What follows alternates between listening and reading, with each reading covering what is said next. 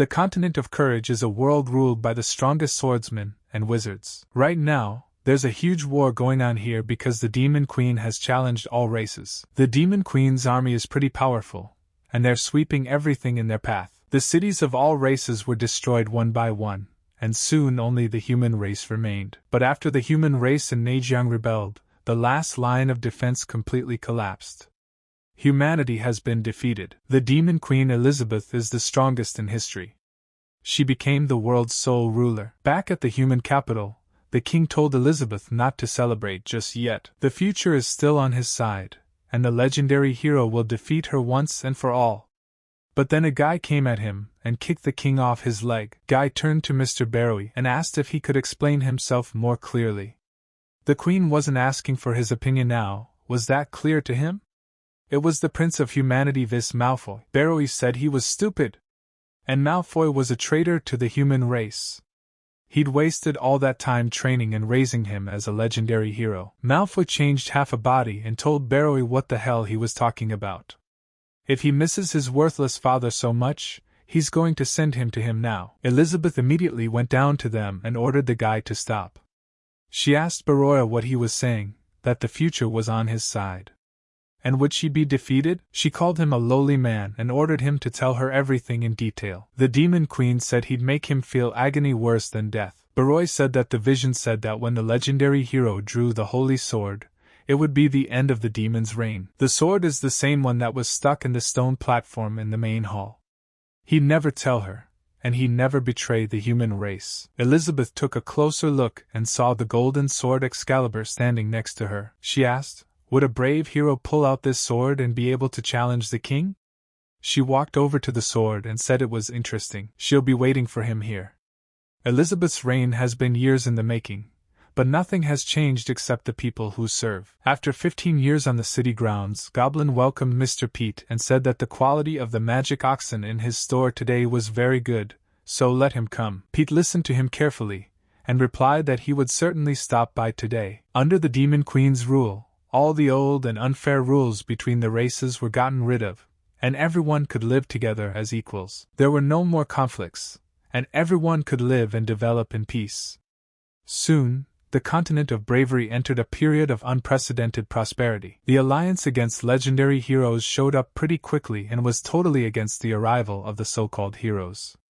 They were afraid that the fragile world would be destroyed. At that time, in the territory of Castle Elizabeth in the capital of the human race, she got everyone together and asked, nothing is known about the legendary hero yet. The minister of the elven race, Twyla, said the elves had sent out all the trees and insects to search, and there was still no sign of them. The minister of the dwarf race, Heimerdinger, said they weren't very good at gathering information, but according to the data they had gotten from the gun stores, they hadn't found any suspicious people. The human minister, Aristotle, said he thought that even if this brave man appeared, he'd try to fight all of them using only his own strength, and that wasn't enough. Demon Race Minister Lim chimed in that Aristotle is new here, so she doesn't know. She's not scared of the legendary warrior, actually she's hoping he'll show up. To make sense of the prophecy, she scrutinized all kinds of ancient magic and martial arts. The minister of the orc race, Mugol, said that if Her Majesty wanted to, she could destroy the entire Bravery continent in an instant. Twyla intervened in the conversation and said what a load of crap. It's all that idiot Barlow's fault. They're all lucky to be ruled by Her Majesty. They'll kill that hero. And then at one point someone walked into the meeting and started yelling, down with the heroes. Heimerdinger said, here comes Barlow himself. Barlow said he supports the Demon Queen's rule and opposes the arrival of the legendary brave hero. Elizabeth used her powers and immediately grabs him, telling him to explain the prophecy to her. Where is the hero? Barlow replied that it is impossible to say for certain when an object surpasses the understanding of prophecy as well as Her Majesty. Malfoy entered the conversation and said that it was very foolish to believe his prophecies. Let Madame not worry. He was working on a new study. Elizabeth didn't let him interfere when she was talking to another, and punched him in the face, telling him to shut up. Malfoy, with a bruise on his face, came to his senses and apologized to his mistress. After all, he realized he was wrong. Elizabeth didn't stop there and punched Barlow too, saying he was a piece of shit. Elizabeth said that she was the queen, that she had reached the top of this world and ruled over it. And she's waiting for a hero to come fight her to make it another stepping stone on the way to her glory. She had studied the most ancient magic books of the Bravery continent, and after countless hours of painstaking work, she had created divine magic, waiting for him to challenge her. But this hero is nowhere to be seen. Where has he disappeared to? And if he won't come to her, she'll come to him. Elizabeth immediately drew her sword. The servants were frightened and said to the lady, "She's not going to do it. Let her not do it." Elizabeth used her magic on everything and said that she'd come to him herself. The energy was intense, and the sword felt it. Lin used his defense technique and shielded everyone from that energy. Barlow shouted to the lizard to protect him too. Twyla said it couldn't be. The Demon Queen is going to pull out the holy sword. Elizabeth's energy started to link up with the sword's energy, but she managed to pull it out. Elizabeth said, "Who said only a legendary hero could take him out?" But then she stopped and felt someone approaching in the far reaches of her territory. Elizabeth smiled and said, "So that's where this hero is hiding." She immediately used abyss magic. She used forced teleportation. Malfoy turned to the queen and asked to continue serving her. But he didn't have time, and Elizabeth vanished. At the moment, the newcomer village was pretty calm. The legendary hero said that farming was so peaceful for him. His name is Le Ping, and he's just an average office worker living a humdrum existence. He's not into anime or games, and he probably spends most of his free time watching videos on his way to work. He was running his own channel and teaching the guys how to fertilize the soil.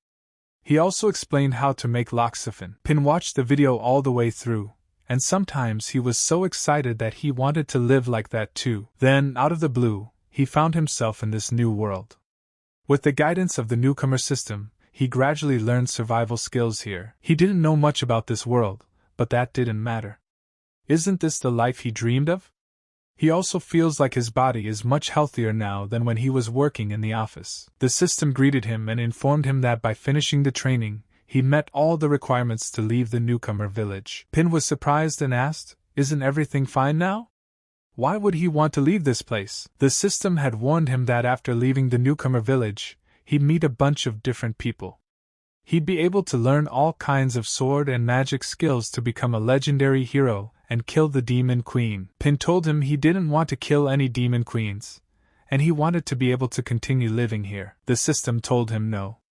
After all, the player's mission is to kill the Demon Queen.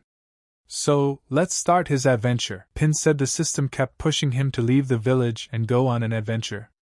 But it seems that other than bugging him with messages, it can't do anything else. He refused and told the Demon Queen to go to hell.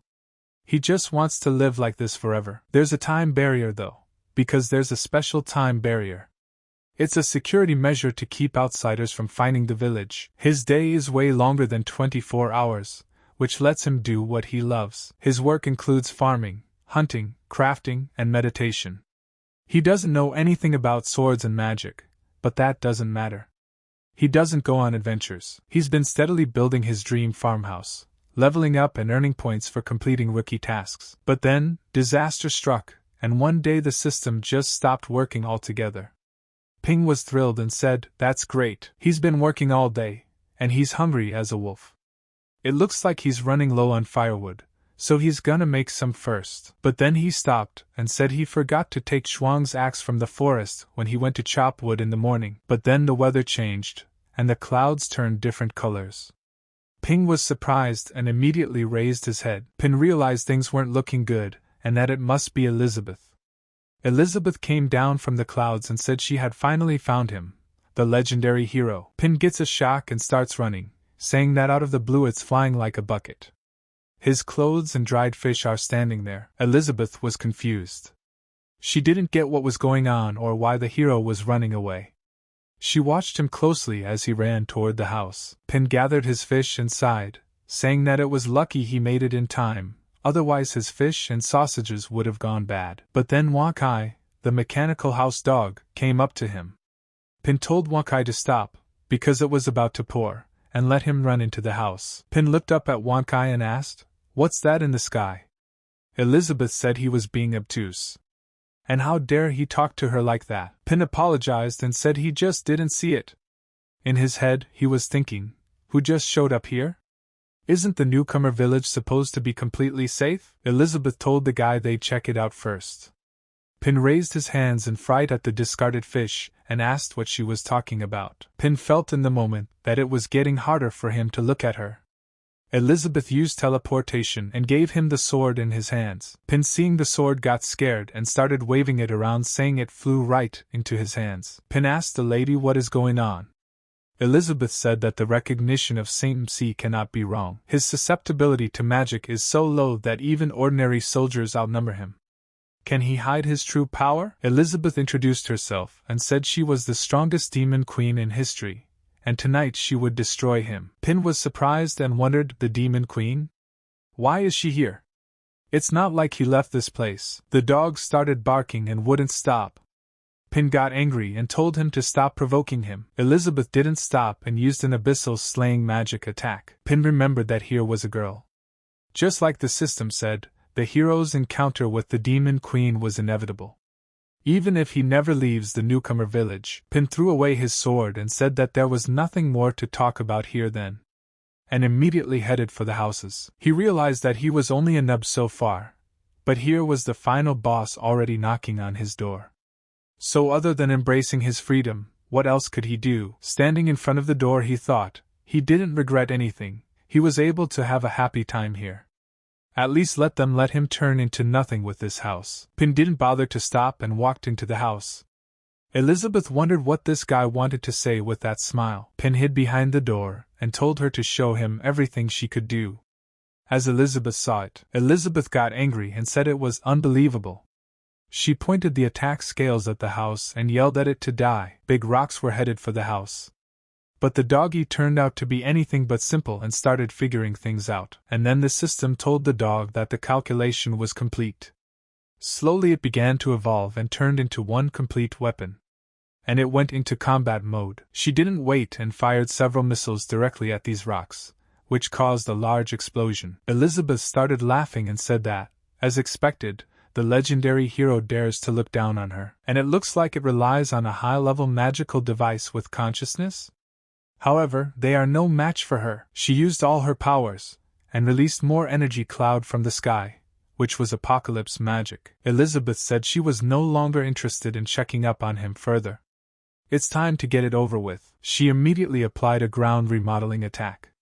The doggy analyzed everything again and gained energy. She slowly began to build up her strength into one huge ball, and with a forceful sound sent her straight into that ball. Elizabeth saw everything and said it was useless. Let them just obediently disappear together from this earth. She didn't stop there and used a quantum black hole. But the dog's power was greater and absorbed the whole ball. Elizabeth was shocked by this and couldn't believe that her divine magic had been completely absorbed. She wondered what he had done there. Pin was already in bed at this point, telling her to come get him. He was already ready. He was already ready to die. Elizabeth came down to the ground and the dog was not happy with her and kept barking. She looked at him and started laughing. She said it was unexpected and she had underestimated him. In the moment, she used her magic and released her demonic wings. Elizabeth told him not to be so amateurish. She had only used a third of her power so far. Let her show him what true terror was. Releasing her demonic abilities, she attacked Dog with her higher demonic form. But the dog was already ready in a counterattack. An hour later, Pin was already asleep in bed from waiting for his death. He rose abruptly from the bed and wondered if he was dead. Looking around, he didn't understand why he was still in the house. As he came to the door, he heard that it was quiet outside. He thought that demon queen wouldn't wait for him like a maniac, right? Like a cat, he slowly poked his head outside and watched. He saw that something was going on outside, for the smoke was raised so high that only silhouettes were visible. Elizabeth was close at hand and grabbed the dog's head, for it stood in her path of victory. Ping saw all of this and immediately shouted to Wankai. Elizabeth didn't feel sorry for him and cracked his head open. Tossing it aside, she said she was sorry. She had completely destroyed the magical device he was so proud of. Pin replied that it was fine. Could they just sit down and talk? After all, he doesn't want any trouble. Elizabeth smiled and replied that she agreed, but right after she killed him. But suddenly her eyes went black and she said it was unbelievable, bringing her to this state. So this was the end she was destined for. She couldn't stay on her feet, and the moment she fell, Pin caught her so she wouldn't hurt herself and asked if she was okay. Slowly her wings and horns started to disappear, but it didn't stop there and all of her clothes disappeared. Pin asked, "What is she doing?" When he saw her body, Pin was frightened and shocked by what he saw, because he had never seen a girl before. It was midnight and Pin, like a good guy, decided to put her on the bed and tied her hands for backup. She slept for several hours and immediately came to her senses. When they opened their eyes, they were saying that the Demon Queen had suffered a humiliating defeat, and instead of taking the chance to kill her, he tied her hands. He did that to demonstrate his power. She tried to free herself with her magic, but something went wrong and didn't work. Elizabeth realized that this was another item in the legendary class that she hadn't encountered before. She wondered very hard what kind of power this guy was hiding. She began to look around the room and find out. Elizabeth said that all this weirdness is definitely happening for a reason. It seems that this character is much more insidious than she imagined. She underestimated him. Pin had been preparing food all this time and entering the room asked Mistress, "Is she awake yet?" Elizabeth answered the guy, "If he wants to kill her, let him go ahead and do it. Let him not expect her to beg for mercy." Pin felt that the Demon Queen truly instills fear. But this was his only chance to survive. Ping asked if they could talk, and when he saw the handcuffs he said he put them on just in case. She realizes how scary she is, but realized he had said something wrong and said he meant how strong she was.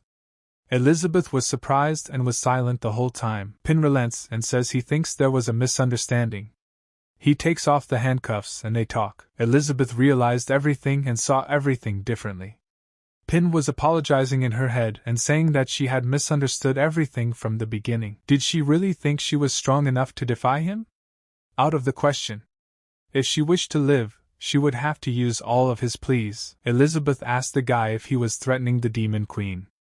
Ping replied that he unlocked the handcuffs to prove that he had no bad intentions. "So we can talk." Elizabeth realized in her head that she was at a disadvantage. Strong personalities know when to give in.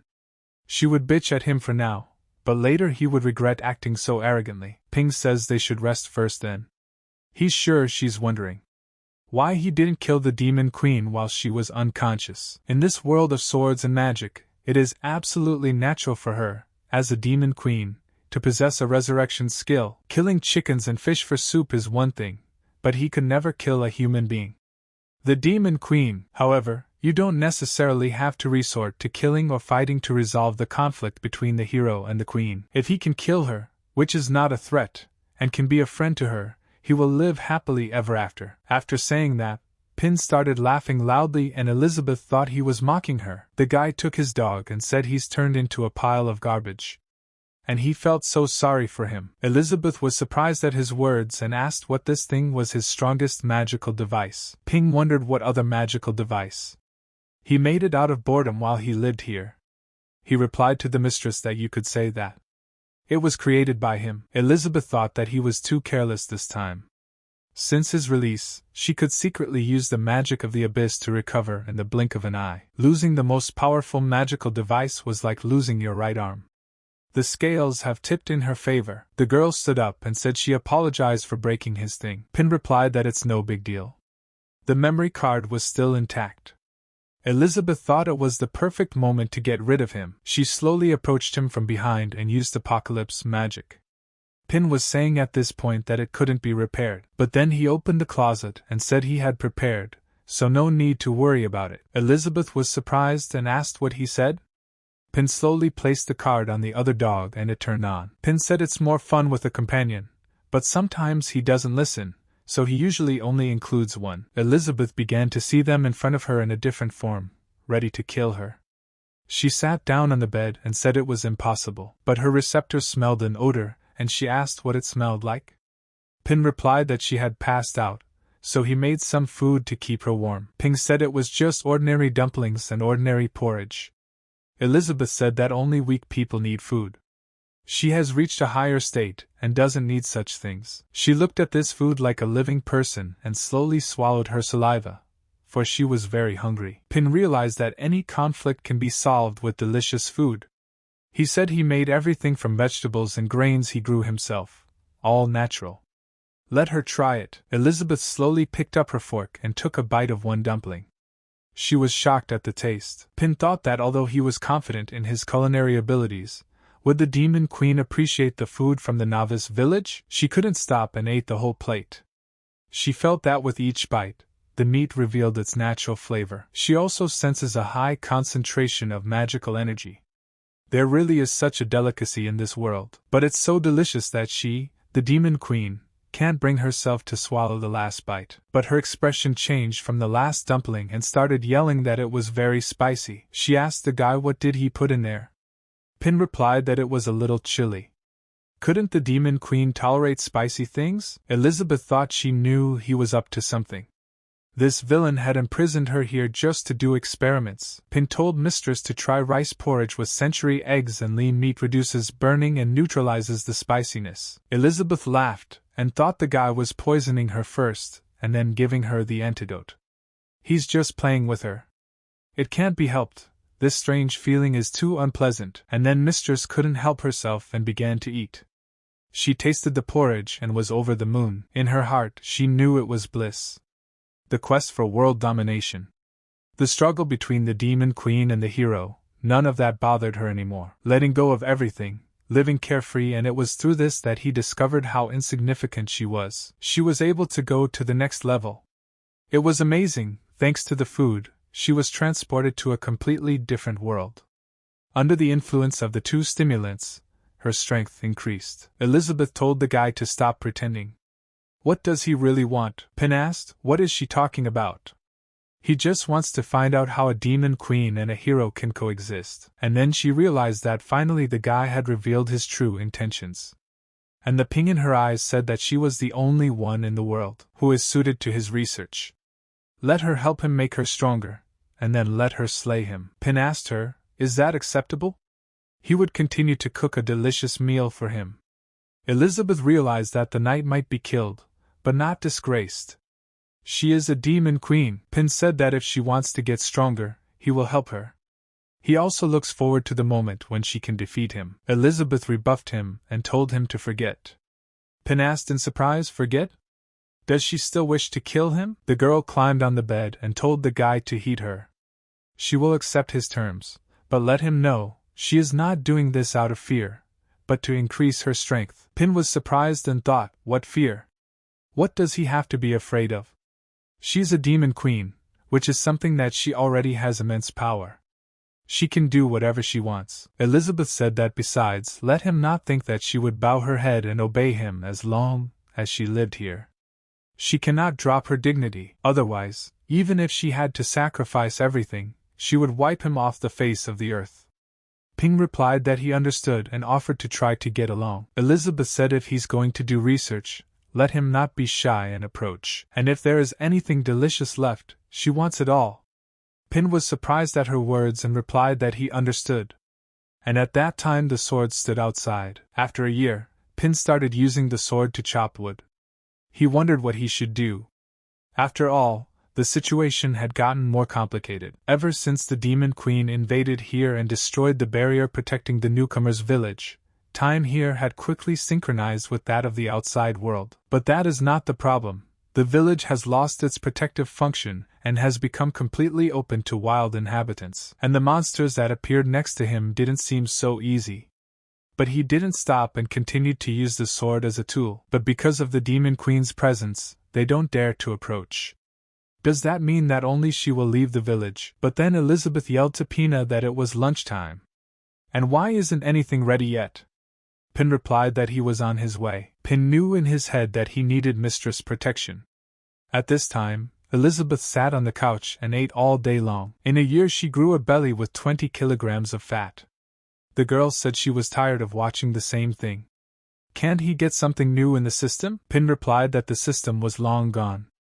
And it was time to go. He had made them lunch. Elizabeth licked her lips upon hearing about dinner and slowly stood up on the bed and replied that she would be right there. She as the demon mistress used her wing magic, and immediately as a fairy went to the dining room. Elizabeth asked what kind of poison did he put in the chips? It seems the more he eats them, the lazier she gets. Did she think the guy had disguised a slow-acting poison with delicious food to weaken her and finally destroy her? Don't let him dream. Pin replied that these chips are high in calories and if you eat too many of them, you can easily gain weight. Elizabeth asked, what about the weight?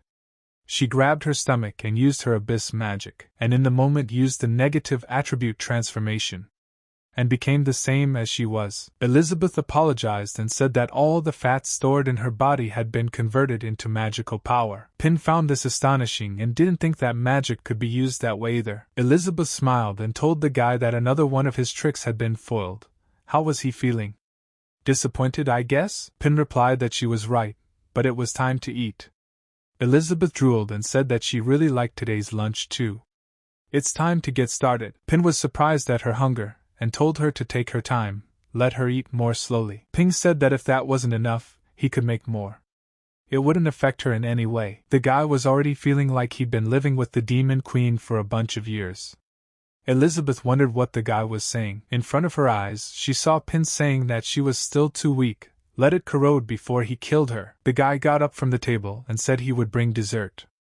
Elizabeth was already pissed off and thought she'd had enough. He is really treating her like a pig. She had leveled up more than a dozen times in the past year, so she could challenge now. It's time to fight to the death. Pin opened the fridge and said it was her favorite pudding. When she saw the plate, she was over the moon. She got very excited and replied that it was great. Let him give it to her now. Luckily, thought Pin, she wasn't that hard to deal with. She could easily be calmed down with delicious food. At this time in the territory of this land, a man and a girl were running away from the villains. They were being followed by demons. The demon turned to Goo and Swick and used a space burst attack.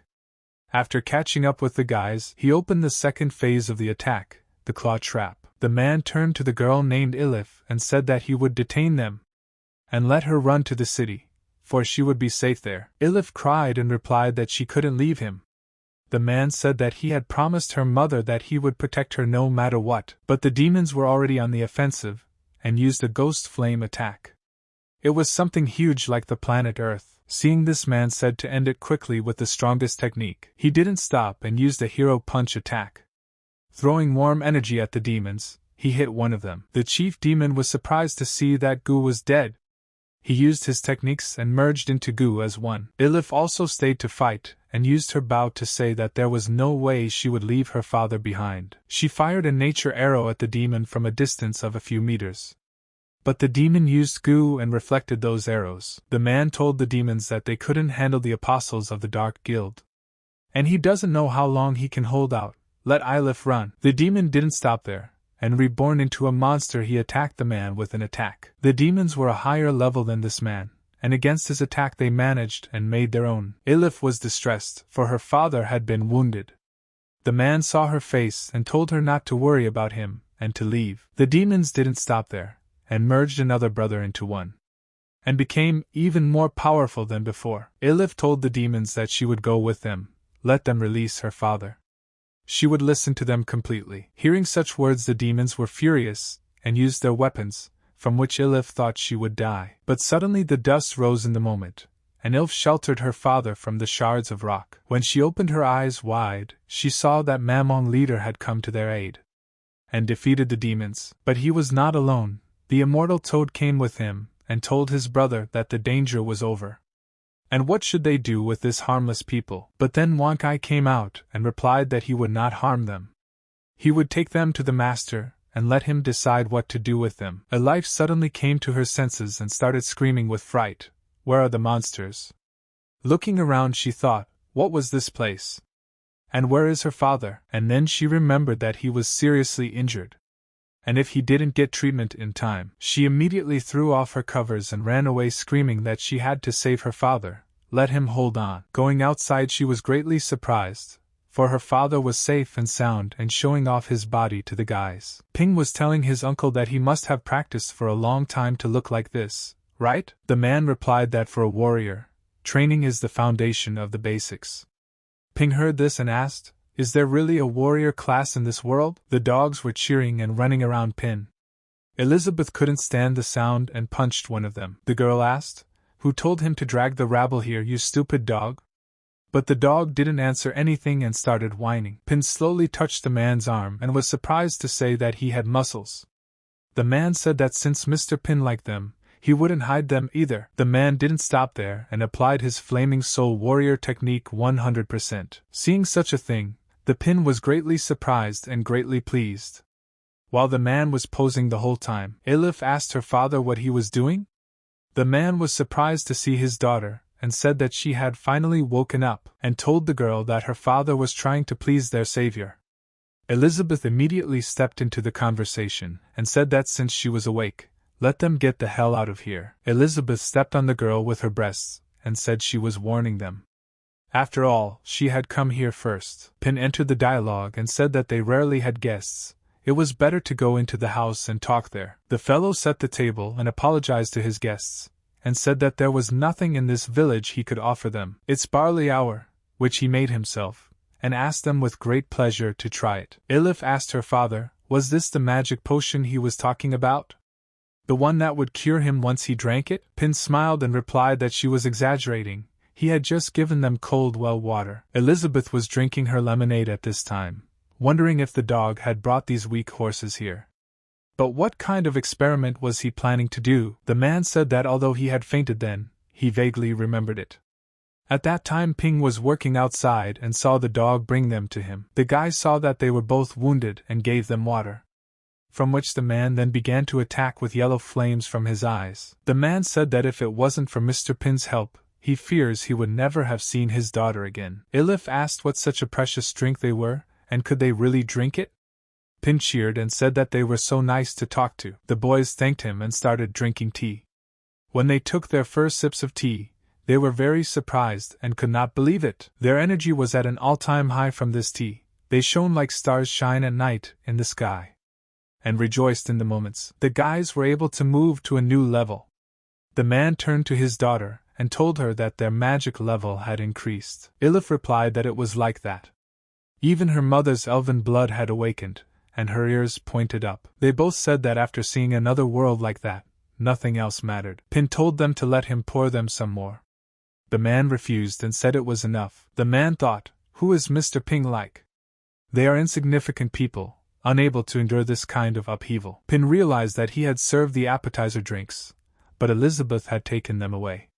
If she tried to take them away, it might anger the Demon Queen. Elizabeth said the rest of it was hers, let him not even think about it. And then Pin turned to the guys and said that he had nothing more to offer them. Pin remembered and asked Bears why they were attacked. Bears replied that it was because of the elven blood in Elif's body. Elif said that her mother, a holy elf, fell in love with his father and gave birth to her. But according to the laws of the elves, they are forbidden to have interracial marriages. Pin asked, so it was the elves trying to capture them? Elizabeth replied that was nonsense. The marriages were removed long ago, after the Demon Queen united the world. Bears said it was a long story.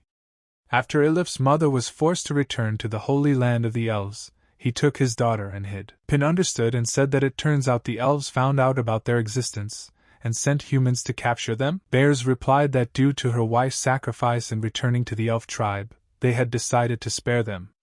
They were being pursued by messengers of the Dark Guild from the Demon Realm. And then Pin asked, Demon Realm, Dark Guild?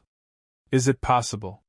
And then Elizabeth flared up and asked him, what was he trying to say? Pin was startled and replied that he was sorry, may she forgive him. Elizabeth turned to the man and told him to explain to her more about where the Dark Guild came from in the Demon Realm, and why they were hunting elves. Bears replied that they say the Dark Guild is conducting strange experiments on humans in an attempt to resurrect Elizabeth, the Demon Queen who once united the world. Elif had said that elves were one of their materials, even she, who had not awakened her blood, was their target. Pin realized that they had called Elizabeth's name. Would she continue to deny everything? The girl lashed out at him with threats, and told him not to think she didn't know what he was thinking. Ping replied to the lady that he knows everything. I mean, she's been here for a long time. Let it cool down. Elif asked her father what they were talking about. Bears replied that she should stay out of their way. Elizabeth said that it seems like there has been a huge change outside in just 1 year. Who told them the Demon Queen was dead? Bears asked, isn't that true? The Demon Queen hadn't been heard from for 500 years. If she were still alive, she would have returned much earlier to rule the world. Ping was greatly surprised when he heard about living for 500 years. After all, Elizabeth had been living here for a little over a year. Elizabeth asked, "Did the rumors say how she died?" Ilif replied that according to the records, the Demon Queen had been killed by a legendary hero. Bears said that it is said that the battle lasted for a month, and in the end the legendary hero sacrificed himself, and died with the Demon Queen. Elizabeth got angry and asked how dare they. She couldn't control her magic and moved everyone to another world. Ilif asked what kind of peace is this? Bears replied that it's not peace, it's pure lust for killing. She said that these rumors are lies. The guys immediately upon hearing her ordered to be scared and replied that they were right. Pin also joined the conversation and said that she was right because he was the legendary hero. The guys couldn't take it all in at once, and were patting themselves on the head. Pin continued and said, "Here she is, the Demon Queen they were talking about." They said it was too much information and they couldn't take it all in at once. Elizabeth looked at the guy and saw him laughing and saying that the Demon Queen was imprisoned here. Laughter indeed. Elizabeth got angry and slapped her hand on the table and said that was enough, and she wasn't going to entertain them anymore. Elizabeth thought Pin was a stinker, and she realized that he saved those people to humiliate her. She had gone too far. Bears turned to Mr. Pin and apologized for disturbing him. But what does he plan to do next? Ping replied that he didn't know and suggested that they start by calming down. And then he realized that it seemed that after Elizabeth had broken the time barrier, time here had become chaotic, and stayed that way until the synchronization happened. And that was 500 years ago. At night, Ilif said she hadn't expected the story from 200 years ago to turn out like this. A demon queen fell in love with a legendary hero, gave up on the world, and decided to hide, just as he had done. Bears replied that they have no right to compare themselves to them. Mr. Pin said to calm down to begin with. He must be contemplating whether to spare them or not. Let him stop talking nonsense. Ilif said that if Mr. Pin wants to kill them, then why would he save them? Bears replied that they had accidentally helped them get to the next level with sacred tea, and then nearly killed them. In their eyes they are no different from insects. Kill or spare them all depends on their mood. And then Pin came in and said that they were still awake, and what were they doing here so late? Ilif was frightened when she heard these words and could not calm down, for she had seen something different. Pin came in and asked them if they were asleep and suggested we play cards. Bears was surprised and asked in surprise, cards? They wouldn't turn on the lights throughout the house, and Pin told them that these were all the rules and asked if they were clear. Bears replied that it was very clear.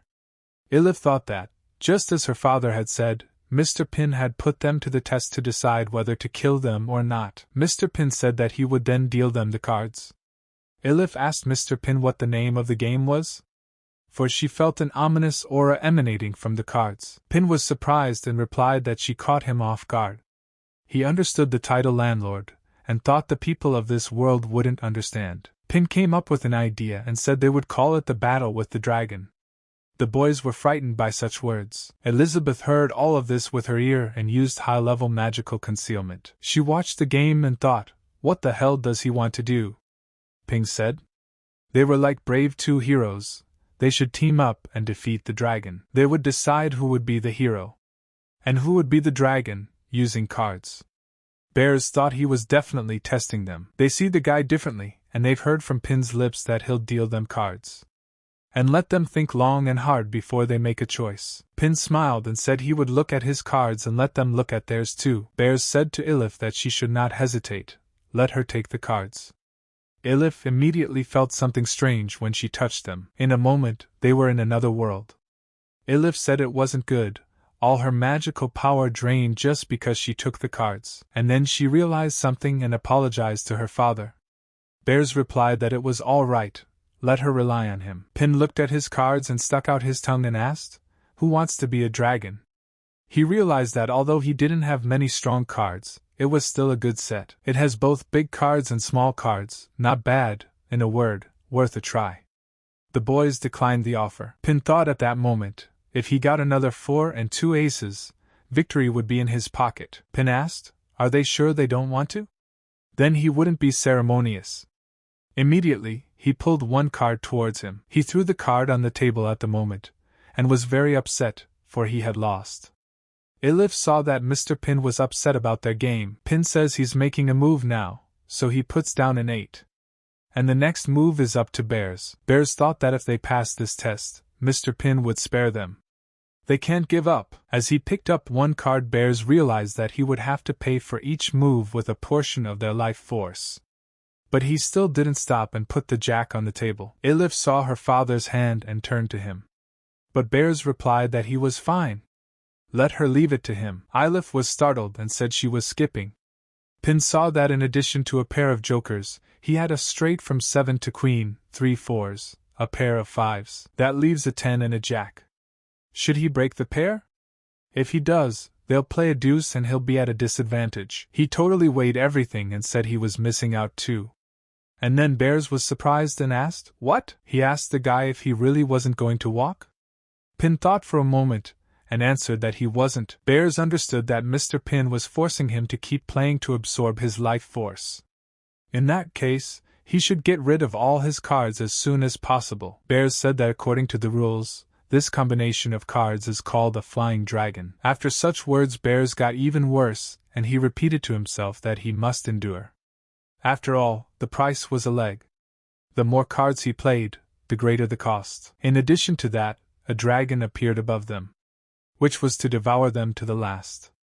The guys were surprised and didn't understand what was happening. The dragon didn't hesitate long, and unleashed a barrage of fire at Pina. Elizabeth watched the game intently, and wondered what was going on. Bears thought, "It looks like playing a combination of cards triggers an attack." He had just insulted a legendary hero. Pin had been watching the game the whole time and said, "Well played." Bears was surprised and turned to him. Pin said he was skipping, let them walk. Bears thought for a moment, and replied that he would make the move now. At the moment the card was discarded, he said he was betting a 3. But that move made him lose control of his limbs again. Ilif said she was skipping again. Pin got excited and said it was his turn and here's a 10. The guys were surprised and said they had nothing to beat. Pin started pulling out all his cards and at the end said, "Here's a straight for them." Bears immediately saw a giant wave coming at them. He shouted to Ilif to hold on. The guys dived in and said he couldn't do it. Pin said a 3 and a pair would follow next, and then a chariot of fire came out with magic and headed for the guys. And then Bears shouted that he had nothing to hit again. Ilif pulled herself together and told them to stop, because she was walking. Bears told her not to go, for she would pay with her life force. Ilif told her father that she couldn't hide all the time, she wanted to defend herself. Ilif immediately discarded the cards and said, here they were a 3 and a pair. Their strengths were equal, and she walked confidently. There was a big explosion from the collision of the two attacks. Everyone was surprised and tried to figure out who had won. Bears asked his daughter if she was okay. Ilif replied that she was fine. There was no need to worry. Pin said that one must protect one's comrades, even if one has to break one's own cards. The most important thing is determination. In his head, the guy thought, he didn't expect them to learn the cards so quickly. Bears raised his hand and asked, determination? Pin replied that that was exactly right, but it was too late. Ilif was surprised and turned to him. Elizabeth saw and realized that this was not good, this ominous feeling. Pin immediately put the cards on the table and said he had a pair of jokers. And at that moment, a monster appeared and came out of the portal. And then Elizabeth got scared too and asked who he called? It was the ultimate joker with 3 stars. But at the point of the attack, the joker stopped and asked Elizabeth what she was staring at. Let her be careful. He might just kill her. Elizabeth wasn't intimidated and asked who he thought he was looking down on. She realized that she was a queen, stepped on the throat of her own pride, fed on food containing magic all this time and barely reached the 3-star demon stage. And Ping had accidentally summoned this? Bears apologized and said he had no strength left. Ilif replied to her father, how can he say that? It was all her fault, she had made Mr. Pin angry. Bears felt at this moment that his life force was being drained at a breakneck speed. Immediately he threw away his cards. Pin asked Bursa if he was all right. He saw that his uncle's wounds were still not healed. He saw his cards and realized he could have won a long time ago. He just let him play him. He was naive and thought he was good at it, but in reality he had prevented his recovery. He decided it was time to call it a day and collected all the cards. And in a moment, everything disappeared. He told the guys that he had a lot of fun, let him rest. He was completely exhausted and said and apologized for bothering him. Bears said that a legendary hero is so hard to understand. And are they really still alive? Elizabeth was surprised and said that playing cards with those humans was just a ploy to hit the Demon Queen. The next morning Pin asked Bursa if he really didn't want to stay a few more days. After all, the fruit he was growing was almost ripe. Bears replied that they could not bother them anymore. They had done them a great favor, they would never forget it. Pin got upset and told them not to be so serious. Bears replied that he should be sure they wouldn't say a bad word about them after they left. Ilif told Mr. Pin that he had given them such valuable gifts. The boy replied that it was just ordinary barley tea, nothing like that. Pin had been given something by his uncle and said it was also a keepsake for them. Bears looked at his hand and saw the very cards. Pink told his uncle he could have them. After all, he's not a good card player, so he won't need them. And then Elizabeth entered the conversation and told them to get out of here. The boys were scared and in a moment vaporized on the road. Pin waved his hand and shouted that he was saying goodbye to them. Elizabeth said that since things were back to normal, let him cook something for the great queen. Bears didn't stop all this and yelled for his daughter to run. Elif answered her father to stop for a second, she couldn't take it anymore. Bears stopped abruptly and said, first a challenge from a legendary hero, then threats from a demon queen. Last night they met the mistress, and were exposed to danger. She left marks on their necks with her attack. She said the demon queen and orders them to leave this place tomorrow. They must not spread the word that a legendary hero and a demon queen are here. Bears replied that everything would be carried out. Elizabeth said that if they thought for a second of disobeying the order, the curse mark on their necks would instantly decapitate them. Bears said the truth was that the demon queen who ruled the world and the legendary hero Pin were tired of the world's conflicts, and no longer wanted to be disturbed. Ilif turned to her father, and said the place looked familiar. Bears looked around and wondered if he had really run that far. The doggy at this time was saying that he had brought them back, so they shouldn't bother the owner and that fierce woman anymore. Bears saw the pit and said that the corpses of the apostles of the Dark Guild were still here. There are probably high-level demons in the vicinity, so we should get out of here as soon as possible. The dog looked off in the distance and asked, what is that coming up there? But he forgot about it, and said it was better than going back and being beaten by that wicked woman. At this time the demons caught up with the guys, but there were several times more of them than last time. The demons started laughing and couldn't stop. Bears was frightened and said, this is the great apostle. Ilif asked, who else is this great apostle? The apostle smiled and began to taunt the boys. Ilif said the difference in strength was too great, just let her father let her go with them. And let him get out of here. Bears said that's right, it's really huge, but after the worlds they've seen, these apostles are just nothing. As Mr. Pin said, the most important thing in the game of cards is determination. Bears used maps and said her father used to be called the brave warrior Bears with a heart of iron. Since her mother had returned to the elven tribe, he had taken her and laid low. He was wrong, running away doesn't solve the problem, and if they can overcome this difficulty, they will travel with her to the tribe of elves and bring her mother back. So, just as they did so many years ago, long before she was born, Bears showed the cards and said he was calling them into his submission. The card of the coming of the god of arrows. Ilif was immediately surprised to see her mother, and asked if it was her. Bears didn't hesitate, and used a card draw. The woman immediately took up her weapon and fired several arrows at the apostle's spirits. She could not stop there, and kept on killing. The apostle also received an arrow, but easily deflected it. He defended himself, and in a moment he began to feel that things were not going the way he had envisioned, and an arrow pierced his hands. Bears, seeing that he was victorious, gathered himself up and fell to his knee. Ilif was frightened by this, and ran up to him. Bears said he thought he should change classes. And I think he understood what Mr. Ping meant. Determination is the key element to unlocking the true power of cards. At this moment, a new class of card master appeared on the continent of Valor. And Bears was one of them. After a week, Pin was able to grow his own vegetables and cut slices of watermelon to taste the nectar. He said that the world of magic was amazing. His method of breeding hybrid fruits was successful. But when there is no one to share the joy of the harvest with, there is a feeling that something is missing. Demon Queen, Warrior, Elf.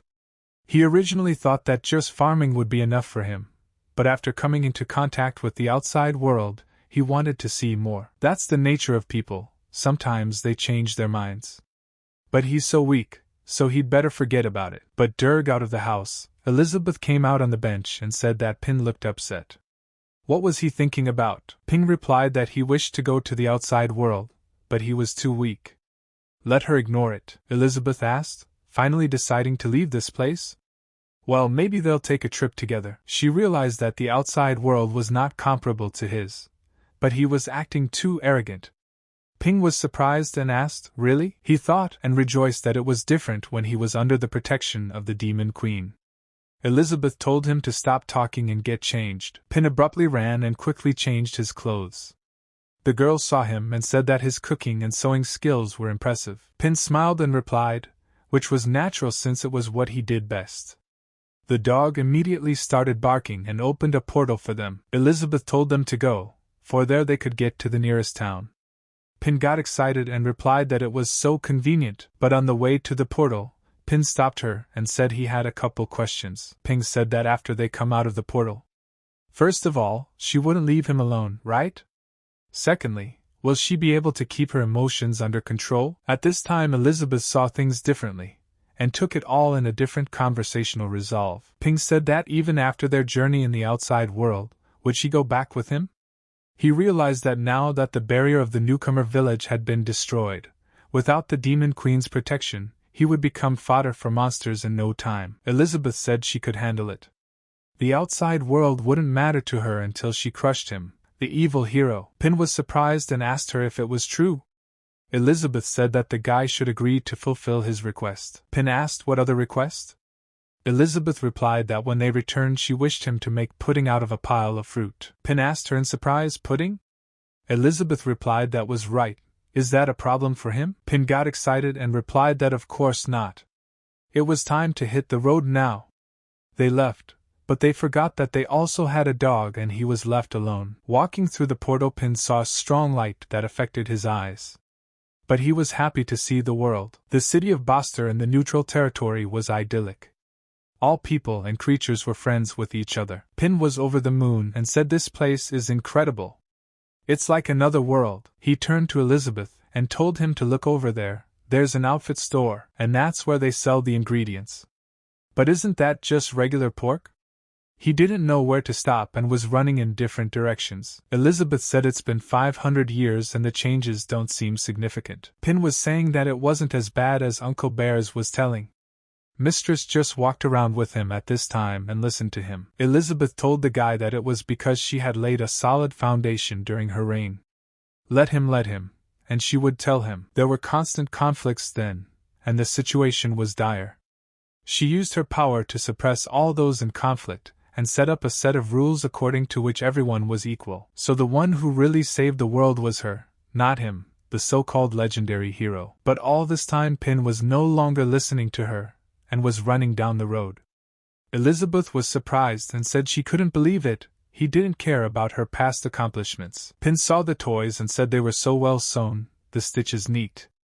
Did my little sister do that? The girl replied that it was like that and if he liked it, she could give in a little on the price. But then Swine came up to her and asked her who gave her the right to open a store here? And immediately destroyed the girl's store. Sven took her by the arm and told her that her church owed his gang protection money. How dare she set up store on his property? The children were greatly frightened and appealed to Sister, and to do something and help them. The pig grabbed Anna and the girls said they never protected them. Why should they pay them? Sven insulted her, and told her that since last month this street had been owned by their gang. If she wanted to survive here, she had to pay rent every month. Anna said that the church belongs to the nuns and when they come back they will be in trouble. Swine asked, is she not catching on at all? Great, today he would chase them away and tear down their decrepit church. But then Pin stepped in and told him to stop. The pig asked the boy what he was up to. But Pin could not answer him, for he had doubts. Elizabeth knew he should mind his own business. Or did he want to play with these people again? Pin asked the girl if she could help him. Elizabeth refused and replied that she didn't want to stoop to his level. Pig turned to him once more and asked him what he wanted. Ping was already very angry and didn't know what to do. He immediately started yelling that this pig-headed man was hurting a little girl. Let them arrest him. But no one paid any attention to him, and just watched the spectacle of Pig mocking everyone. Swin started laughing and asked the guy. He didn't think anyone would actually help him, did he? Everyone here knows their gang. Judging by his clothes, he's from the south? And the girl next to him looks nice. Ping suggested that they talk it over. He's got food in his backpack. Does he want to be shared? Swin answered him to stop talking nonsense. Let the others teach this kid a lesson and take the girl to their gang and lock her up. Elizabeth asked, did he seriously think anyone here was capable of banning her? He tugged the tiger's whiskers. She didn't play with them and used the sky in confinement. The pig was surprised and asked why the hell the weather had suddenly changed. Pin told her not to do it, because she'd ruin the whole town. Let her cool down and they'll scare them. She wouldn't be at full strength fighting near humans, would she? Elizabeth replied that she would spare them only because he had asked. Anna saw everything and realized that this girl's magic was incredible. Pig had asked, is it really going to rain? Spin asked them, did they want to stand up for these orphans? But he didn't understand what was happening to him. And why was he so uneasy? Pin told him to divulge how much he wanted for protection. Pig replied that it was 10 gold pieces for 2 months. Elizabeth started laughing and said he realized the fuss over some pennies. Pin turned to Elizabeth and said that she must have a lot of gold coins, right?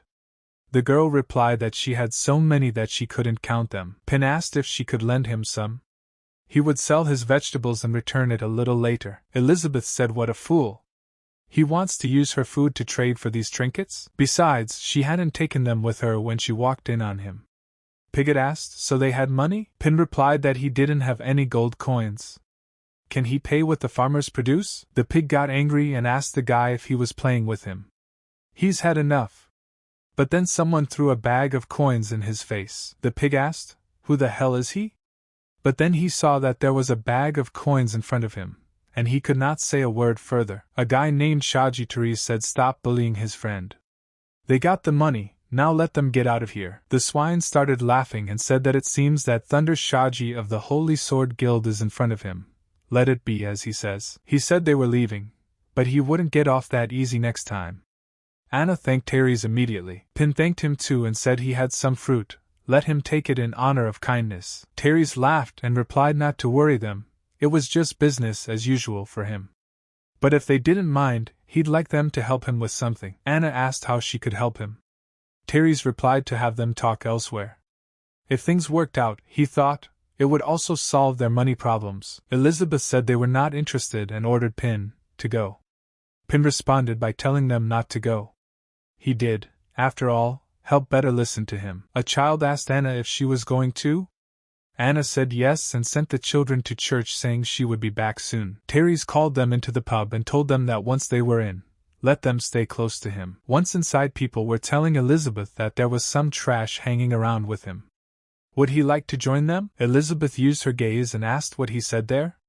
In a moment, the guys calmed down and kept quiet for a moment. She told Pin that it was his fault for dragging her to this lousy place and wasting her time. Terry said for them to go into this room so that no one would disturb them. Entering the room, he said he was back. The girls immediately surrounded him and told him that he had finally come. They were worried and were about to go looking for him. Terry said he forgot to warn them that his wives were in this room. Pin was surprised and asked, his wives? Terry seated everyone at the table and told them to let him introduce them. And there's Gasha next to him. She's a warrior with a shield. These girls are Assassin Lolok and Mage Gaily. And finally the last, Gloria. She's an incredible elven archer. He met a girl of elven blood not too long ago. Elizabeth told them to stop wasting time with idle chatter. Why did he call them? It was time for them to leave. Gasha turned to the gentleman and asked who the woman was. Her behavior is annoying. Elizabeth said it's the queen's character. Is there a problem? Assassin replied that it's funny. She's seriously calling herself queen. Is she in over her head? Gloria said to have them look at her ears. She's probably a half-breed with a touch of elven blood, is she right? What is she even doing here? Elizabeth replied to her, if she was so eager to cause trouble, let her not blame this queen later. And then Pin pulled out the food and told the girl that this was it. Elizabeth turned into a kitten when she saw the pudding in front of her eyes. Pin sighed and said thank goodness he was prepared for this. He said that they actually came from a distant and nameless tribe, and she is the princess of this tribe, Elizabeth, and he is her servant, Pin. The assassin said it's no wonder he's acting so strange. So this is a tribal princess who's never seen another life? Gaily asked, and her name is Elizabeth, right? She's from the tribe that worships the Demon Queen, right? Pin said that since everything was new to her, she was still getting used to the differences in cultures. He thought that explanation should be enough. Terry says they need to come to the point. He wants the three of them to go with them to the treasure dungeon. He thought that it didn't seem like the terrifying demonic power present on the street could be wielded by a princess of a remote tribe. Pin asked in surprise, a dungeon with treasure? He turned to Anna and asked, did she know anything about it? Anna replied that they say such dungeons and they are magical places that ancient people created to hide valuable things there. Terry said that's right. He put a lot of effort into getting information about the dungeon. But it takes 8 people to get through the barrier. Pin said it was clear that he wanted to get the right number of people with their help. And then Anna counted everyone and asked, can she not go? Pin asked, what's the matter?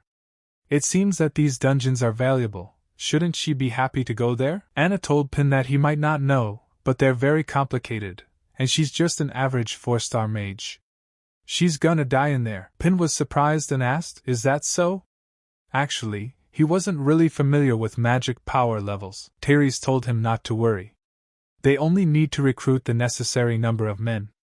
They would fight the battle on their own. Their reward would be no less. He thought they could get at least a few tens of thousands of gold coins. Gasha said that the Lord had single-handedly repelled the attack of several apostles of the Dark Guild that wanted to capture Gloria a few days ago. If the power is obvious, Anna asked in surprise, several tens of thousands of gold coins? Really?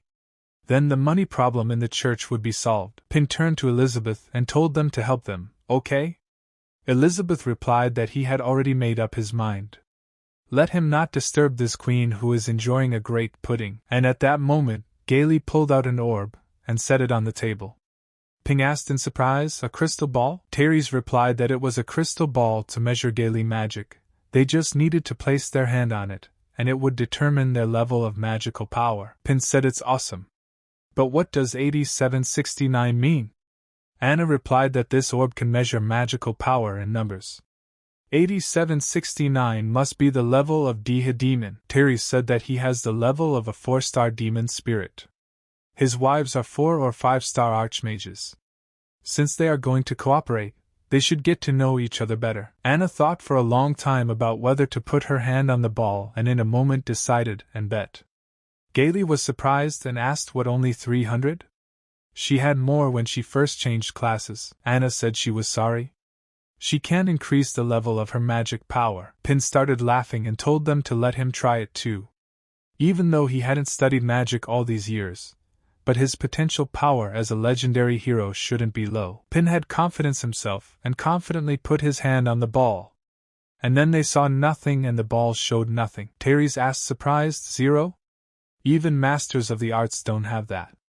Ping thought that someone like him, who had been farming all his life, couldn't have magic power. He immediately sat down on the table and said that he was doomed to be a mage in this life. Assassin asked him what he could do. He couldn't be completely useless, could he? Pin replied that he was good at farming. Speaking of which, these are fruits he picked recently. Gaily said he was a typical redneck from a remote area. Let him keep them. Assassin asked him, is he really a typical servant? Terry's turned to Princess Elizabeth and told her that she should try it too. Pin told her to just cooperate with them. Elizabeth thought to herself, this pisses her off. Does he want this queen to accompany them to mock these ignorant mortals? She leisurely placed her hand on the orb immediately, and the color of the orb changed in a moment, and was so bright that everyone was blinded. Ping immediately thought that if it turned out that Elizabeth was a demon queen, it would definitely cause a huge commotion, and that's when Pin told Elizabeth. She immediately replied that she knew and understood that they rarely get out, so she would play with them. At the same moment, the orb read 8768. Anna was surprised and said, that's a demon spirit, just like the centaur brother. Gaily said it's impossible.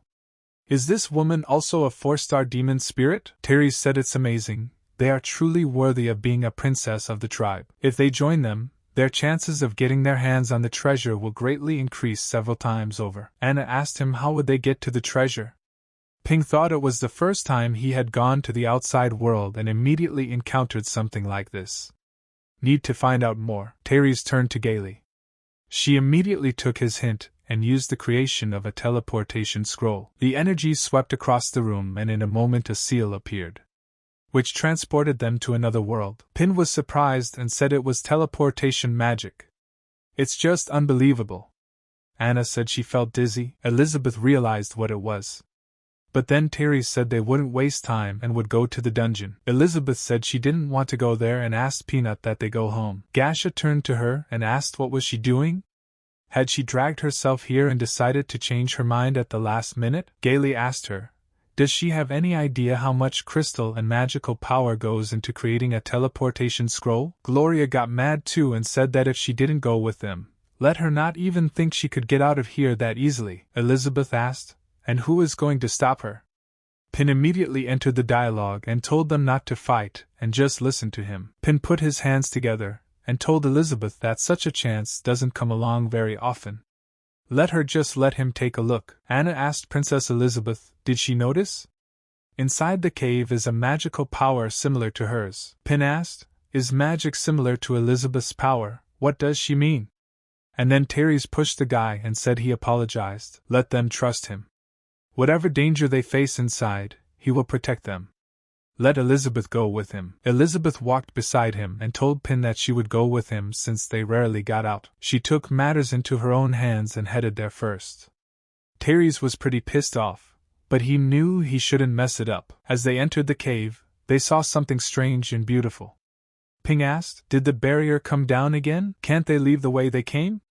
Elizabeth replied that that was nonsense. After all, in this special magical space, if he was weaker than the person who had set up the barrier, it would not be possible to leave by teleportation. So until all the necessary conditions are met, no one can leave here. Gaily got excited and said that as long as the Lord was with them, they could definitely get that thing. Gasha heard her words and told him to cut the crap. Anna asked Gloria what he was trying to say. Gloria replied that of course she was talking about the gold coins. Don't worry, she'll get some too. Pin said they were already at a crossroads. Where should they go?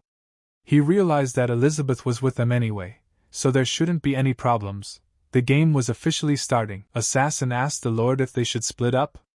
Terry's replied that not yet, and ordered Gaily to use her skill. Gaily immediately took out her staff and striking the ground with it, she released her magic net. She said she would instantly find the shortest route to the treasure. Elizabeth replied, how arrogant of her. Sir went all the way through, but Gaily was already at her limit and couldn't stay in that position for long. Terry's asked Gaily how things were going in the maze. Gaily replied that the maze seemed to have no end and no edge. She had used all her powers and had not been able to locate it. Gasha said no way, Gaily's skill extends 3 kilometers. Gloria asked if they could use her divination, but it would only be 34% accurate. Assassin replied, suggesting that she suggests splitting up. She could use the cloning technique for support. Pin whispered to Elizabeth, she knows how to get through it, right? She replied that she does. The maze is just an illusion. Those arrogant people would never get out if they were looking for his end. Ping asked, then why not help her? That way they could pay them back. Elizabeth replied that no, she had changed her mind. She wants to see them fight alongside him. And then Anna said that if they went to the third cave, they might find what they were looking for. Pin asked Anna how she knew. The girl replied that actually, she had just assumed, because a special magic comes from that place. Gaily got angry and said how could she not feel it? Some 4-star mage shouldn't be throwing words around mindlessly.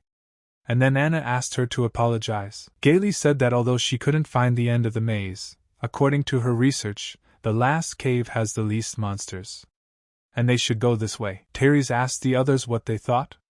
Assassin replied that she still thought it was best to split up. Gasha said she thought it was better to listen to Gaily. Even if they choose the wrong path, they can just go back. It would be safer that way. Gaily shouted to the Lord to trust him.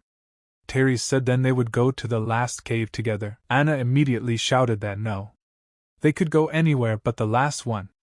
Immediately she used the enchanted doll's summoning. The dolls slowly went to the last cave, but halfway through it was torn into small pieces. The mimic worm was located there. Pin was surprised and asked what was that thing. Elizabeth replied that it was a parasite. They are usually found in the bodies of huge monsters. Assassin turned to Gaily and said that she had said earlier that there were fewer monsters there.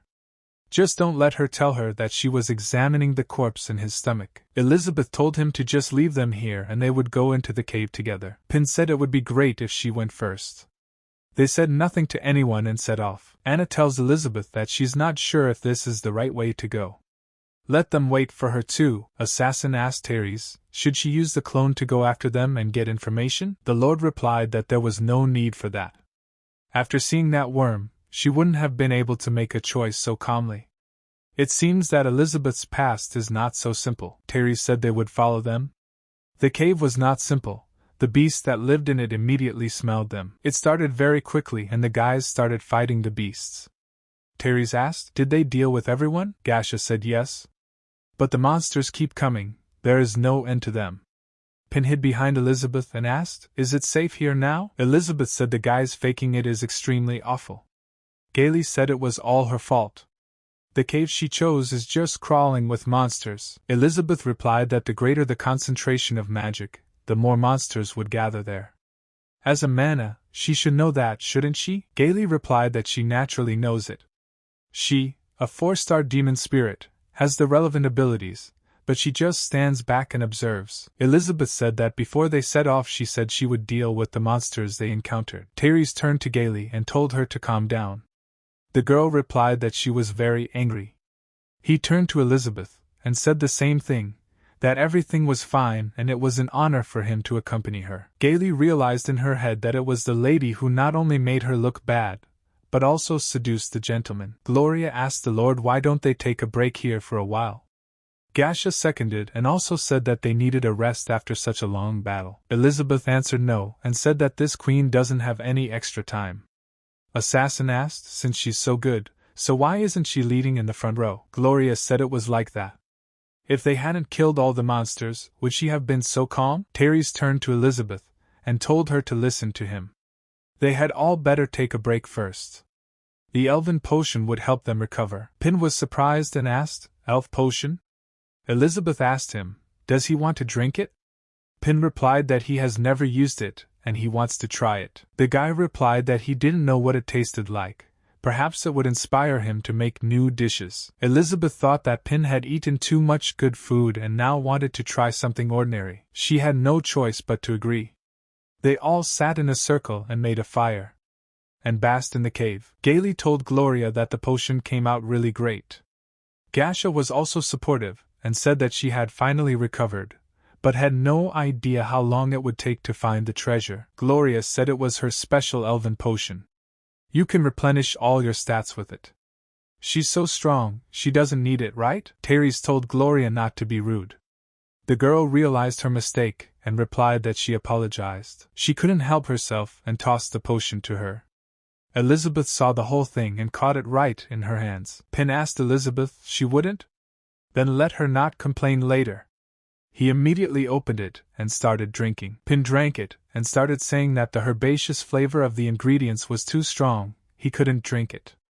Would Anna like to finish it? Anna thanked him and replied that she had expended very little magical power, so it wasn't necessary. Gloria said giving them the potion idiotically, it apparently made no sense, only was a waste of ingredients. Elizabeth said she would just drink it then.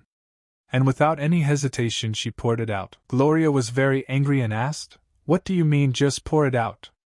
Elizabeth asked what she was saying there. Pink told them not to fight. He's got something too. He'll find it now, they shouldn't have been damaged. He immediately pulled the usual bananas out of his bag. He had wanted to share with them earlier, and he finally got the chance. Pin came up to Anna and said he was out of bananas. Would she like an apple? Anna cried and asked, is he really giving it to her? Pin replied that he did, but what's the big deal? It's just an apple, why cry? Anna asked if she could give it to her siblings. The orphans in the orphanage had not eaten fresh fruit for a long time. Pin replied that he understood, and of course he could. As soon as he got home, he would get more for her, and there would be enough for everyone. Gaily threw the banana away and asked who needed that rotten fruit anyway? Gloria seconded her words and asked how it compared to her potion. Therese answered them to snack on that for now.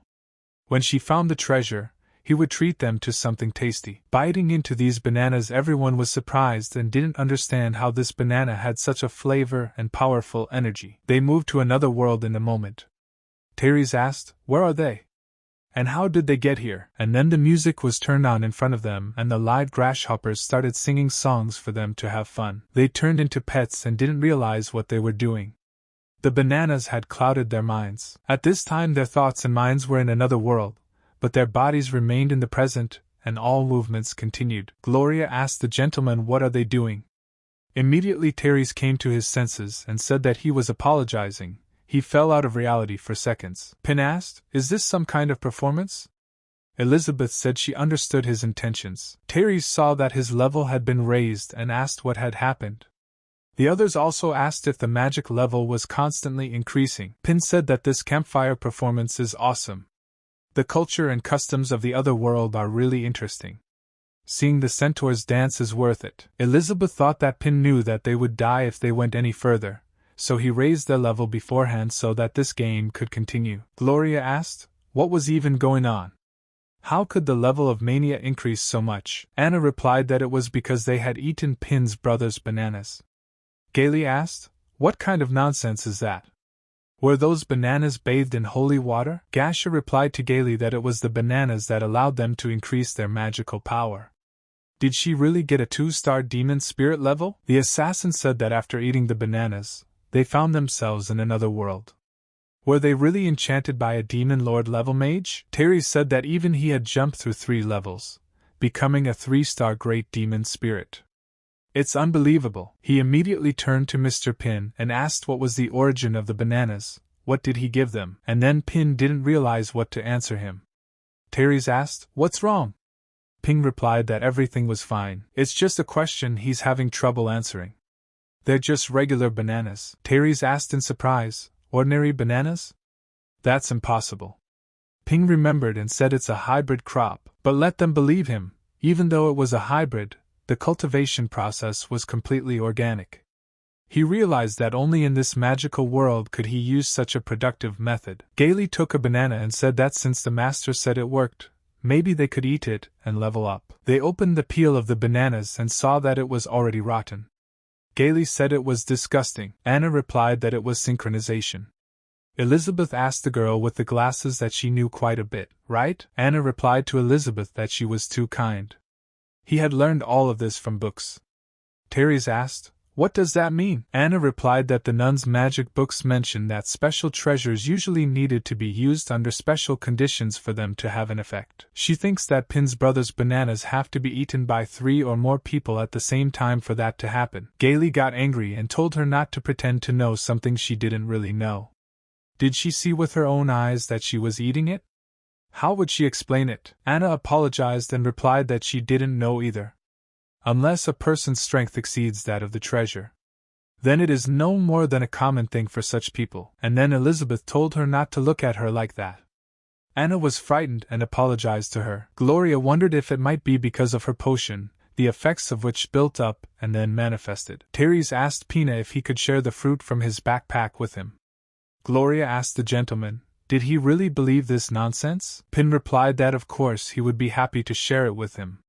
He immediately started pulling out his fruit. Elizabeth threw away her banana peel and picked up her backpack, saying she was going to eat that later. And if they were all rested, it was time to get up, for they were already at their destination.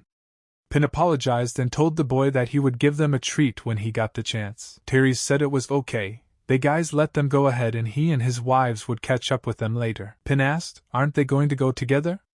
Elizabeth was already on her way and told him to get a move on. Assassin asked the Lord, maybe they'll just steal that backpack?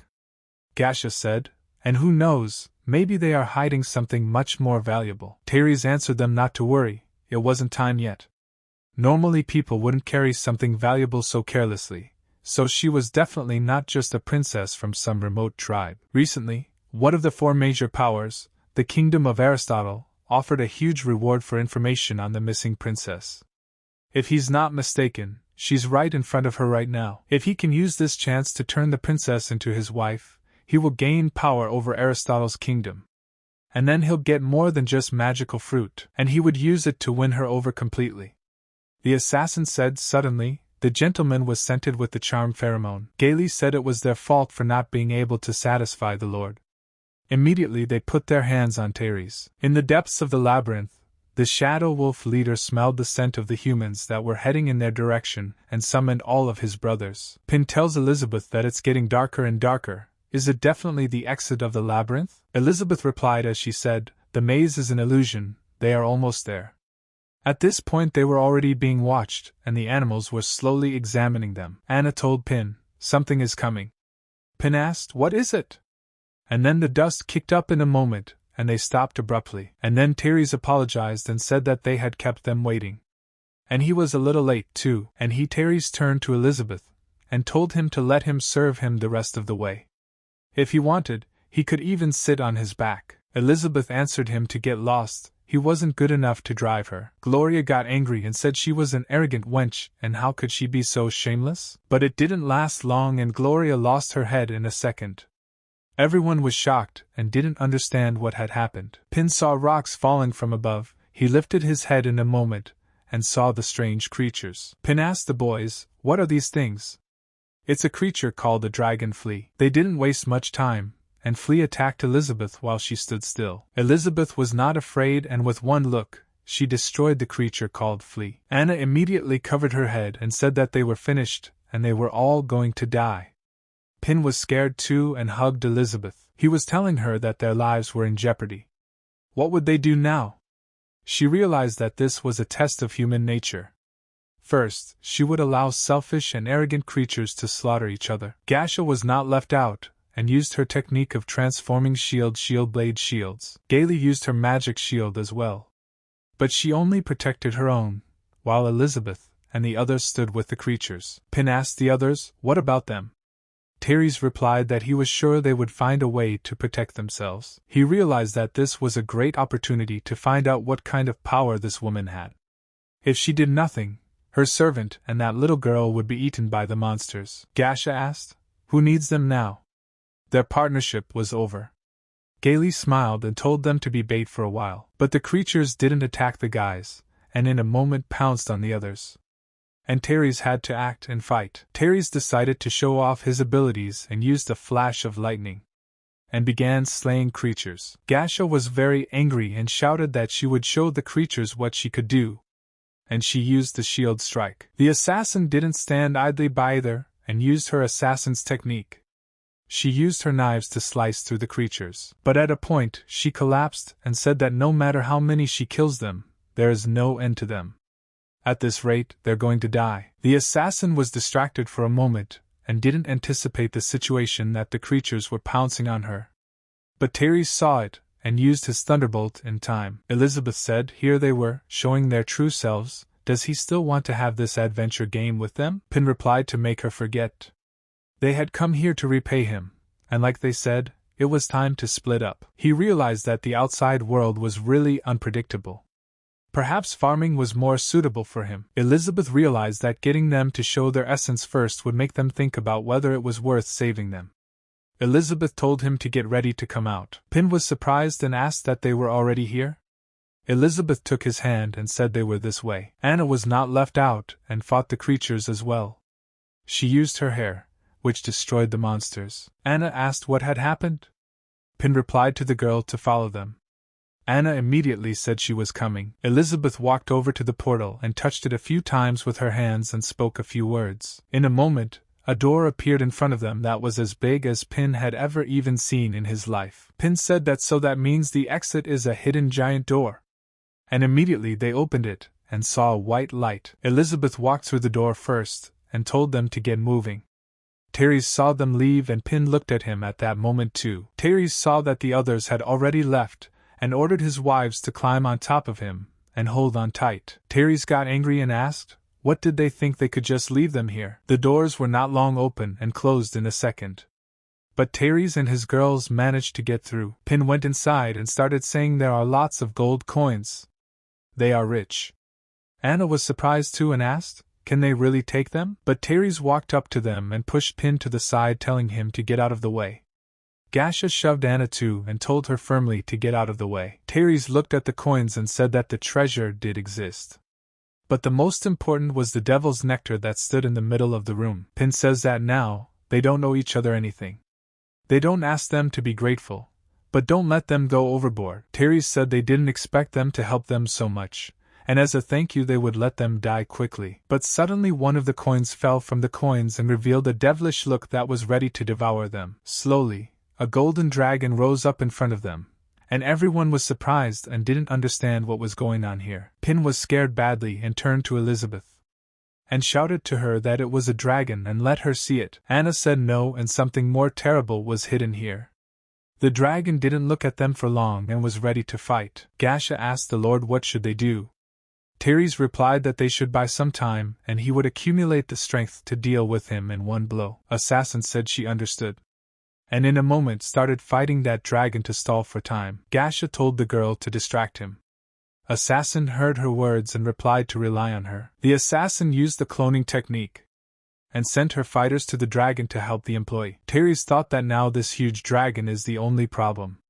We need to put all the magic power into one powerful blow. He raised his sword above his head and used his energy to sword stab the dragon in one blow. The assassin started attacking the dragon from different directions and used the assassin's technique.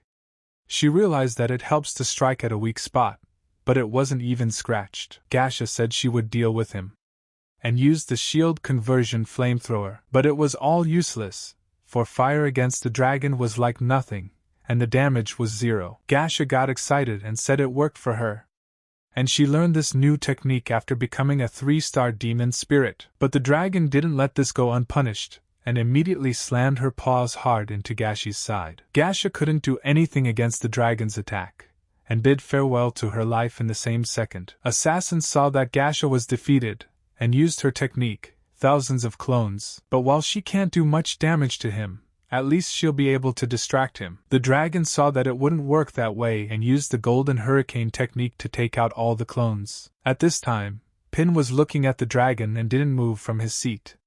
Elizabeth said that the boy was calm, but that was also expected. Pin realized that he just didn't die. Anna decided to join the fight and used the summoning of an enchanted doll called a teddy bear. Mishka stood on the guy's defense and kept the coins from doing any damage. While Teres was gaining energy, the assassin said she had to protect her master, so she fought off all the dragon's attacks with the coins. Asine rejoiced and said great.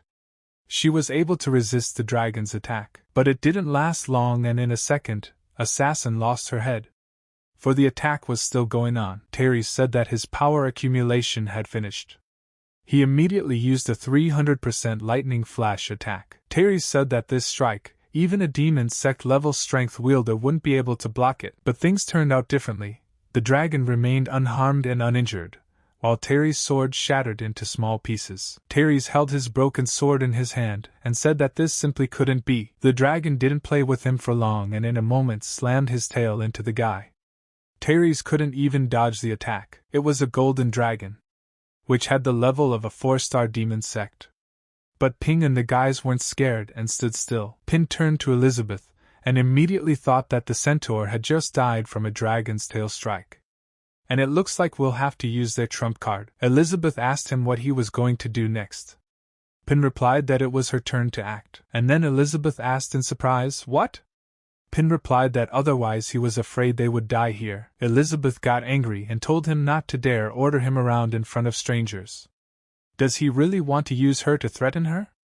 There's no way that's going to happen. Anna said the real nightmare was yet to come, and they might never get out of here. Elizabeth approached a member of the Jimji clan to let her see what her magical power was. And then Anna's memories opened up before her, at the time when she was entertaining the children outside the church, and how one night she was sleeping with her mother and demons broke in and started destroying everyone. At the last minute, Anna used her powers to toy with the idea, and decided to fight for herself. There were a lot of deaths that day, both on the part of the demons and Anna. Elizabeth said that Anna forcibly suppressed her own magic to alter her memories. She immediately used her powers against her, and shut her down, saying it was very stupid. Anna said it was all her fault.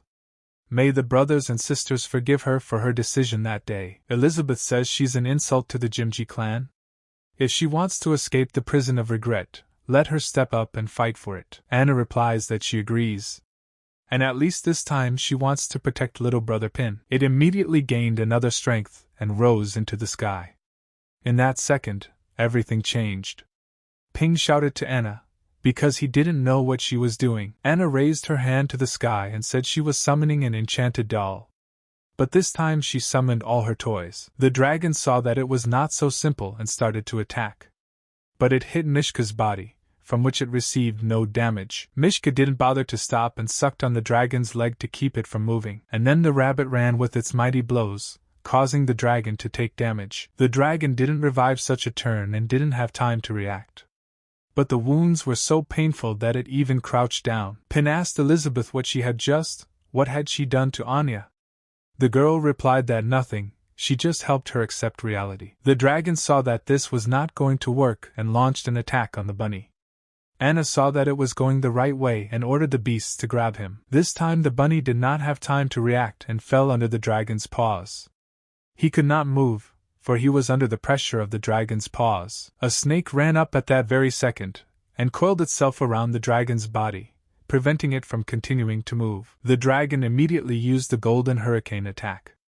But the enchanted bird used wing magic and repelled the attack. Pin looked at this and said that Anya was amazing. And then he remembered something and asked, what else is the Jimji clan she belongs to? In a moment, he turned around and was very frightened. It was Teres who had attacked them with a flash of lightning. He was badly wounded and could hardly stand on his feet. His face was completely bloody. He asked the boys if they had received. Elizabeth asked, is that asshole still not dead? Pin yelled for him to get his backpack back. Pin opened his backpack and said his trump card, these fruits, and now they are only in his hands. Teres started eating all the fruits and did not stop. Pin asked him what is he doing? It won't work anymore. But he still wants to eat them? Teres didn't stop and in a second he turned into something horrible. His eyes began to glow. He said, this is it. His muscles began to expand and slowly began to turn into a monster. Teres said, the power that kicks in. I've never felt so powerful. Teres said that with this power, he no longer feared the members of the Holy Sword Guild. The dragon saw this terrifying man and used the golden dragon breath. Teres walked away from the battlefield in the same second and somehow found himself next to the dragon and yelled at him to stop interrupting him. Teres didn't stop and used a thunderbolt attack. The dragon had no time to react and was caught in the thunderbolt attack. Teres knocked out the dragon with his attack and walked over to the statue. He said that if he drank this, he couldn't imagine how strong he would become. He did what he wanted to do and drank the entire cup. His eyes shrank to little red dots in the same second. He grew to a demonic form. Teres said that he now realized the full value of the devil's nectar. Ping said that this guy is getting weirder and weirder. Have Elizabeth do something soon. Anna told them not to worry, she wouldn't let him get close to them. And used the summoning magic, but Teres got there before she did and sank his claws into her. Teres said that he would get rid of her first. Pin at the same moment let out a tear and shouted Anna's name. Teres killed her and tossed her aside. Turning to the boys, he said it was Pin's turn. Pin ran up to Anna and told her to hang in there and not to pass out. After all, Elizabeth would help her soon. Teres walks up to Elizabeth and says that he knows she's hiding her power, but it doesn't matter. She only has two choices: become his woman, and let her take him into her kingdom on the condition that she help inherit everything, or he'll play with her until she's useless. And then he'll make her a bargaining chip so he can get what he wants. Pin insulted Teres and said Elizabeth would kill him. He immediately turned around and asked if he was addressing him. Trash? Immediately he used a roll of thunder. But the dragon wouldn't let that happen and through the dust, he unleashed his attack on Teres. And then Pin came to his senses and said that he wasn't going to pretend anymore. After all, things had already gotten out of hand. Suddenly, a dragon smoothly appears. And then Teres was surprised and asked, the true form of the dragon? Then the one he killed was another dragon. Elizabeth realized that he was using his tail as bait, this little trick she had done with him before. The dragon at this time moved to the Void Realm. It was a golden dragon queen with the level of a one-star king. Teres said it's impossible. He has the level of a demon king. He can't lose to that dragon. But suddenly something impossible began to happen, and tears began to transform into something powerful. Pin asked Elizabeth he didn't think so, did he? The girl replied that she was sure he had realized it a long time ago. This place doesn't exist. Pin immediately took to the air and started shouting that they were flying.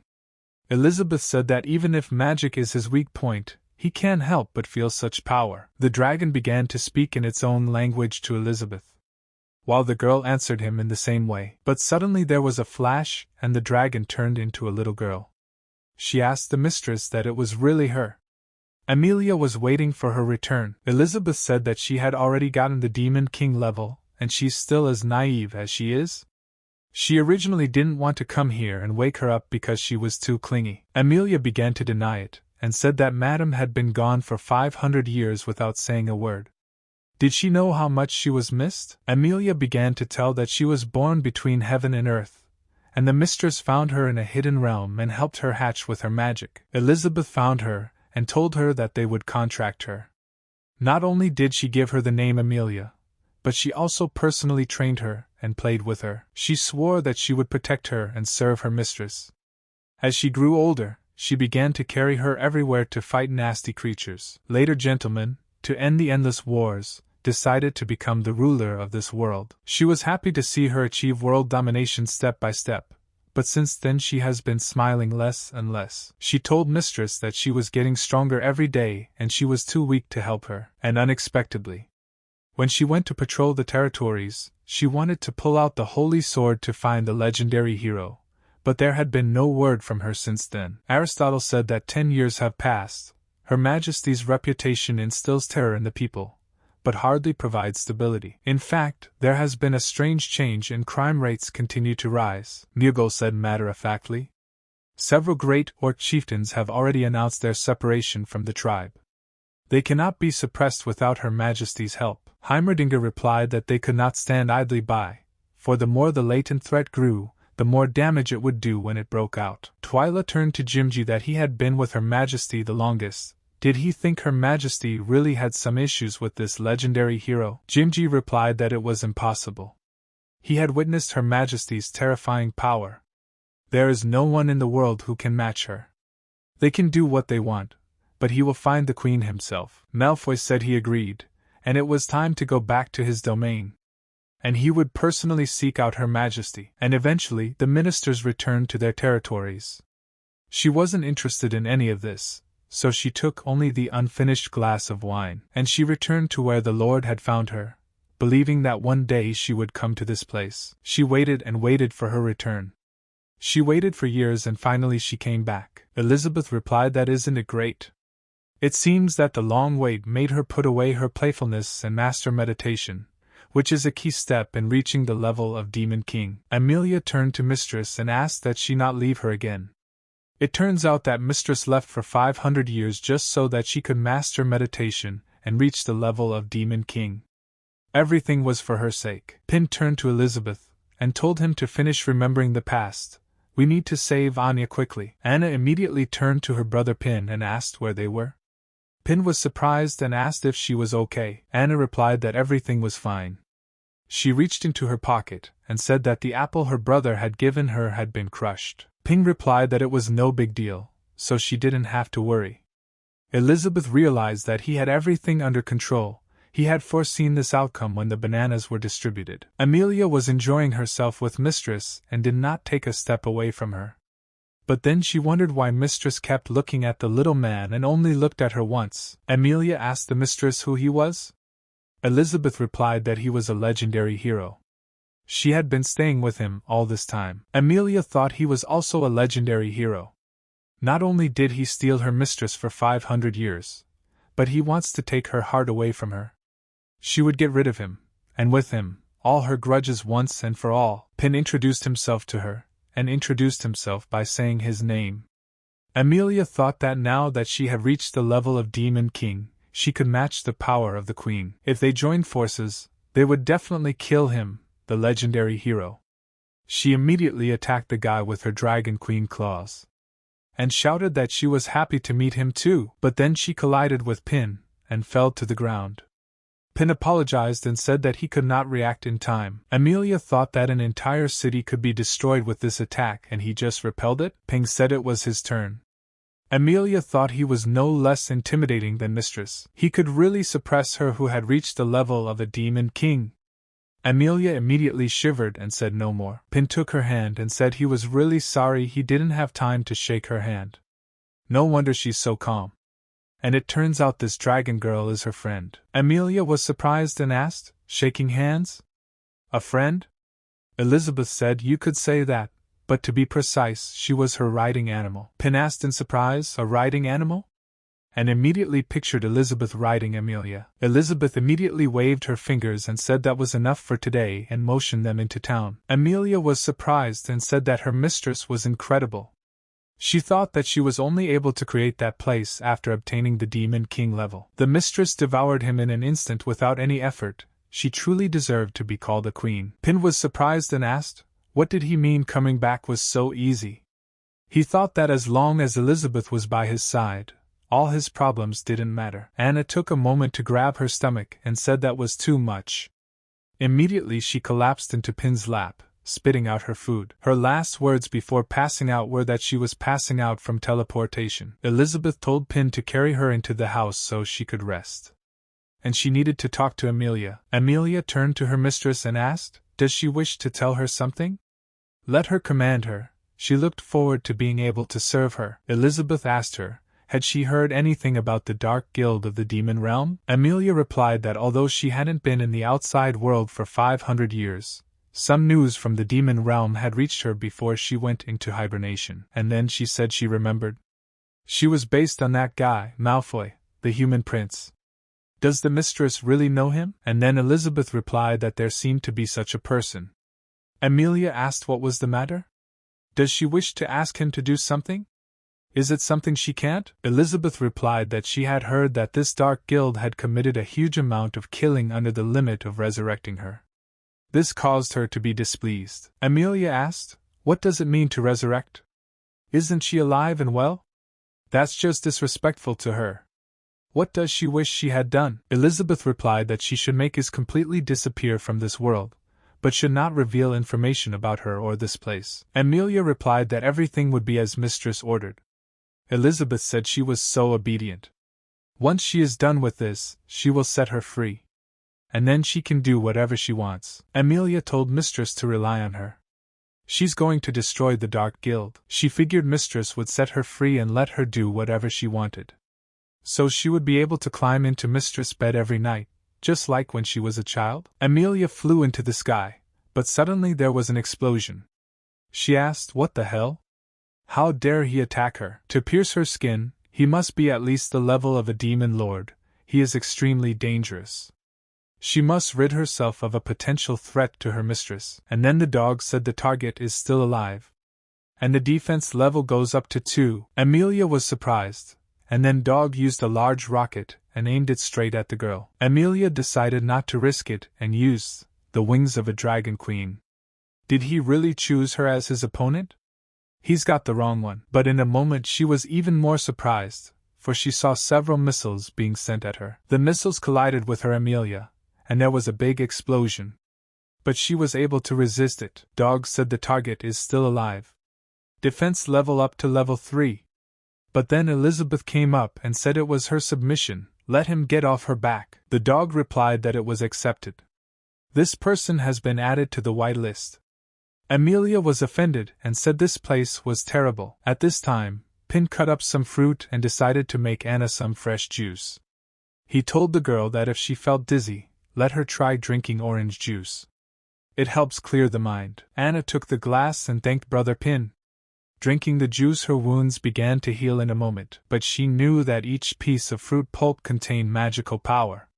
When it bursts, it creates a stream of magical power that activates all the nerve cells in the body and relieves fatigue. Anna said this feeling, this high-level divine magic? And immediately there was a clearing of the mind. The mind began to tell the girl that it was her. And to stop suppressing her true nature, Pin laid down and started saying that he was so happy to lounge around on the couch at home. Going out for walks is clearly not for him. Just then Elizabeth walked in and told Anna that she seemed to remember everything. Her ancestors had once made an oath to her that the Jimji clan would always be loyal to her. If her blood was fully awakened, so should the power of the oath. Anna immediately used her mind and saw herself standing in Elizabeth's arms. Anna asked Elizabeth that she was that legendary demon queen. Elizabeth replied that she was the ruler of this world. Anna said that according to historical records, didn't she die with the hero? Then whose brother Pin? Pin replied that he was a little embarrassed to talk about it, but he must be a hero. Anna said she understood everything. Then it had to be like this. Brother Pin and little sister Elizabeth fought to the death, but after a month, they developed feelings for each other, and eventually they gave up fighting for the title of strongest and turned on. And they have lived in seclusion for 500 years ever since. Elizabeth said it was okay to talk like that.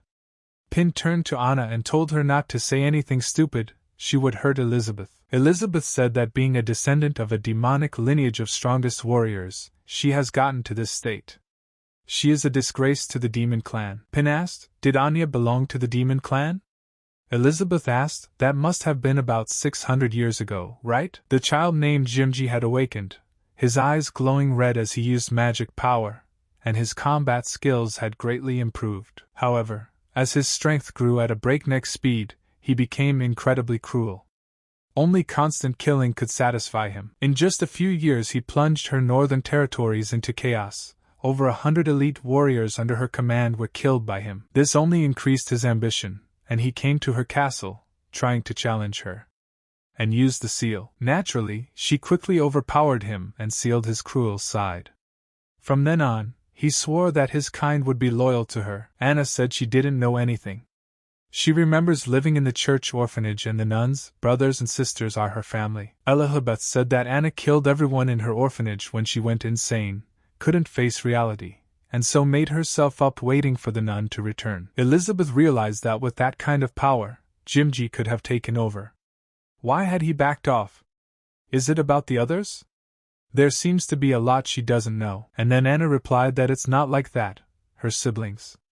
And then she let a tear fall. Pin turned to Elizabeth and asked if they had met her brothers and sister at the market. Elizabeth answered him to forget it. She used the portal and told them to just expose the lies and see who her so-called younger siblings were. She opened a portal and revealed that these were not her siblings, but simple playful soft toys. Elizabeth asked Anna, she realized?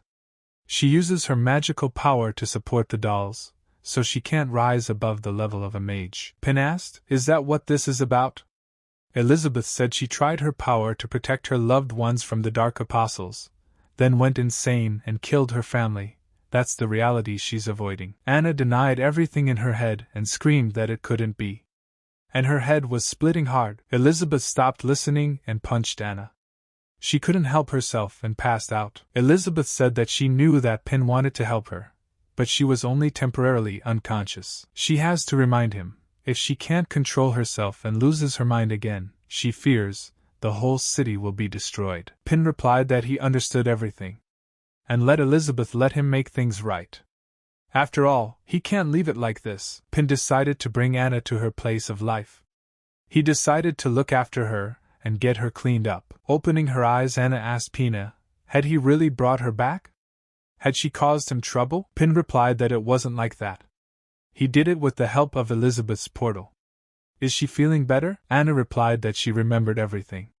There was none. In fact, she was the murderer. Ping said that's not true, she was trying to protect her brothers and sister. She's not a killer. Anna started to deny everything and said it was all her fault. It was her fault for running away after she lost control. Ping said that it was the Dark Guild's fault. She didn't want to lose control after waking up, so let her stop blaming herself. There's still a lack of materials. Anna said she killed them. You can't change that. Pin said that details are as important as making dolls. She makes them beautifully, but afraid that the filler will come out somewhere, she tied a lot of knots. In the end, the doll loses its soul. Pin asked Anna if she'd let him help untangle the knots and remake her.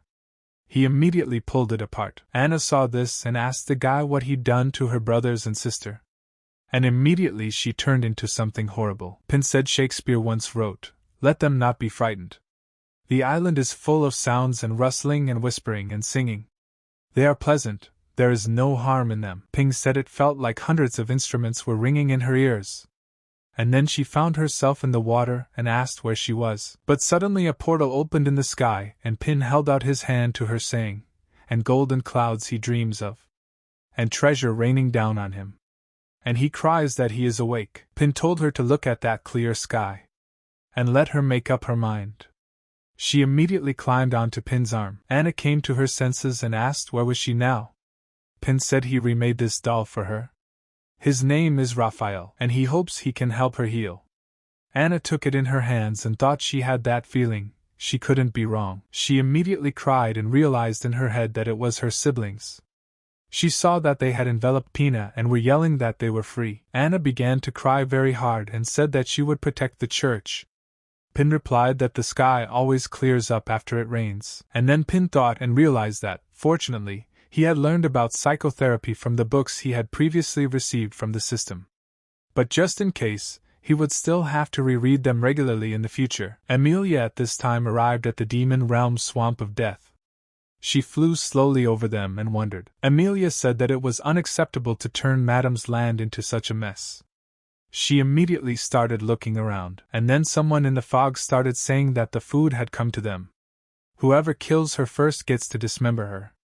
He wants her soul. Amelia saw them and asked, "Does this guy treat Mistress Lands like a garbage dump?" The monster leaders saw that their subordinates had lost.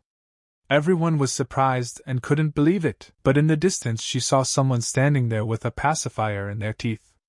The monster leader asked who was she? And how dare she come to the Dark Guild to single-handedly sow confusion? This was one of the 6 pillars of the Kurtuzad Dark Guild. Have the girl approach him immediately. Amelia walked forward and began to see something impossible. There were bottles of birth monsters everywhere. In the Dark Guild Hall, Man said that someone powerful had come to him. Farazdag Samawi said that the Ghanaian troops were completely annihilated when they invaded the Holy Sword Guild. Could it be that they have come for revenge? The rug girl replied that it was no problem. Kurtuzad would meet them to find out and teach them a lesson. Experiment number 24 asked, "Does William want to have fun?" William got angry and replied to shut up. Dago said that whoever it was, even if it was the sword master himself, if he dared to come here, he would never come back. The guy said he was worried about the missing materials and they came to him on their own. It was the head of the Dark Guild, this Malful. Kerr was defeated and asked how was this possible. His abyss mania had been rendered useless. Even his magic tools were ineffective. He realized this was no good. Her power was limitless. The best solution would be to use teleportation to get back to the hall and relay the information to the others. Amelia didn't deal with him for long and attacked with the Dragon Queen's claws. The creature that looked like a girl asked, "Was Kersan really defeated by some child? Then wouldn't there be 2 vacant seats for the role of Guild Pillar?" The Great Apostle replied that they had had a hard battle. It was definitely seriously wounded. They should take this chance. Miracle Man said that all the apostles should just join together and crush her in numbers. Amelia turned to the nightmare and said there was another pile of garbage. Immediately there was a roar from the Golden Dragon Queen. The monsters immediately began to explode from such a roar and cover their ears, because it was unbearable. All the monsters she destroyed with one roar and said that was it. The path is completely cleared. Elizabeth crossed to the other side of the earth, and the creature met her and told her that if she wished to enter, she must answer its questions. The payment for a wrong answer is her life. Immediately he started to ask a question, but Amelia didn't let him speak, and launched her attack on him. Amelia blew up everything in her path and said she'd found him. This. Had he gotten so ugly? Viz started laughing and said that was it, he was quite old after all. And it had been a long time since they had seen Lady Amelia. Amelia didn't talk to him for long, and with her own strength cut him into small pieces. The others said there was no need to worry. Had her attack worked on the Lord? Amelia pulled herself up and said they were done for the day. A shattered Viz said that, as expected of Lady Amelia, she had gotten much stronger. Viz asked her why she had suddenly awakened from a deep sleep. Perhaps she had found Mistress Elizabeth? Dago decided to act and slowly through the ground he used forbidden tentacles that grabbed Amelia. Dago said that when he defeats her, the Demon Queen's pet Elizabeth, and the Golden Dragon Queen, the position of Demon Lord will be his. And now that her magical power was sealed in a sea of darkness, no matter how strong, she would not be able to break free from its grip. Amelia asked, surprised. Getting out? What does he mean by that? She decided to taste the tentacles and lick them. Dago said it was useless to resist. But Amelia began to bite him, and in a moment began to swallow him into her body. Dago said she was an idiot. Is she really going to swallow him? Does she have any idea how huge his body is? She overestimates herself. But Amelia wouldn't stop and straight up swallowed him. Dago shouted at that moment for the head to help him. Amelia swallowed it whole and said she hadn't eaten since waking up. Rogue walked up to her and said she was giving up. She had to join them against her will. She used her technique and sent a seductive kiss to Amelia. And if the attack didn't work, then this would. Rune told the girl that she was in her power from now on. Immediately, Amelia simply burped in response, in Rune's direction. Rune didn't expect that, and her sound sent her straight up into the sky. Amelia said, it's a stupid octopus. Does it want to breed in her stomach? Then she would digest it in one sitting. William started laughing and said that not only did she kill the deputy chief, but she also injured his father. And immediately the guy used the Demon King's power of release. But Elizabeth used her claws and tied this guy up. Elizabeth got rid of him and told him to stand aside. Number 24 decided to use his full release of energy. In a combination of full muscle engagement. Amelia got rid of them in a second and asked Vis, he doesn't think he can take Mistress' place, bringing this trash with him, does he? Amelia said he wasn't strong enough to even be her opponent right now. Vis replied that she has the level of a Demon King. And he congratulated her on reaching that level. Vis said he was so jealous of her. As a human, he doesn't have a long enough life to reach it. Amelia told him to stop talking nonsense. Is he going to end his life, or does he still think he can beat her? Vis started to laugh and replied that he wasn't. How dare he, this Malfoy, become her opponent? But if she joined them, it would change everything.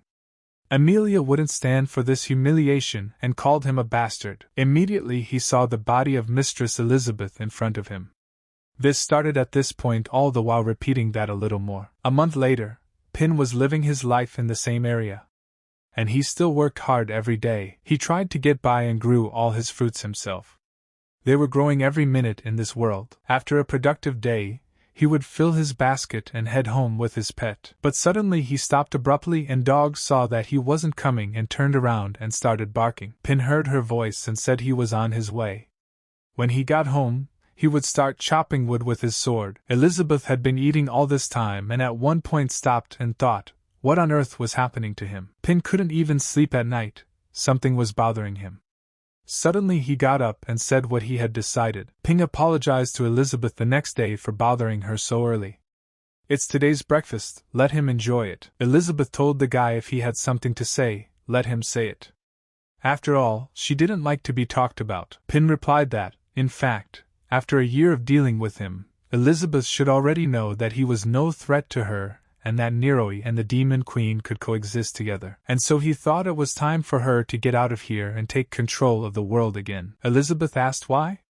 Pin replied that he originally thought he could live a quiet life hiding out here in the newcomer village. But he hadn't expected that the system's words that a meeting between a hero and a Demon Queen was inevitable would be true. He hadn't gone anywhere, but she'd come to him. As a result, the barrier of this village was damaged and 500 years passed outside, causing many disturbances. Without her, the ruler of this world, some guild came into being, and what happened to Bears and Anya was only a tiny part of the chaos of the outside world. Elizabeth asked why he cared so much. It didn't affect them, did it? Pin replied that he recognizes. He was really very confused then because of the barrier disappearing, and without her, it would be difficult for him to survive here. If he didn't know what was going on outside, he could surely continue his life without any problems. But after learning about it, he can no longer stay away simply because he doesn't want to be a hero. He doesn't want to make people suffer. And then Elizabeth thought, did Pin just say he couldn't live without her? Pin had asked her to go and be the ruler of this world again. Even though he's an incompetent hero, he can't continue to be selfish. He realized that if this place was destroyed by monsters, at worst he could go to work in the city. Elizabeth finished her food and asked Pina what he wanted her to solve the problems in the outside world. It's just a trifle, nothing more. Pin got excited and asked if she was okay with it. He will help her pack her things. Elizabeth replied that no, the outside world is not interesting, but there are 2 ways to solve this. Pin asked which ones? Elizabeth replied that the first one is the easiest. She will cast a world-destroying spell to eradicate the problem completely. Pin immediately started waving his hands and replied that definitely not. Elizabeth said then the second way to find the right person to rule the world. She could teach him while in the shadows. Ping asked, the right person? Who would it be? Elizabeth replied that he knew that besides her, he was the only one suitable. Pin asked, did she want him to rule the world? But how could she? He wished for something else altogether. Pin wondered after the conversation how things had turned out the way they had. Elizabeth was yelling at him to focus. Let him start practicing sword practice. Pin replied that he would get right on it. Elizabeth thought the guy wanted to play with the demon queen. But he's too young for that. But she can't deny that in terms of strength she is slightly superior to her. But when it comes to psychology and strategy, he's no match for her. And when he told her to leave this morning, she felt so miserable and almost did. But then, when he told her wholeheartedly that he couldn't live without her, she totally got him. After all, the guy knows very well that with their power they can destroy this world and rule it with a single thought. So the best thing they can do is just leave him to develop on his own, and watch him change in his spare time. Also, Amelia took care of the Dark Guild, so you don't have to worry about that. Every day this guy wandered off in his thoughts. And today he woke her up early in the morning to talk nonsense about how he wanted her to leave and rule the world. But she has a feeling he's just trying to find an excuse to get her to pay attention to him. Obviously, after a year of socializing, he has a crush on him. Pin wondered in a moment, is it true that if you dab your sword 1,000 times a day, you can improve your skills? But it sounds too simple. Elizabeth told him that being the strongest, and enjoying being beaten by someone else, she is the only one in the world who can control him, a hero with vicious interests. Even if she's not interested in something as boring as love, he has the highest ability to create and produce, and she is excellent with sword and magic. It all comes down to one child of the strongest. She thought, what kind of child could they create? His true goal is to create a child that is capable of transcending this world. She began to laugh and said that she wouldn't agree to it so easily, so she would let him improve his sword skills first. One must become stronger to create such a child. Pin saw her laughter and wondered what Elizabeth was thinking.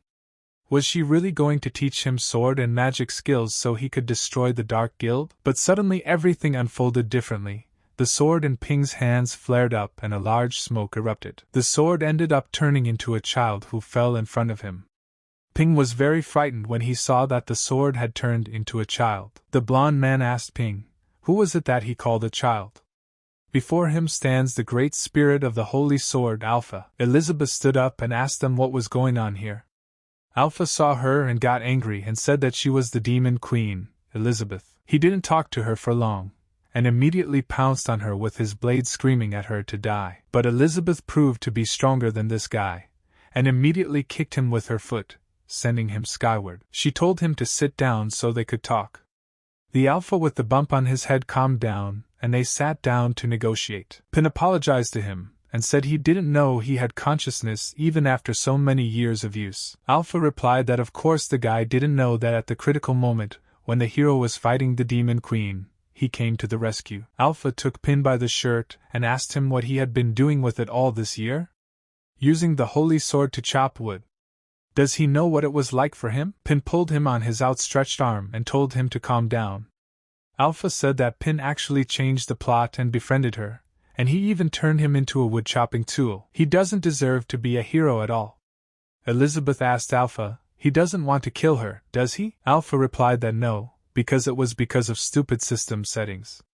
It's different now, given the circumstances, she's his savior. Elizabeth says it doesn't matter anymore, and since he's here, let him help Pin rule the world. Alpha asked in surprise, rule the world? Pin replied, in terms of saving the world. Alpha asked the guy what he was talking about. Pin replied that although he had been idle for a long time, he had now decided to take charge, train, and then save the world. Alpha replied, practicing? Doesn't he know what his talent is? He thought he had just practiced sword swings with it 100 times, accumulating experience equal to the experience for defeating a demon king level enemy. Pin replied that he knows he has talent, but with two great mentors, him and Elizabeth, he believes he can do it. Alpha asks what the hell is he talking about.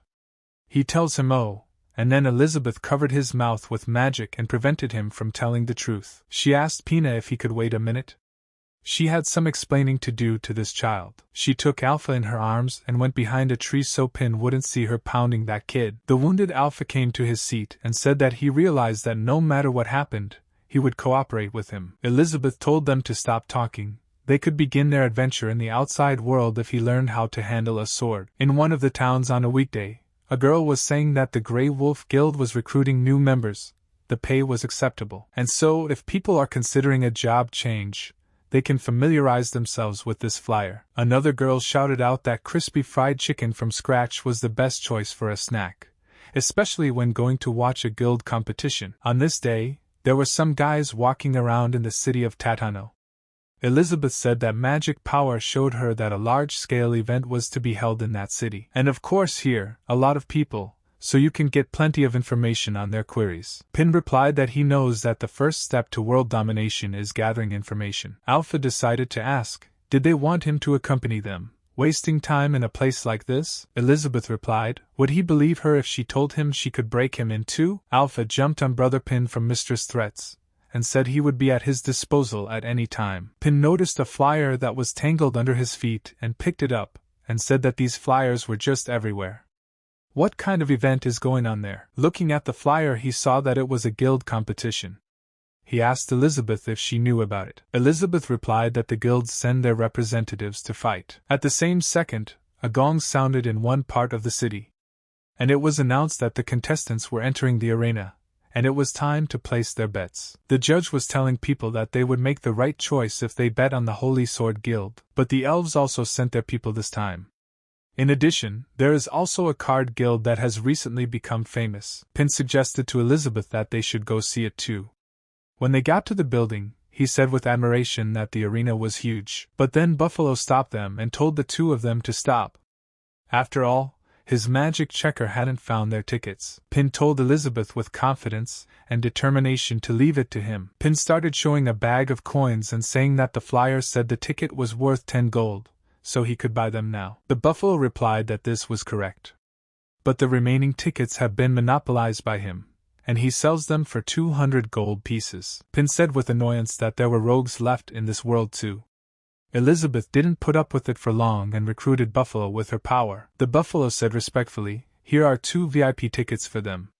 And let them accept them. He would be honored. The guys immediately headed to the arena, and upon entering, Pin started to say with surprise that this was indeed a VIP area, and such a luxurious one at that. On this momentous day, there were some serious people present in the arena who held a lot of weight in the guild. Anna turned to her friend Luna to see if these people were also on the guest list. Pin and the girls sat down in their seats, and he started to say that it was his first time in such a big arena, so he was a little nervous. Elizabeth didn't care about that, and asked the guy to provide her with something to chew on. Anna was wary of the boys and ordered Luna to keep an eye on them. Luna speculated that maybe they were from that guild. After all, their head had helped them a lot. But then a voice came out of nowhere and addressed the people. He asked them to give him a warm welcome. With a spectacular appearance, the guy came down to the arena and told them to move on to the finals of the guild competition. The guy says he's their host, Goblin Gob. And without further ado, let him introduce the 4 contestants who made it to the finals. Gob said that one of the finalists is a genius swordsman of the Qing Holy Sword Guild. The second of the finalists was the ferocious giant bear guild General Jayla. He was followed by a handsome man from the elf guild named Travi.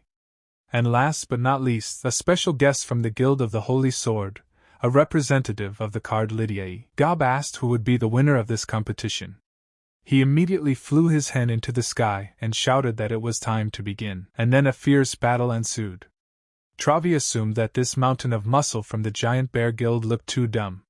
He's probably just cannon fodder. The ferocious Giant Bear Guild General Jayla shouted to the entire arena that he would crush him. Travi thought that regarding the newly formed card guild, the only reason why they are eligible to participate in this competition is because they helped the Holy Sword Guild kill 6 pillar demons. They're just a second-rate guild affiliated with the Holy Sword Guild. They are only represented by the head. This one isn't dangerous to him either. So, The only one who could pose a threat to him was the blue sword from the Holy Sword Guild. Jaela sprang into action and attacked Travi with a ferocious bull kick attack. And it was followed by smashing, breaking and crushing. Travi reacted quickly to his attack and drew his arrows and said, "What kind of primitive barbarian is attacking him?" Travi released an arrow and hit another person. And at this time, he also started to fight and attacked Chin. Jaela caught the arrow in midair and said that this broad's words were so rude. And he would be the first one he would kill. Breaking the arrow, vines followed from it and surrounded it from different sides, and created a cage of roots. Travi bounced back from the attacks and said that an uncultured beast like him should have been locked in a cage. Jaela asked, surprised that he was the one trying to shut him down with those rotten roots. The guy lost his temper at this point, and said he would destroy them all. And he used a bull ram. But it turned out to be much more complicated than that. The roots began to slowly pull him apart so that he couldn't use his powers. Jaela asked what was going on. Travi replied that it was the roots of the eucalyptus. When they are struck, they shrink and release an extremely sticky liquid, and decided to get out himself, and taking out his sharp sword, he used the ripping technique, and started cutting the roots. Travi thought that this guy's speed was so fast that even the roots couldn't reach him. Ching at this time had already gotten out of the cage with his skills. He said that he apologized for destroying his plant. Travi replied that it didn't matter, and he could pay with his life. After all, he realized that defeating an enemy like him would make him ecstatic. Travi decided to fight Ching, and in a moment, he released several arrows towards him, and used a fierce butterfly dance attack. Ching said with certainty that he had no fear, doubt, surprise, and confusion. And it does not exist. He immediately used the blue bird technique, and the blade pierced through all of his roots and cut Travi's arm. Travi thought in confusion, how is this possible? As he fell to his knees, he realized that he couldn't handle him. Ching walked up to him and said that he had lost. Travi turned to Ching and said that he truly deserved to be called a genius of the Saint Sword Guild. But let him not forget that he was also a genius of the Elf Guild. But it wasn't that simple. Travi used his roots and applied the butterfly blast. Ching didn't have time to dodge this attack, and suffered several injuries, but still survived. Travi at this point had slime in his teeth, which he spat out in front of him, after which a plant was formed. It was a healing lily. Travi said that the Holy Sword Guild was really strong. Lily latched onto Travi's arm in the moment, and slowly began to unite with him. He said his attacks were too simple, it was his flaw. And thanks to the blessing of the sacred tree, they, the elves, became the strongest. But at that moment, Jaela came out and kicked him from behind. Jaela started laughing and said that just like he said, he would kill the first person he kills. And braggarts annoy him the most. Jaela said now it was his turn. Ching said the aura that was coming from him. And then people started shouting for Jaela to crush him again. Gab said that Jaela's revenge had stirred up the audience. The first to leave the competition was the handsome Travi from the Elf Guild. How did he leave him? That didn't matter. What mattered now was another thing, whether the injured Ching could withstand Jaela's attacks. Ching didn't take any chances, and summoned his sword to his hands. He saw that Jaela had used her sweat to slip out of the cage. Fortunately, he used his blade in time to defend himself, so the damage is minimal. Jaela said force decides. He would crush him, and used a muscle power release of 70%. Ching used his gymnastic skills, and dodged the attacks. After that, he threw 5 instantaneous strikes. Jaela took everything on his body and asked with a sneer, "Is that it?"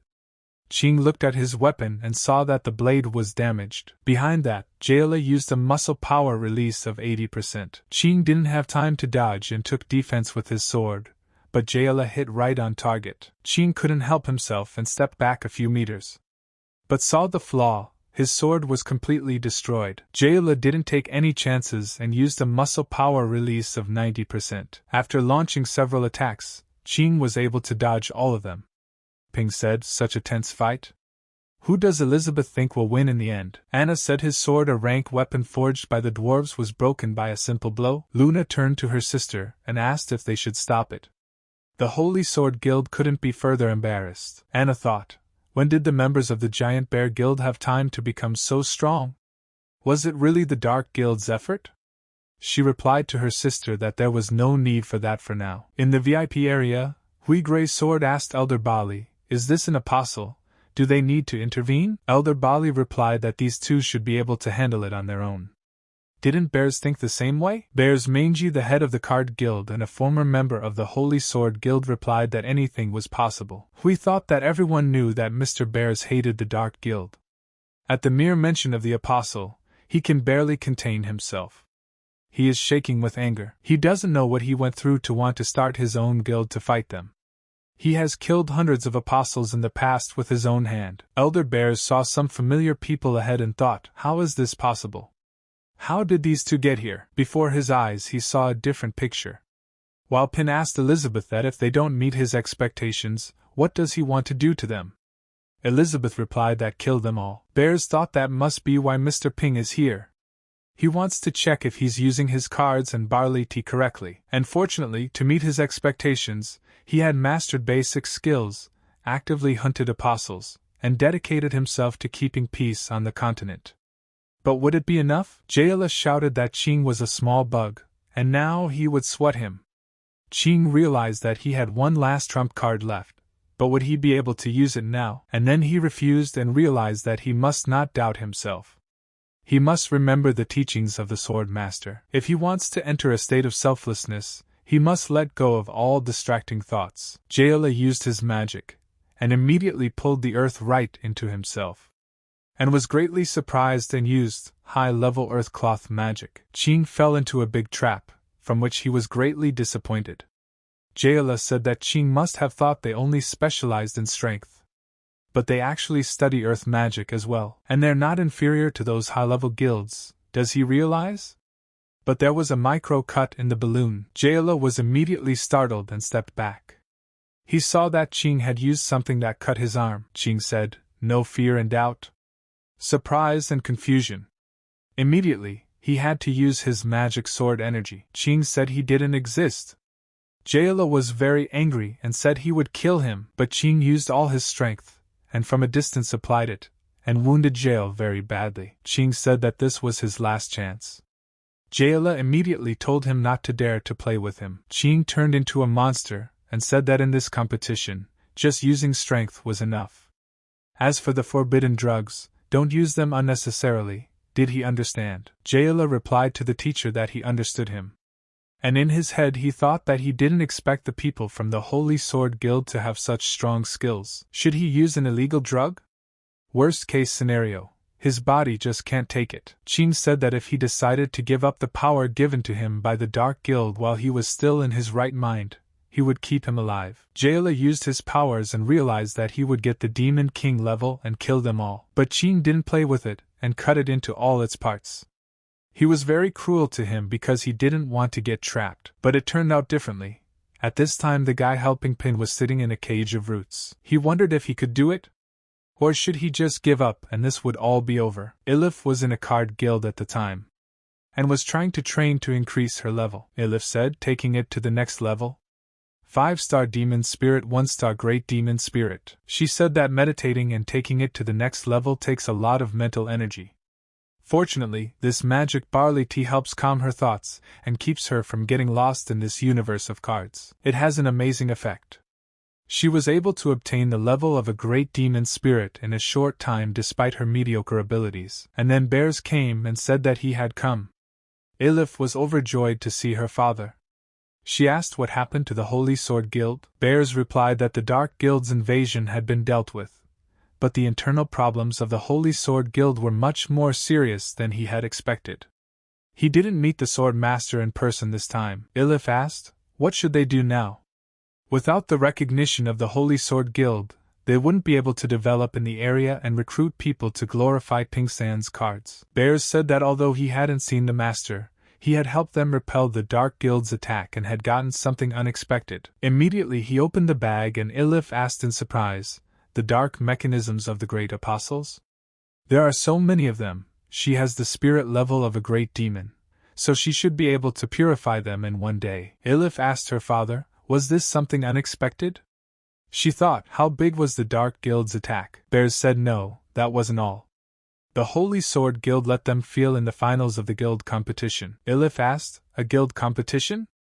Bears said that if she participated in it and won, their card guild would be recognized. Ilif asked, wondering what she should do. The previous participants were all geniuses, their strength was at least at the level of a demon sect, and she just got the spirit level of a great demon. And she's afraid she just can't glorify them, they'll embarrass themselves there. Bears said it doesn't matter, what matters most is confidence and determination, they're not what they used to be. Let her take Mr. Pina's deck of cards with her, and this gap in levels won't matter. Warrior thought that although her father had said to take Mr. Ping's cards, with her strength, she couldn't use more than 6 at a time, and the rest of the battle would have to be spent with only copies of the cards, which would greatly reduce the power of her attack. But in order to properly glorify Mr. Ping's cards, she must not back down. Immediately Ilif thought that determination was the most important thing. And immediately she used a card cut. In a second, she freed herself from the cage and walked past her opponent's head. Ching said that hiding his strength and only starting to act at the end wasn't a bad strategy. But he wasn't his opponent, so let him just give up. Their guild owes them a debt of gratitude. He doesn't want to hurt her. This is his last warning. The old man asked what kind of weapon was this. Ilif immediately used her card cut and attacked with her card sword. Ching said that she just wants to distract him with these tricks. The real target would hit him with a different skill. Ching apologized and attackingly said that she wouldn't get that chance. And then Ilif realized that the guy had figured out her plan. Ilif wasn't stupid either and put one card under her foot, which she straight up dodged the attack from, and directly sent a card slash right into the enemy. But Ching was faster and dodged it. Ilif used card cutting again. But this time she combined it with mechanisms. Ching could also possess these skills and used card shackles to avoid injuring himself. Gob started laughing and said that the card guild's fighting style was completely unique. What would a card-surrounded Ching do? Ching asked. Is she really absorbing the chi energy of his sword with this power? He said that it didn't make sense. If she wants him to fight seriously, she should be prepared to be killed. Ilif said that was right. She didn't know that the Okawa wouldn't be able to hold him back for long, but it was enough to buy some time. And then she realized that she had gotten the most powerful cards. Ilif's card post-haste applied a release and attacked Ching with the Dragon of Spades. People have been asking, what is this? Attacking, blocking, and now drafting. Such a one said it was worth writing it down and studying. The old man thought that thanks to the various combinations, one could use many fighting techniques. What kind of craftsman made these cards? Pin shouted to Elizabeth to look, they have maps. Looks like the people from the outside world know how to use them to attack too. Ching saw that he was doing badly and used selflessness. Maximum sword energy. Using the power of the bird, the cards were shattered, and Ilif lost this battle, for the cards were scattered everywhere. Elif thought to herself, he's so strong.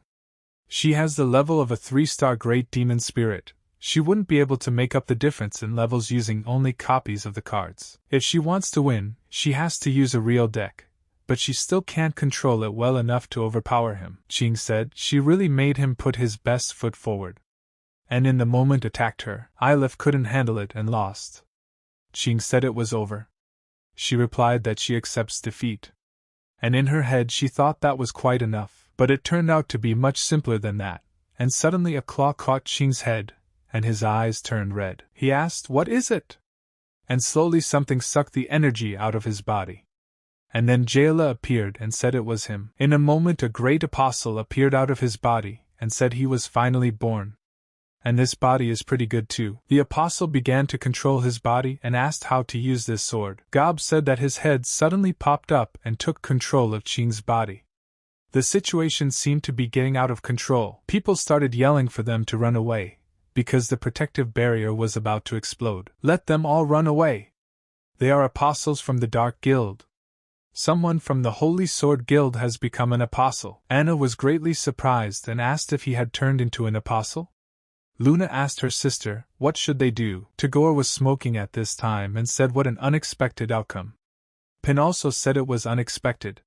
He asked Elizabeth if he should help them. Elizabeth said that no, if he wants to rule the world, he should get used to such small changes.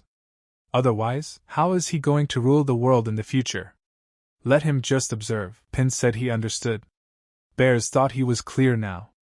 The two of them knew about it, so they had come here to make sure they could settle this case well. Which means we need to do everything right to satisfy Mr. Pina and the Demon Queen. Ba thought that if Bears went to rescue his daughter, it would prove that he didn't have enough men to deal with the Dark Guild. And since the Holy Sword Guild is recruiting new people, he wants him to return to them and become the new elder. The apostle said it was excellent and superb. He really likes that body. Ilif immediately turned to the Dark Guild. The apostle asked Ilif what was wrong with her manners. Ilif replied, if her opponent is a Dark Guild, she has nothing to worry about. The apostle was surprised and asked, what kind of powerful magic is this? It was better to kill her at once and immediately attack them. But Ilif wasn't weak either, and applied all her energy, turning her cards into a knight. Ilif held up the cards in front of her and said 5 bombs divine protector. Pin asked why it seemed so familiar to him. Brian was greatly surprised and asked what it was. He thought hard that compared to the maps before, these seemed even more incredible. Tagore realized the same thing when he saw it, that it was a summoned phantom. If he remembered correctly, these are the 13 holy warriors spoken of in the books. They do exist. Ba asked Bursa, is this the same technique he used to defeat one of the 6 pillars? Bursa replied that he used 9s then and they used 5s.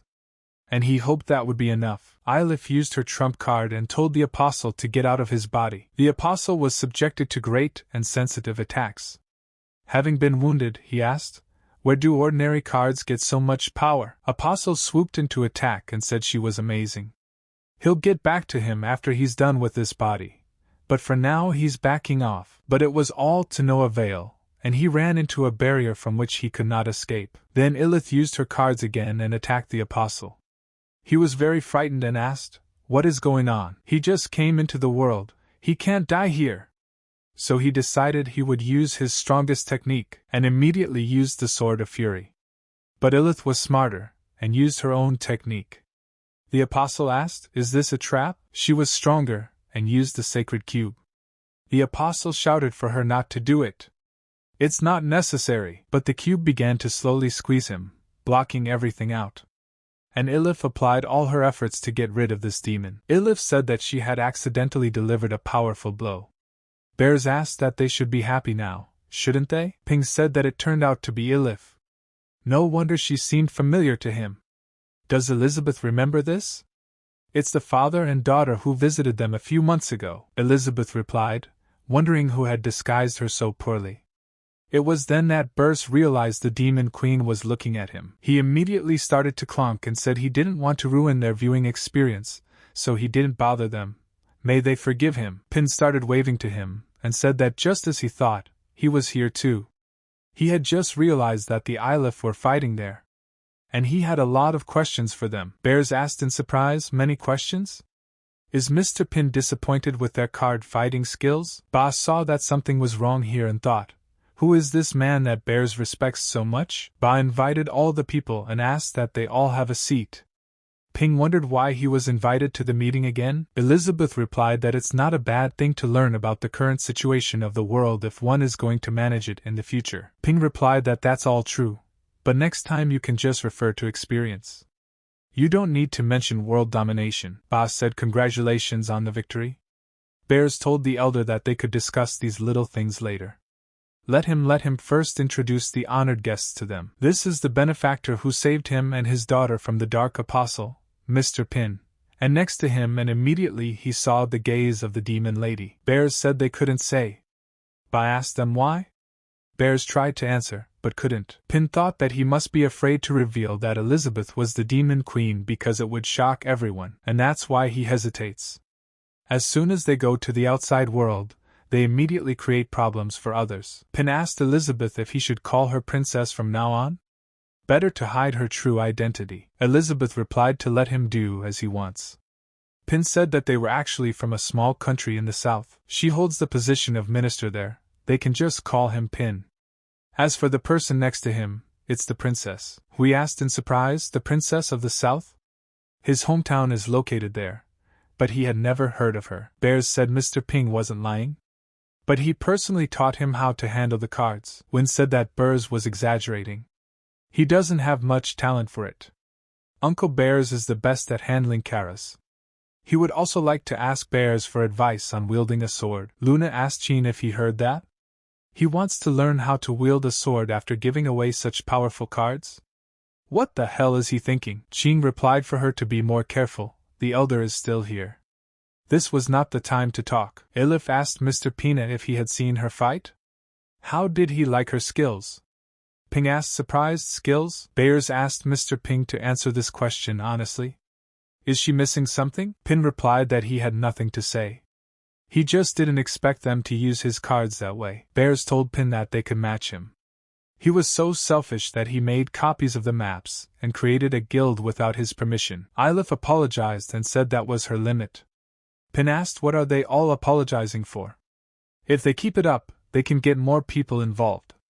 That's a very good thing. Ilif turned to Pin and said that he was saying that most people were actually just like them, so their skills were suitable for them to learn. Bears said that it was much more suited for the advancement of their guild.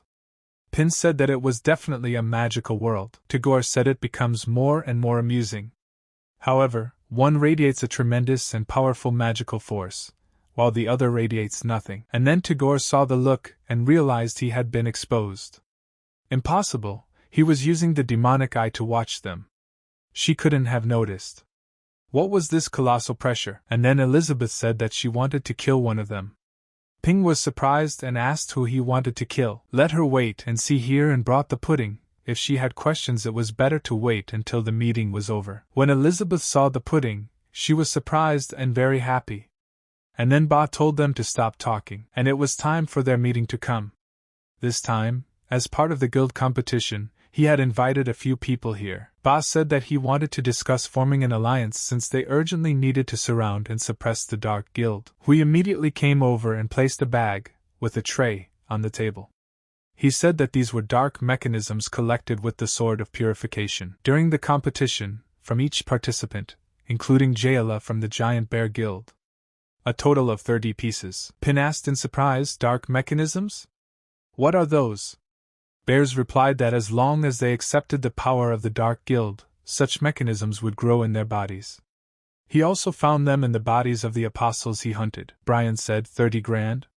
The Dark Guild really spread out in a swell way. Luna asked, but hadn't Jayla passed the test with the Sword of Purification? Didn't he take the power after that? Anna replied that no, the Dark Guild could find a way to avoid purification. Tagore said that only those with the lowest degree of fusion can be detected with the Sword of Purification. In other cases they can hide themselves. In the first case, the lowest degree of fusion cannot bear it and suffers a backlash. Then turns into a dark apostle, similar to a puppet. In the second case, the host can bear it, but is unable to control it. He turns into what they saw today in the arena. Eventually the host becomes a receptacle for the great apostle. And in the third case, the master could completely control the power. His power would grow at a breakneck speed, and he would become the demon pillar of the Dark Guild. However, Tagore said that no matter what kind of fusion it was, they must still obey the orders of the person who gave them the powers. That way they become loyal servants of the Dark Guild. Singh asked, so he almost became a great apostle? Tagore replied that no one knows. After all, he was controlled, but not completely captured. Otherwise, with his skills, he would have become a demon pillar. Ba said, thankfully, Bears came to the rescue. Otherwise, he might not have been able to handle his old bones. Bears replied that he used to be a member of the Holy Sword Guild, so he couldn't help but help. Chin said that the guild was in trouble. He was on a mission and couldn't fight the Dark Guild. But today he saw the card skills that killed the Pillar Demon. His defeat is natural. Ilif is strong enough. Ilif said that no matter how you look at it, the main reason for her victory is Mr. Pin's powerful cards. Brian turned to the young man. Did he create these cards? Where had he learned such skill? And the sword behind his back wasn't the most ordinary sword either. Pin replied that he just liked to make stuff to kill some time. Crafting has nothing to do with it. Brian laughed and said he was so modest. Luna said that if the Sword Master was here, the Dark Guild wouldn't dare to invade them. Anna turned to her sister and told her not to talk too much. Pin asked Bursa, is the Sword Master the strongest swordsman? Where is she now? But Bears dared to answer. He said that it might not be a good idea on his part to voice his opinion. After all, he was no longer a member of the Holy Sword Guild. Ba told Brisa that everything was fine.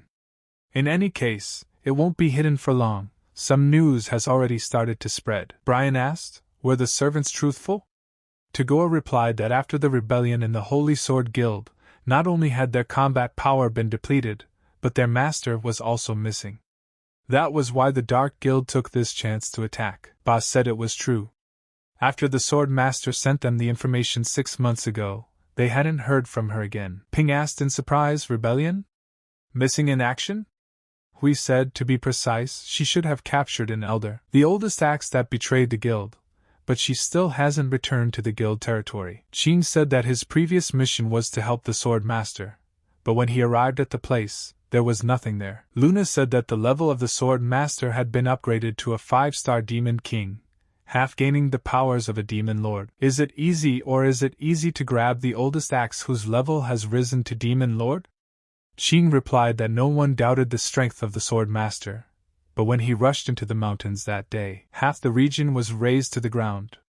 It is hard to imagine what a terrifying battle they had. Ba said that because the oldest axe got the highest magic weapon, Daisang Dark Axe. All he knows is that a giant axe named Daisang exudes a terrifying resentment, and his strength is so great that an elder can make up for the gap in strength between him and a sword master. Brian said that he looked at all the S-rank weapons forged by the Dwarf Kingdom, and he couldn't find an axe that matched their description. He thinks it's also a masterpiece of the Dark Guild. Ping said that he still couldn't figure out who this elder was. And why did he betray the Holy Sword Guild? Bears replied that the head of the guild is the Sword Master. She has 5 elders under her to help her with various matters and guide her apprentices. The person beside him is Elder Ba, the Sword Elder in charge of the sword art. There are 4 other elders, the oldest dagger, the oldest spear, the oldest shield, and the oldest axe. But since eldest axe betrayed the guild and rebelled, eldest dagger and eldest spear were brutally killed by him. Ba said that the shield elder later died in the battle with the demon pillar, so now he was the only elder in the guild left alive. And during the rebellion, many took this chance to betray them, including his precious son, Shaji Teres. Ping asked surprised, is that a centaur wielding a sword? Is the centaur really his son? Ba asked the guy, did he meet his son? How is he doing now? And then Ping replied that he was dead. Ba said that it no longer mattered, such was the fate of a traitor. A combination of many factors has caused the Holy Sword Guild to fall on hard times now. He wishes for them to unite to fight against the Dark Guild. Brian said that equipping them with simple weapons would not be a problem. However, there would be problems with A or S rank weapons, due to the lack of sharpening stones. But his father was already thinking of a solution to the situation. Tagore turned to the elder and charged that, like he said, they were not having the best of times right now. So let him ask why they think they can destroy the Dark Guild with their help. Ba replied that it was up to Bears. And he thought he should give up his own guild and go back to being the deputy head of their guild. Bears asked the elder, does he want him to be deputy head? He's afraid it's not right. After all, he has been out of the guild for some time now. Ba replied that if he says that Bears fits, then it does. Cards can be seen as weapons in the same way that daggers and knives can be seen as weapons. They can create a new unit and let Ilif become its elder, the oldest card. Ilif was surprised and asked, she? After all, she is not fit to be an elder of the Holy Sword Guild. Ba said that as long as Bears agreed, he would guarantee that everything would go smoothly. The guild's resources will be used as he wishes, and even he will obey his orders. Hui turned to Mr. Bears and said that the elder was indeed sincere in his intentions. The position of deputy head means that they will have 10,000 people under their leadership. Bears asked Ping what he thought. With the glory of the Holy Sword Guild, wouldn't card skills spread faster? Ping asked Bears, is he asking him for advice? There's a saying in his hometown that it's much easier to become a top manager in a big company than to start your own. However, those who are more ambitious will prefer to start their own business, so the choice still depends on their personal desires. But in Bear's eyes, Ping was asking him what he thought. What does he think it takes to be someone's assistant to rise to the top? If they have that kind of ambition, he is very disappointed in them. Bears understood that Mr. Ping was trying to help him, but the elder was so stingy that to refuse him directly in such a situation would be a direct disrespect to him. It would offend the entire Holy Sword Guild. Ba told Bears that if he was still dissatisfied, let him feel free to make whatever conditions he wanted. Bears immediately stood up and told the elder that he didn't need to say anything more. And he started his own guild not because he wanted to achieve fame and fortune, but because he wanted to improve his card skills. And as Mr. Ping can see, his will is firm. Ba asked Bursa, had he thought it over well? But the elder saw that he couldn't feel the aura of this strong man named Pin. Bears must have said that the man had taught him to hide his past. Ping replied that the conditions were so good. And he thought that he could rely on his connections with Bears to learn swordsmanship in the Holy Sword Guild. Bears said that although he refuses to return to the guild, let them not worry. He will take the responsibility of destroying the Dark Guild. Their guild will support them. Ba said he understood. Then their guild would recognize his legitimacy. He wanted to kill two birds with one stone, the elder thought, not only to get Bears back into their guild, but also to get those cards. And it looks like he needs to go south himself to find out what hidden power is behind this little southern country. Pin decided to say that his Uncle Bears was very brave. Bears said that the most important thing is that Mr. Pin is satisfied. Ilif supported and also said that she would work hard. Ba turned to Prince Brian, wondering what he was wondering when the king would return from his recluse. Providing high-ranked weapons could greatly increase their combat power. Brian replied that he couldn't commit them to the details, but the shortage of sharpening stones is a big problem. The whole kingdom can't find a suitable replacement. Aristotle's kingdom refuses to cooperate, so his father conducts research in seclusion. Did Mr. Tagore appeal to Mr. Tagore? Could he enchant weapons and people? Tagore replied that although he was taking a neutral stance, if he just cast spells for them, it wouldn't be much of a problem. Ba listened to everyone and said that this time it was time to talk about their plan.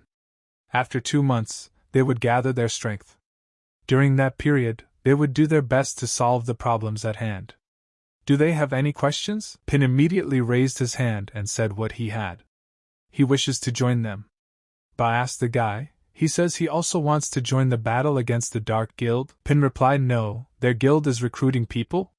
He wants to join them to learn how to wield a sword. Even though he's been idle for a long time, it's not too late to start studying again, right? Bears asked Ping, is he joking? Ilif asked him if he wished to learn the art of wielding a sword. Ping replied that the princess wants that. That is something you should ask her, and that's when Bears said he wouldn't dare. Their plan makes sense. Ba replied that there was no problem, but there are many kinds of sword arts. He would like to know what his magic level is. Pin thought for a moment, and replied that he had previously taken the test. And it seems to be very low. He's not very good at magic. We said that if he was bad at magic, he wouldn't have the ability to use the magic sword that Elder Bao would teach him. Ping asked, isn't there a normal sword art that doesn't require magical power? Ba replied that of course there is, but only one man has mastered the art. It is their head, the master of the sword. If he found her, she would surely teach him. Bears said that indeed, that the only one capable of training them, Mr. Pin, is a sword master. Pin cried and said that he understood what they were trying to say. He realized in his head that the sword master was missing. How could she teach him? Surely they must think he's not worthy to be trained in their guild, so they refused to help him. Tagore thought for a moment, and asked them to wait for 1 minute. He immediately took the ink and scribbled something in the book. He said that he happened to have written down some spells for swordsmanship, so maybe they could help them. Pin was surprised and asked, really? How do you use them?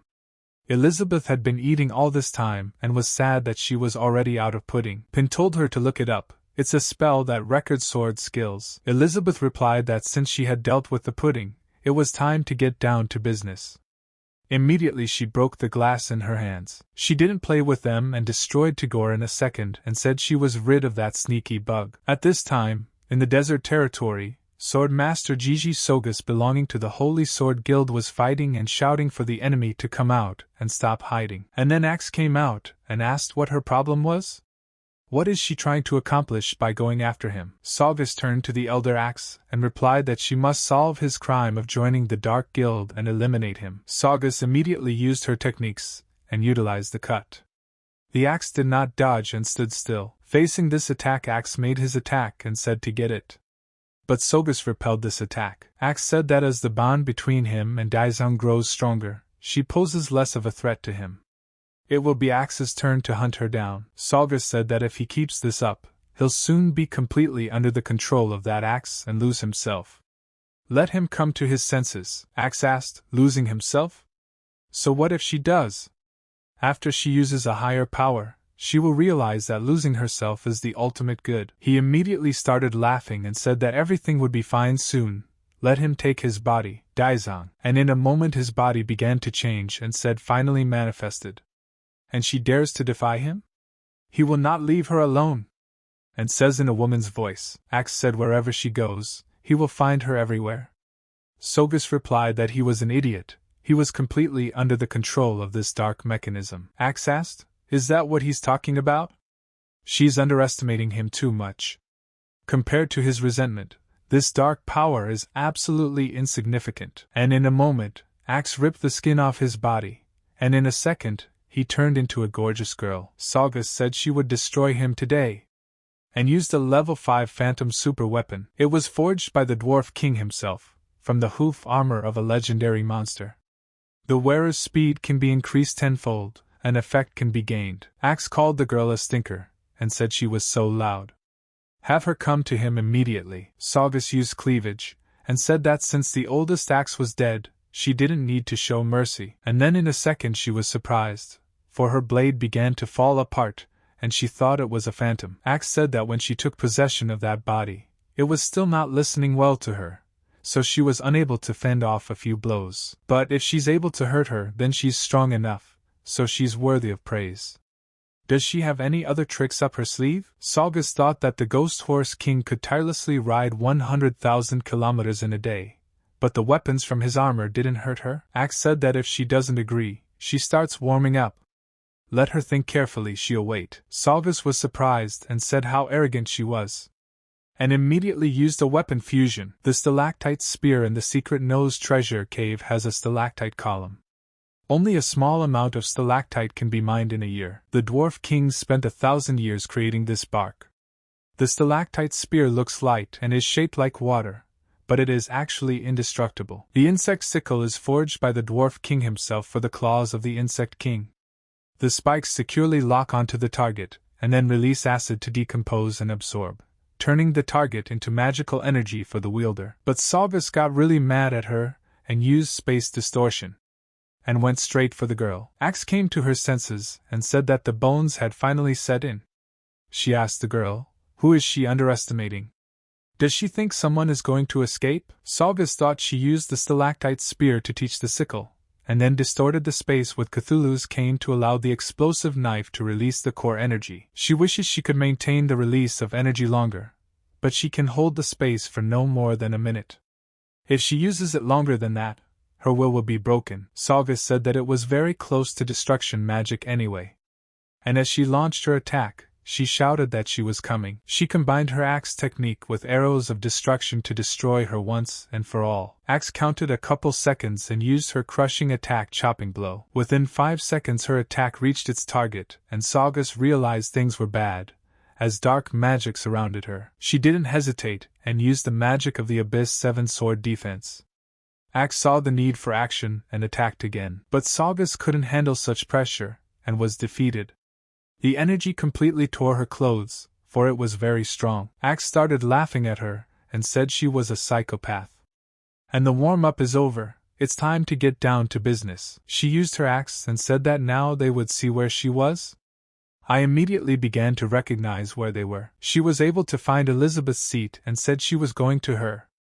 At this time Elizabeth lay down on the couch and began to rest. She said there's nothing better than coming home, turning on the air conditioning and eating chips while watching TV. She really should leave all this world domination stuff to him. Pin said that he feels physically and mentally exhausted after every time he goes out into the outside world. World domination is clearly not for him. Elizabeth said no, what they had agreed on had to be done. Let him not worry, she would help him. Pin asked surprised, would it help him?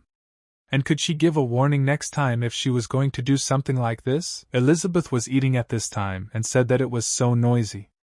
And then Elder Boss said for everyone to be on their guard. Everyone immediately grabbed their weapons and began to defend themselves. While Qin showed his strength, and saw that this was all that was left of his sword. Brian was drinking at this point, and thinking how messed up everything was. And he just rather enjoyed the spectacle. Bears immediately stood up and told everyone to calm down and listen to him. He asked Peanut to explain what had happened. Elizabeth said that with their level, it wasn't surprising that they had fallen under the influence of the Dark Guild. Pin asked what was she talking about. Elizabeth replied that everyone should be careful. She immediately used her scattering powers. It showed the true nature of this man who soon turned into something horrible. Ba asked in surprise, "Is it a parasite?" But the creature was looking for someone to attack and chose Pina. It immediately pounced on him, but Pin was confused and stood still, for he did not know what to do. Elizabeth saw all of this, and with a motion of her finger, she crushed it. Hui said that even the body was a spell. Luna said, "It turns out even a big shot like Tagore-san has joined the Dark Guild." Anna replied that more and more people were taking the side of the Dark Guild, and they could avoid detection with the sword sense with their advanced techniques. Elizabeth said that however this technique is different from the dark mechanisms. If they let him cast a spell on them, wouldn't this place turn into a huge breeding ground for vermin? That's really stupid. Pin tried to come to his senses and thought, was it a parasite? If he had been bitten, it would definitely hurt. Ba wondered how she had discovered the parasite. Elizabeth replied that it was none of their business. Ba began to laugh and said that although they had weakened, they were still not to be neglected. Bears thought that was a bad thing. An elder becomes sensitive when it comes to his pride. If he doesn't know who Mr. Ping and the Demon Queen are, he would definitely consider them to be beneath him in status. Bears turned to him and asked if he could explain. Pin replied that although they were asking him, he had not yet figured it out himself. Elizabeth grabbed Pina and said it was past discussion time. It was time for afternoon tea, to go home. Pin shouted to Uncle Bears that they would see each other next time. Bears thought that if Pin didn't explain himself thoroughly, this stingy elder would give him a lot of trouble. Elizabeth asked, "Are they done?" And in a moment Bears himself didn't realize how quickly he'd closed his mouth. Ba turned to Hui and told him to follow him. They head south to investigate. Pin once again told Elizabeth to at least give him advance warning next time so he'd be mentally prepared. Elizabeth thought it was worth noting two details. First, that guy's monocle can pick up the magic of others. He's probably made from the Jimji clan, but it doesn't matter. Amelia has destroyed the Dark Guild's base, and the source of that contagion is gone. The rest are simply left for Pin to play out in his adventure. Ping said that magic really scared him. He hopes he doesn't have those things in his backyard. Elizabeth, how could she sense that he's a bad guy? Can she teach him that too? But abruptly he didn't want to and told her to forget. Surely that would require magical power, right? He has no talent for it. Elizabeth thought that monocle doesn't study magical energy when it's used. So if he wasn't as strong as she was, he wouldn't be able to detect it under normal circumstances. But in Elizabeth Pin's eyes, tell her to admit that he's better than her. Let her say it already. She thought he was asking her this on purpose to take the opportunity to sell her, the Demon Queen. She told the guy that it wasn't worth her attention. Pin asked what should he do now? Is it really enough for him to just swing his sword 1,000 times a day? He has to learn a few sword techniques, right? But the Holy Sword Guild refused to accept him, so why not teach him? Elizabeth replied that no. He must honor the agreement. Certain conditions must be met before he can rule the world. First, he can only rule the world through the art of sword wielding and magic.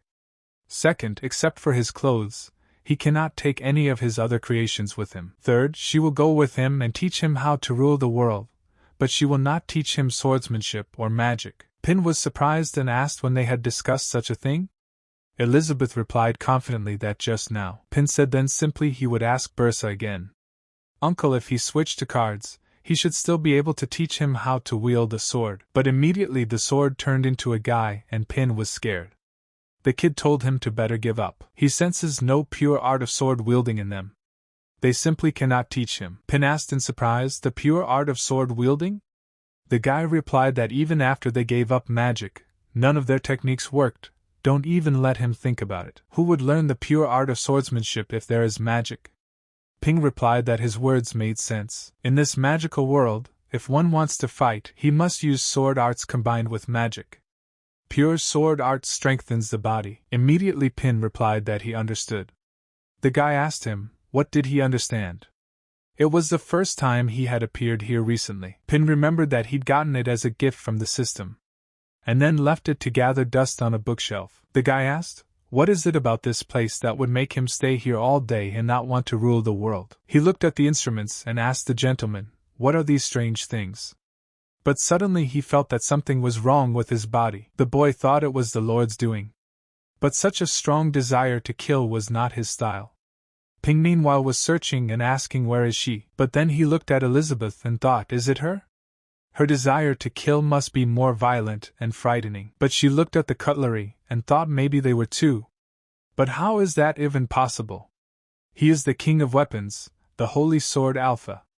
Some simple knife. And then Pin shouted out what he had found. The guy got really scared and said he didn't want to stay here. Pin turned around and saw only a trace of dust and asked what was that? He had finally found it. It was a book called Tai Chi Sword. He thought it was useless and just threw it on the shelf. He didn't expect it to be of any use to him. He said that there are a total of 13 Tai Chi sword movements that seem quite simple and can be mastered by both old men and women. It doesn't require magic, but can they be used in combat? Elizabeth said that after so many chips, something made her drowsy. Ping turned to the girl and said that he had found a sword manual. Elizabeth declined, and said to let him help himself somehow. She wished to lie down for a while. Pin said he would then go find Alpha and practice with him. He immediately went to look for the guy. Elizabeth thought that he wouldn't be able to figure out how to master the art of wielding a sword on his own. She'll just let him practice slowly, and when he doesn't understand what to do next, she'll give him hints and suggestions. This is the only way she can emphasize her superiority. Pin went outside and started looking for Alpha. He saw the sword standing in a tree and thought, "Why is it a sword again?" He started threatening him. If he ignored him, he would take that as his agreement and start practicing right away. Pin opened the book in front of him, and taking his sword said he was ready to begin the first move. And began to say that the first movement is called Dragonfly, touches the water. At this time, 300 kilometers away, an unidentified object landed on this planet. It was an immortal toad, and is the level of a 3-star demon king. He immediately used the acid blood mist technique, and in a moment Axe appeared out of the blue and said that once she finished him off, the others would obediently surrender as well. She didn't stop there and struck with her foot. The frog had no time to react and was badly injured. Axe said that there were so many high-level monsters here that she made them her watchdogs. No wonder she hid so well. She said her peaceful days were coming to an end. But then someone used a soundproof energy barrier in the attack. Axe saw something and said, "Here comes a worthy opponent." In a moment a dog appeared in front of her and started barking. Frog said that since his dear older brother had joined the battle, she was retreating. Axe told the dog if he didn't want to die, have him get out of her way immediately. Doggy said it was using System Restore. It's not on the white list, and the risk level is too high. The doggy showed refusal and said he would not interfere with his master's life. According to this law, now he will start destroying this person. The level of defense is raised to the 3rd level. He immediately removed his gear and attacked with a rain of missiles, and released them so fast that the girl didn't have time to notice. At this time, Ping didn't even realize it, and continued practicing in his book. Pin wiped the sweat off his face and said that he had finally learned everything. It wasn't that hard. But suddenly Alpha showed up and decided to show himself. Ping asked if he had finally decided to show himself. Just then, Alpha said he recovered. Pin replied that it was about time. He needs advice on his sword technique. Alpha asked, "Sword technique? What?"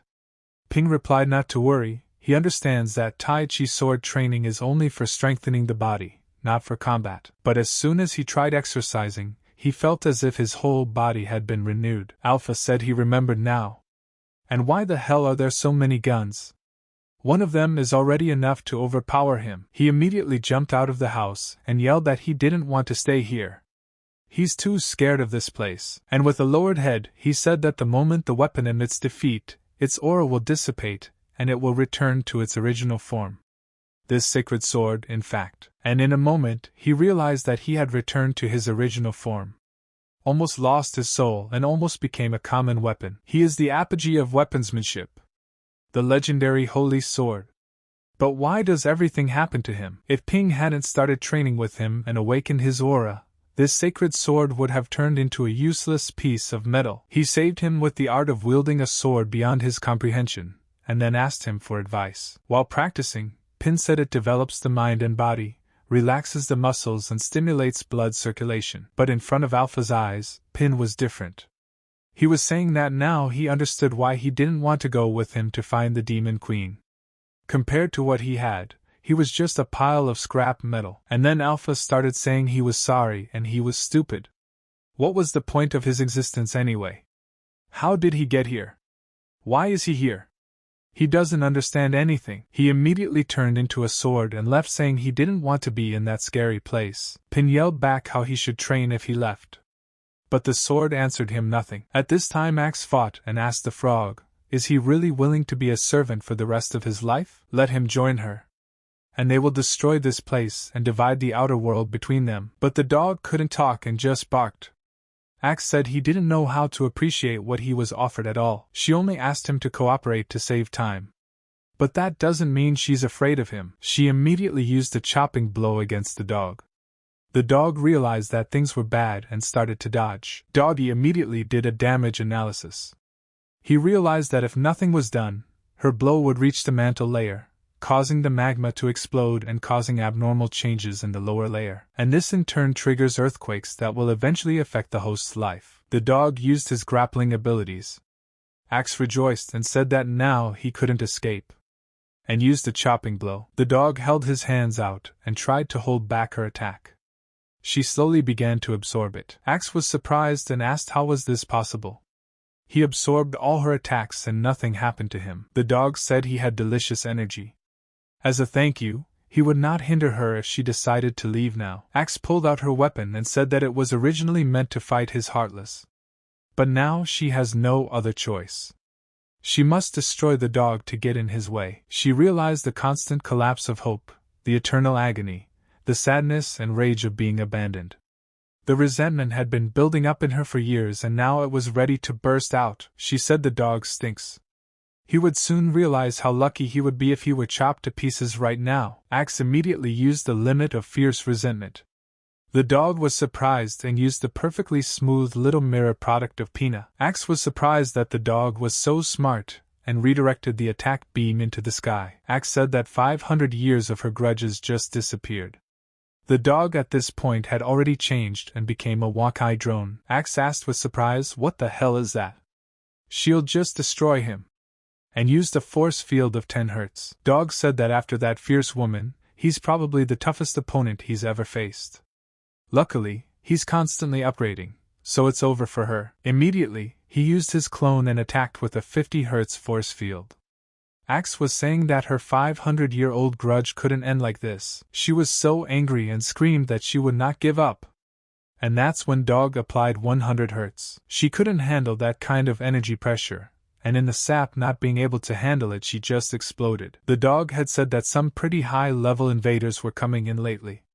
Looks like he'll have to go back and rummage through the trash, pick up some materials discarded by his host, and improve them. But at that moment a hand came out of the ground, and the dog was surprised and thought he wasn't dead yet. She used a lucky pendant across the universe, and once every 10 years she rises above the continent of Valor.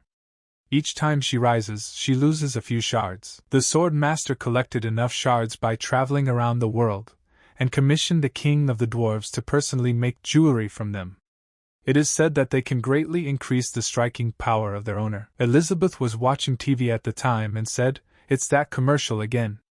I should ask Pina to buy her a subscription to get rid of it." Elizabeth kept gobbling and at one point asked that she was already out of chips, but looking inside she got excited and said there was the tastiest stuff left. She didn't throw it away and with her fingers she started going over everything and savoring the flavor. Letting her saliva drool, she said it was bliss. The flavor of chunky chips and lots of seasoning is truly magnificent. She decided to stand up and said it was almost time. Pin is probably suffering from his sword training right now, but it's necessary. She had to go through a hell of a lot of training before she could master the art of wielding a sword. She thought that, and just at the exact moment when he wouldn't remember what to do and would be ready to give up, she shows up to help him. Come to think of it, she really is stronger, isn't she? Elizabeth asked the guy. He's not fooling around, is he? How's the training going? She came to check on him, but Pin gave them the finger and told her to be quiet. Elizabeth asked, did she tell him to practice? Why is he sitting cross-legged? But Pin just ignored her. Elizabeth got angry and said she was talking to him. She said she realized, it sounds like he failed and feels bad about it, so he doesn't want to talk about it. Is she right? Well, it doesn't matter, she changed her mind. As long as he bows his head to her and asks for his help, she is willing to teach him a few tricks. She promises that once he's mastered them, he'll be able to behave freely in the outside world. So Pin came to his senses and asked Elizabeth, did she say something? May she forgive him, he had just finished meditating. Elizabeth said that's it. And he seems to think he has succeeded in his practice? Let him be deceived, he must learn to wield the sword, and this meditation is pointless. Ping immediately pointed the stick at her and asked, what do you mean meaningless? These exercises develop the mind and body. While she was enjoying chips and watching TV, he had already mastered all 13 techniques. Would she like him to demonstrate them to her? Then she could give him some tips. Elizabeth replied that she would look into it. She figured that since he wanted to make a fool of himself, she wouldn't stop him. After all, he had decided that he had become a swordsman, to practice only chopping and stabbing blows. Ping said that the most important thing in practicing Tai Chi is to stay calm, close your eyes, and then assume the correct posture. Pin immediately started demonstrating and said that the first movement of the dragonfly touches the water. Elizabeth was surprised. After all, he had achieved such power with just one move. Well, after all, he is a legendary hero. But she doesn't feel threatened by it at all, where to do the deadly force of the sword's movements. Then Pin started to show a second movement called wind-swaying willows. The third movement is a swallow catching insects. The fourth movement is the wind-swirling lotus leaves. And the fifth movement is dust in the wind. And then Elizabeth said that his power had changed, and then Pin said it was time to change his pose. And then moved to the sixth movement, a sudden roll of thunder. Elizabeth was shocked and thought, how could he reach such a level in such a short time? He must be suppressed. She immediately told the guy that wasn't bad and let her help him. Pin continued, and in the seventh movement when the blue dragon comes out of the water, Elizabeth, seeing the waves, suddenly froze and said, is this really a world-destroying technique? She didn't dwell on it, and said she was calling for the coming of a demonic dragon. Pin didn't stop and unleashed his water dragon to fight Elizabeth's dragon. But suddenly something changed and Elizabeth was very upset. She asked, isn't it absurd that her power has weakened so much? Pin said that one should make one's heart impartial, keep peace, and then all things will change by themselves, and all they have to do is contemplate their return. Only then would they be able to comprehend the truth of Taiji.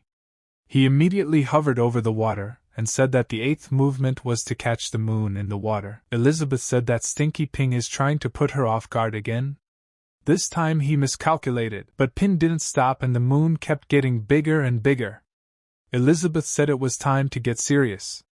Let there be no mercy. She immediately hovered in the air as well, and in a moment she was hit by a barrage of rocks and was very angry. Elizabeth asked the guy, does he want to use gravity to control her? But in a moment she noticed that something had changed. She said that Ping had changed the world again. Ping said that as the movements are perfected, the mind comes to rest and it begins to understand the mysteries of the Tao and nature. Ping did not stop and said that the ninth movement of the meteor was rushing towards the moon. Elizabeth said that each meteor was comparable in power to her destructive magic, and there were so many of them as well. She saw the meteors heading towards her and decided to use the higher demonic form. Elizabeth said it was her fault for looking down on him. But if he thought he could overpower her, he was very much mistaken. She began to move through this world, and like a shooting star cut through all the rocks around her. Elizabeth lost her temper and told him to die. Pin at this time just stood still and watched. Elizabeth said she was the strongest swordsman in history, and used the duality of all things technique. She did her thing and said she was so overwhelmed with the urge to kill him. She didn't really finish him off, did she? And then Pin said that returning to the beginning is called rest, and rest is called returning to the essence. Elizabeth was greatly surprised and asked what it was. Ping replied that the state of mind, then spaciousness, the embodiment of Tai Chi, and the body's closeness to nature. And then came the ninth technique of catching the moon in the water. and immediately I grabbed this ball in my hands. Elizabeth said she was such a fool for being distracted because she was worried about him. And he decided he was going to take that chance. She decided that she would end it already. So she used the technique of releasing all the magical power. Elizabeth came to him and told him not to think he was so great. What he can do, she can do. Ping immediately released the moon and said the final stage, which focuses on mind development and meditation movement without a sword. He said that the 11th movement is the sword of enlightenment. The Tao gives birth to 1, 1 gives birth to 2, 2 gives birth to 3. Elizabeth asked, without a sword? What kind of nonsense is that? Cloning technique, right? Let it be as he wishes. She immediately decided that she would use apocalypse magic. 9 clones of the Demon Queen. She warned that these clones were every bit as powerful as she was. Ping said that the 3 give birth to all beings. All beings carry yin and yang, they are filled with qi and form harmony. Elizabeth asked him, is he backing off? It's too late already. Her sword is faster than the speed of light. And they'll see how he dodges it. Making her attack, Elizabeth saw that the guy had dodged. And then she said that he didn't move at all. That space widened and increased the distance between them. Ping said that when she meditates and becomes one with nature, her mind will naturally open up. Elizabeth insulted him again and asked him what he thought. That just because he surpassed her in speed, there was nothing she could do to him? She said that as long as the target is alive, it can also strike at FTL. Elizabeth said to let her demonstrate the most powerful world-destroying technique strike created by this demon queen. She immediately attacked it with an arrow of destruction. Ping said that the 12th movement 3 gives birth to all creatures. That arrow merged with this world and disappeared in a second. Elizabeth said that the most powerful technique she was proud of was scattered like dust. Descending into the real world, Elizabeth said that the art of swordsmanship she had learned after so much hard training had failed her. Ping said the mind wanders through time and space before finally returning to the beginning where it finds peace. Elizabeth asked him how he could be so nonchalant. Does he still dare to instruct her as well? Or does he want to humiliate her? And then she said she understood. As he said, seeing the vastness of the universe calmed her down. She has forgotten her past and the art of swordsmanship she has learned, has set aside her pride, and asked for his advice. Pin told her to put aside her magic, even her life, regardless of the cost and consequences, just let her put her strength into the will of the sword. Here it was time for the final movement. Elizabeth said that beyond space and time, it was her own movement without the sword. Elizabeth said that within time and space, no matter how strong the blow was, it was no match for the power of his movements, so to kill him, she would need to transcend time and space itself. She thanked him for his advice. And if she uses this technique, sacrificing everything, she'll probably die, right? But it doesn't matter anymore, because after she kills him, life will no longer make sense. It's a good ending for them, but let him remember that the person to defeat him was her, the Demon Queen. Ping said, here comes the last movement. The 13th movement, all is one, one is all. He immediately took her hand and pulled her toward him. Elizabeth didn't understand what he was doing. Elizabeth immediately snuggled against him and Pin snuggled her into his arm.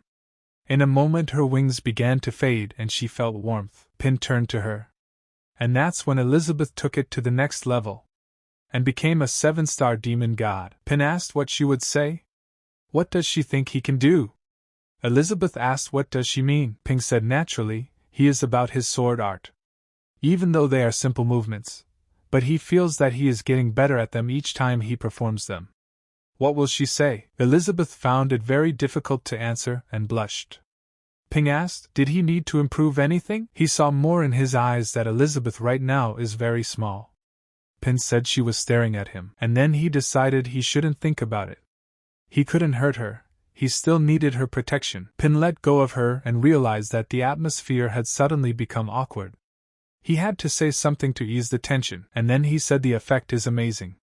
It's all definitely due to Elizabeth's hard work. Though his eyes were closed, he could still clearly feel her guiding him. And then Elizabeth realized that Pin knew that she had a huge difficulty in getting a new level, and had used this idea of sword arts to help her. First he forced her to bear her feelings, put her in a difficult situation, then destroyed her sword for which he sacrificed everything and finally, turn back time, so she can level up 3 times without paying anything, and that's what Tai Chi is. An indescribable and mysterious art. Pin started waving at her and didn't understand why she was silent. Elizabeth realized that she had been too naive. When she got to the demon god's realm, she thought she could catch up with him. She realized that he could have easily overpowered her. But he doesn't want to fight her for fun, and he's not going to destroy the world.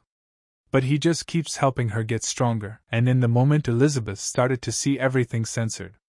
And Pin was saying that she wanted to create the strongest child with him, but was afraid that he was too weak now and couldn't bear him a child. Elizabeth told him to stop looking down on people. Ping asked what she was talking about. Elizabeth saw that he deliberately gives in to her every time.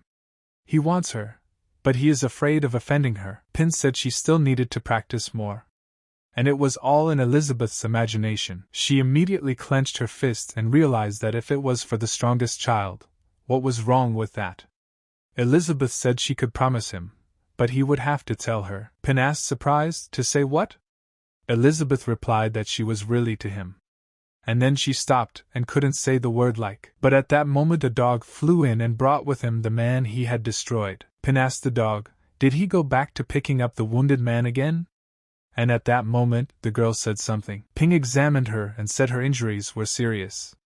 She should be treated immediately. The dog rejoiced, for she heard her master praise her. But she felt that there was a terrifying aura. Did Elizabeth tell the dog that she was picking up people again and dragging them here? Did she forget what she was told? The sword at this time turned into a guy in an empty space and said that he had flown 30 kilometers. The guy said he had just awakened, and the situation was already beyond his comprehension. The hero went against the plot, began to live with the demon queen and entered into an inappropriate relationship with her. So be it. But how can everything this Pin guy creates exert such pressure that can crush him? After all, he is the king of all weapons. In his house, he's just a piece of metal.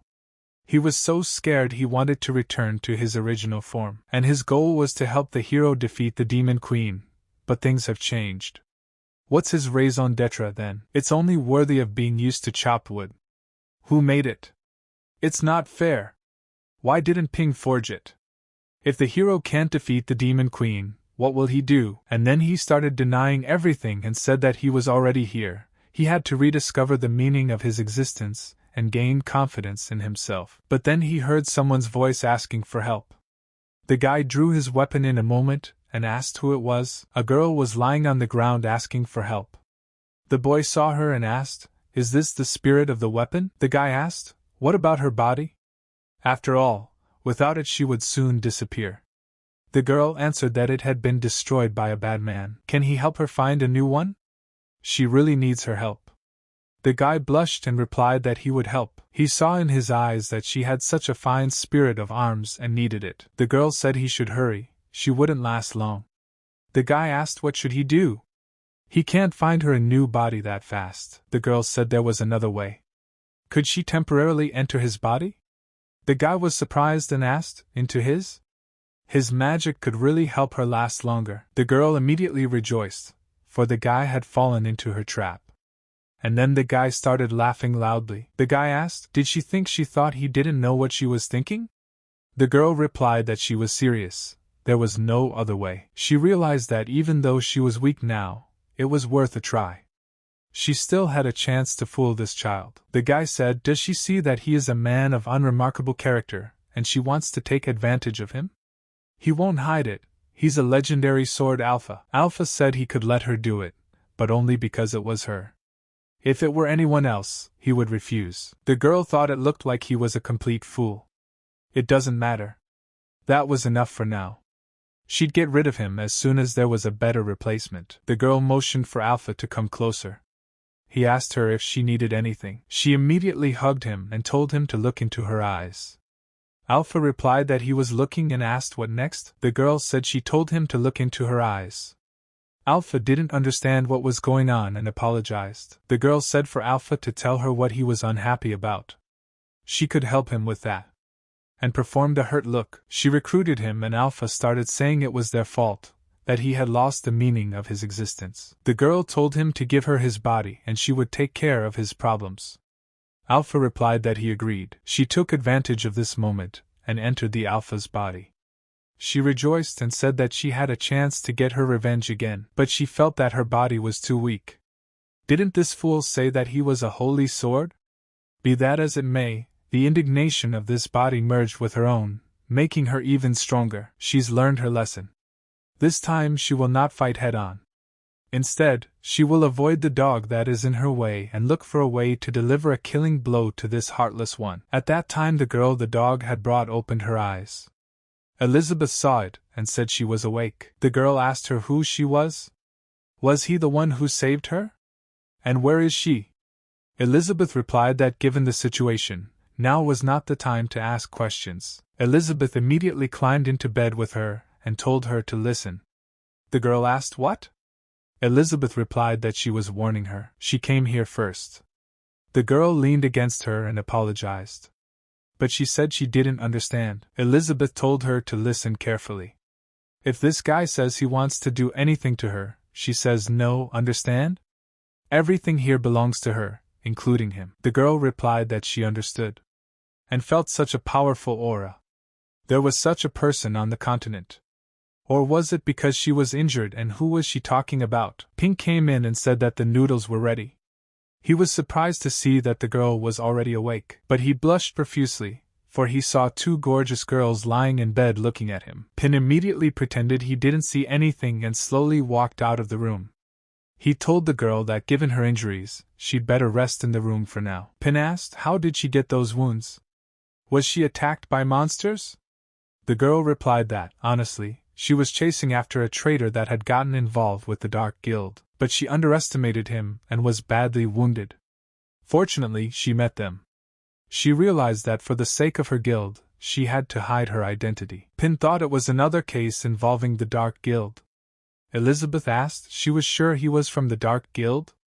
I mean, they had been wiped out recently. She thought, why the hell would so many Dark Guild minions be thrown nearby? What was Amelia doing there? Spank her as soon as he saw her. The girl asked in surprise, has the Dark Guild disappeared? She has been tracking the traitor for 3 months and knows little about the recent events. And her name is Gigi. What's their name? Pin laughed and replied that he completely forgot to introduce himself. He is Pin, and he is trying to become a hero to destroy the Dark Guild. And the girl next to her is called Xiao Bai. They live together. Ji was surprised and asked, live together? Elizabeth asked her what was wrong. Does she have something to say?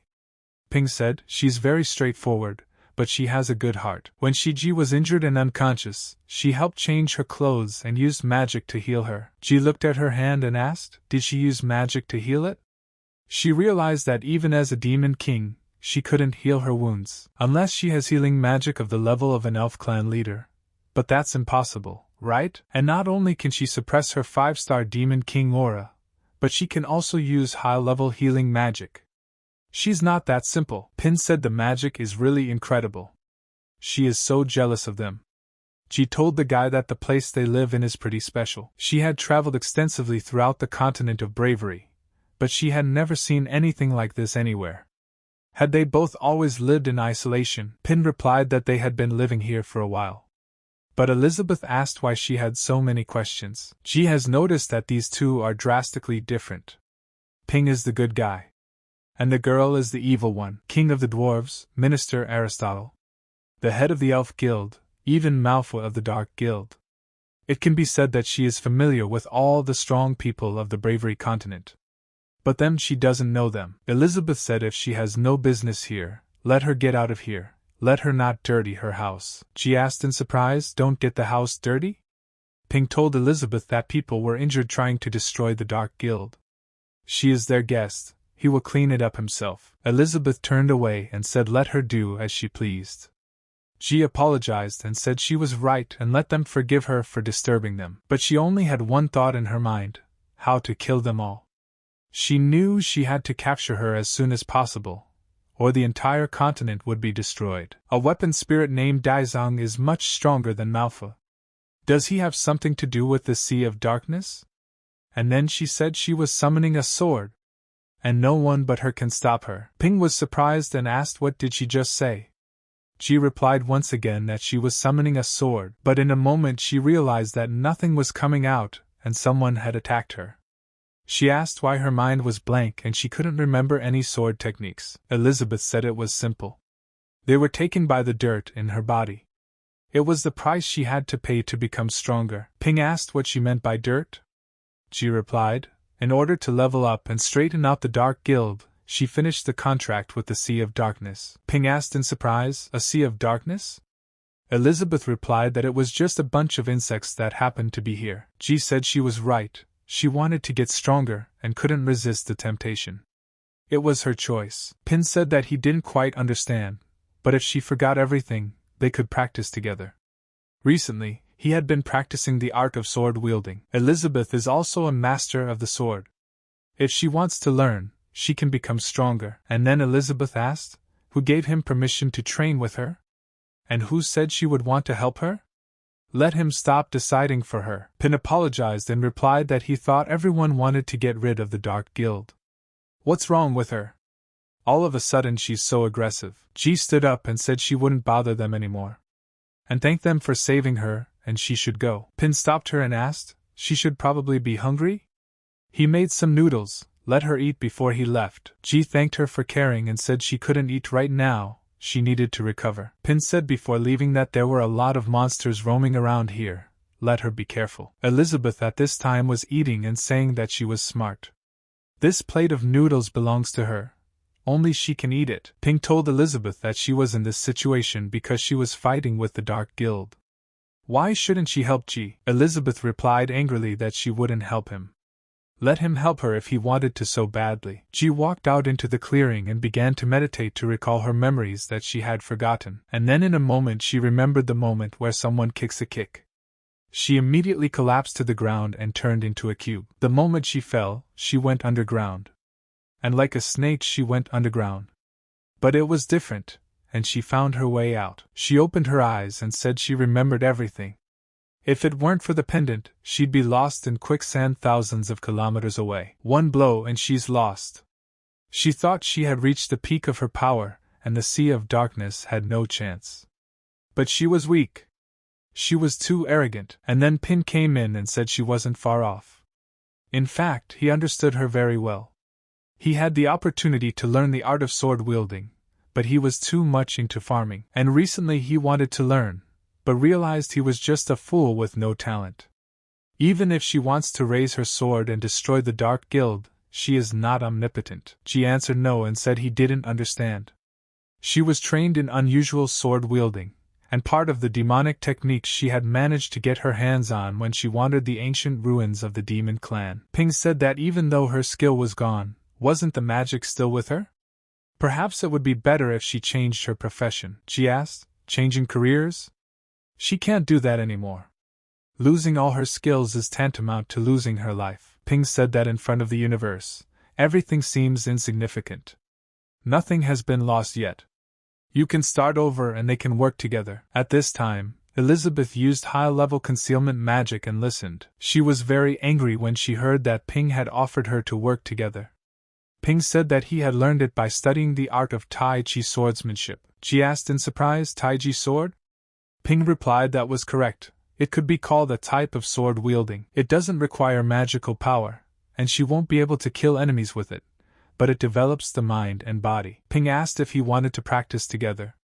Elizabeth heard everything at the time and was jealous. Before her eyes she saw Pin trying to seduce her and get her into bed. Immediately she shouted loudly that there was no way she was going to allow it. Ping heard it and said Elizabeth's voice. She moved to them in a moment and showed herself. Pin asked, did her showing up here really mean she was willing to help? Elizabeth replied that she could do whatever she wanted. He has no right to order her around. Elizabeth asked him, had he forgotten their agreement? Nothing in this house could be given to anyone without her permission. Ping replied that he didn't give anything away. Besides, she ate the noodles. Elizabeth said that everything, including what he has, can only be used for the good of this queen. He understood? Ping replied that he knew and she wanted to help despite her words. She immediately applied a spatial veil and said that Ji would go with her. Ji was surprised out of fear and asked what? At this time, Ping was alone and said that Elizabeth is sharp-tongued but has a good heart. She moved her into Elizabeth's space. Ji opened her eyes and said that this was the same space that could create a person who had advanced to the Demon King level. Elizabeth said she would help her. Ji was surprised and asked how she would help her. Elizabeth replied that she would start by destroying her completely. Immediately she was startled to see the girl's claws. Ji said she didn't do anything to her. Why would she want to kill her? She realized that she had Demon King level strength. Even if she didn't lose her sword techniques, she still wouldn't be able to match her. First she saved her, and now she's trying to kill her. What is she trying to accomplish? Elizabeth told her to just stand still so she wouldn't get hurt too badly. Ji stood up abruptly, and said that there was no way she would just give up. Elizabeth started to attack, but the girl dodged, and the moment she made contact with the ground, her eyes lit up. Ji said that she has the level of a 5-star Demon King. She won't just stand there and wait for her to kill her. Elizabeth said she didn't have time for this nonsense, and released her demonic charms. The enchantment in a moment gripped Ji from all sides and immobilized her. She asked what she wanted to do to her. Let her go. Elizabeth said her mind started to collapse. Ji had been begging all this time for her to let her go. Elizabeth decided to use her charms in a different way, and in a moment was instantly instilled into her body through her mouth. She was completely engulfed by Elizabeth's powers. Even from immobilized she lost her shoes. Elizabeth asked her how did she end up in her space. She held up the worm that had possessed this girl. She asked what was his connection to the Dark Guild. The demon replied that if it wasn't for her. Elizabeth replied that she didn't care, and it didn't matter. And then Ji said that it would live in her body, and she could use it as a source of power that would help her reach the level of Demon King. But every time she shows weakness, she can take something from her. And if her body is destroyed, she will take advantage of her. She knew full well the terms of the contract.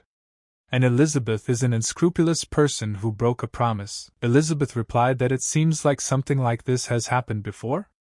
And it wasn't that long ago. 500 years ago, in the Demon Queen's cultivation dungeon, Elizabeth was training and gaining strength. She realized in order to go up against a hero, she must level up to Demon King. And then a voice asked her, did she want to get stronger? He could help her. Elizabeth asked, who is he? And how did he get into her cultivation dungeon? The voice replied that he was Azatam, Lord of the Sea of Darkness. It didn't matter how he had gotten here. All that mattered was that he could help her become stronger. Elizabeth asked if he could help get stronger. How? Azatam replied that it is simple. As long as she accepts his power and allows him to dwell in her body, his power would help her reach the level of Demon King, and she wouldn't have to fear this legendary hero. Elizabeth asked, accepting his power? Azatam showed the star in her eyes and replied that it was right, exactly accept. She immediately stopped him and asked who said she was afraid of a legendary hero? And he is a bug from another space. Azatam said she used him to spy on his sire? And he'll say straight up, as long as she allows him to be in her body, his chaos power will allow her to level up instantly. Her strength will be enough to completely overwhelm him. He won't be able to threaten her at all, right? Elizabeth replied that he just wants to wait for the legendary hero to meet her, and then take that chance to take everything.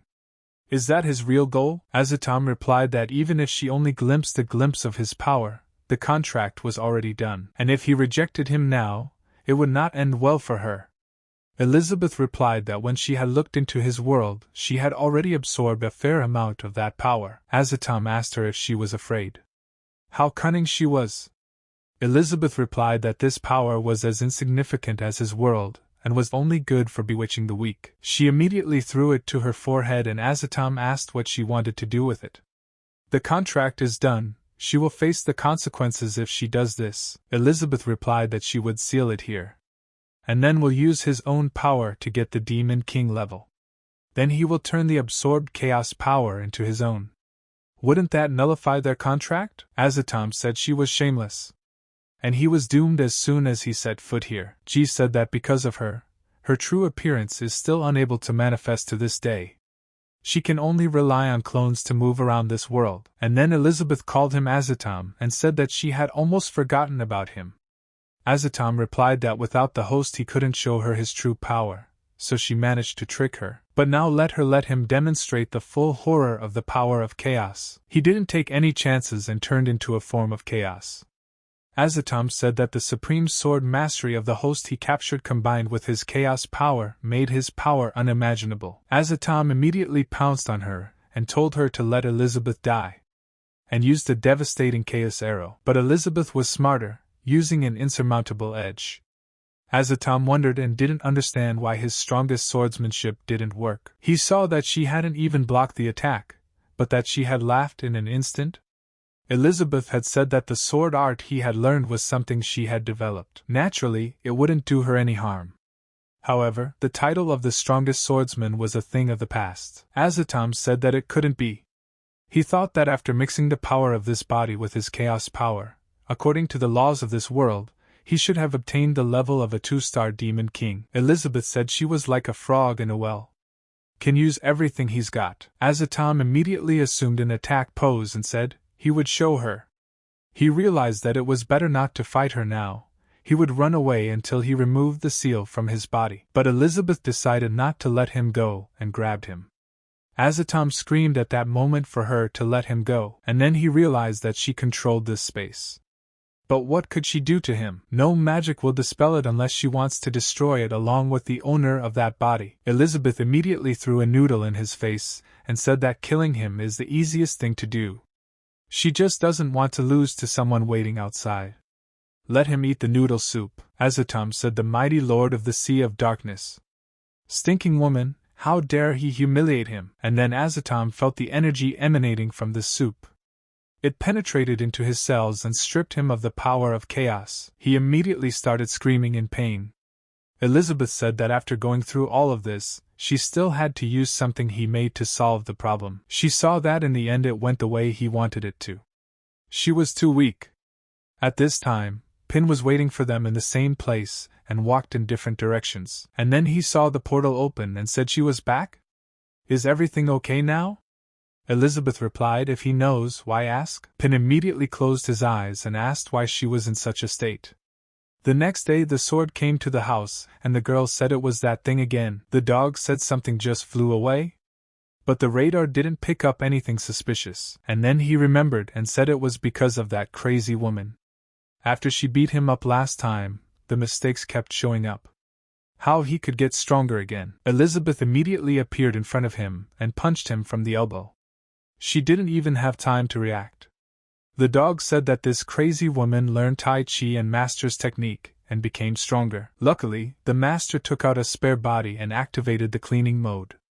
No, the creation of the data cloud must be accelerated, otherwise one day she would destroy the chip. The girl flew in the body of the sword and said that it definitely flew in the other direction. Why is that thing there? She said the target is right on course. It's just that she'll move to avoid meeting him. It's not worth the risk. But she saw the dog again and wondered why he was here. She just decided to wind in circles and get closer to the house. An hour later, she wondered why he was all over the place. He'd actually discovered her a long time ago and was just playing with her, right? She immediately turned into a guy and said that it looked like if she didn't get rid of the watchdog, she wouldn't be able to see that shameless one. She immediately ran and said, he can kill her but not humiliate her. Even if she is on her last breath, she will crawl on the ground to chew a piece off him. The dog immediately did a scan. While the girl was about to pounce on him, he scanned the girl and saw that she was on the white list. Immediately he pulled out a flag and said, welcome home. She stopped in front of him and was surprised, for the dog had done nothing to him, and greeted him. The girl came to the house and crying said that she had finally returned to the place where she was born. She immediately remembered Pin working long hours and making all the tools they would need. Ping played with her like a child and shouted that it was gorgeous. And from now on, she would be called De Zhuang. Zhuang was always running around the house, and with her magic, she helped Ping with the housework. Every day she grew and became more mature. One rainy day Pin was chopping wood and got caught in the rain. Zhuang watched him all the time and made sure he was not hurt. But one day she stayed behind, for he had forgotten his axe. Zhuang was greatly frightened and shouted to her master. But the axe had been lying where Ping had left it all this time. 500 years passed and Zhuang decided to capitalize on the growing resentment. But no one found her. One day, A man was telling demons that they had gotten information about the Holy Sword Guild. How about helping him become stronger? Demons replied that it was the new Dark Guild potion. Let him drink it. The man asked, would he really be able to become stronger? If that spell writer hadn't told him about it, he wouldn't have believed it. He drank the potion without hesitation and began to transform. The man said he could feel a new power flowing into him. But at this moment, there was an axe in the ground beside them that was also transmitting evil energy. And in a moment everything disappeared, and before he knew it, 1 great and 2 ordinary apostles had been killed. Could it be that old guy? But upon seeing the object said that it was made by an axe. Zhuang immediately ordered him to fall on his knees. The man sat down on his knees and asked if he could find out who she was. Zhuang immediately appeared and introduced herself. She asked him, did he want to gain strength? And she could help him. Zhuang said that for 500 years she had been holding a grudge. So why is the first thing she feels when she returns home nostalgic? And then the door opened and Pin said he would go chop wood to make food and let the two of them chat for now. And then seeing the sword he said he was back. Zhuang was greatly surprised and thought that he recognized her. Pin turned to Alpha and said that he had just taken off and disappeared. He was worried about how he would chop wood without him. Zhuang said that it was no wonder that the guy's indignation was so similar to hers. He knew her place. He turned out to be a traitor. He would rather use this broken sword than try to get her back. Ping raised his sword and said that if he continued to ignore him, he would just start. Zhuang immediately felt a very familiar feeling. Pin put down the firewood and asked Alpha why. When he picked it up, he experienced this long-forgotten feeling. Zhuang replied that he was done pretending. And now they would see what he could do. He immediately raised his sword above his head and cut the firewood into pieces. Zhuang cried at that moment and realized that he was a traitor. He would not lose. She immediately felt weak, because 500 years had already passed, and she still could not forget the joy of chopping wood with him. And then Pin asked Alpha, was that the weird sound he just made? But it didn't matter. They were perfect for each other today. Time to have some fun. With each chopping, Zhuang felt weak. And she said that she liked chopping wood with the owner the most. She asked the owner to use Zhuang as much as he wanted. Ping said that he had already made several axes, but he had never had such a feeling when he chopped wood. He could use it just like he used to use Zhuang. It was really very nice. Zhuang immediately told the master that it turned out he had never forgotten her. Now it was all over. Ping said that if the barrier had not disappeared and the outside world had not changed so much, he would have gone to look for Zhuang. This was the last time he would chop wood for her. Zhuang knew that this body was gone, and he would no longer be able to use her for this. Until now, her soul was nourished by resentment, but seeing him again, she can no longer hate him. Now that she has no more resentments, it is time to disappear. She was lucky to be created by him. Zhuang is the happiest person in the world. And he hopes that the next axe will serve him better. Pin told Alpha not to be upset. He would make a real axe later. From now on, he could fulfill his duties as a holy sword and go on adventures with it. He immediately left the sword in the log and, taking some firewood, said that he would now start cooking. And then Alpha appeared and said that they were both doing well, they had made peace. But what about him now? Elizabeth asked the girl how she knew about her swordsmanship. The girl replied that it began more than 100 years ago. At that time, the Dark Guild began to grow, capturing creatures of different races for their experiments. Those who had power defended only themselves. No one dared to fight them. After the Holy Sword Guild was created, she had no choice but to go to the demon realm on her own to gather information. But soon her location was revealed, and the Dark Guild sent a darkness of its apostles after her. At that time, she had just reached the demon sect level. Facing hundreds of apostles, she could only try to escape, and when she ran away in panic, she was pushed into the abyss. When she entered the Demon Queen's cultivation dungeon, to her surprise, she discovered rock paintings surrounded by magma. She was seriously injured and confused when she saw the Demon Queen's swordsmanship that Elizabeth had abandoned while practicing there. Even though it was just a picture, she imitated it, and her understanding of sword art suddenly advanced. She began to absorb energy from the environment. She studied like this for 3 months until the pictures disappeared. Then Pin came and asked what next?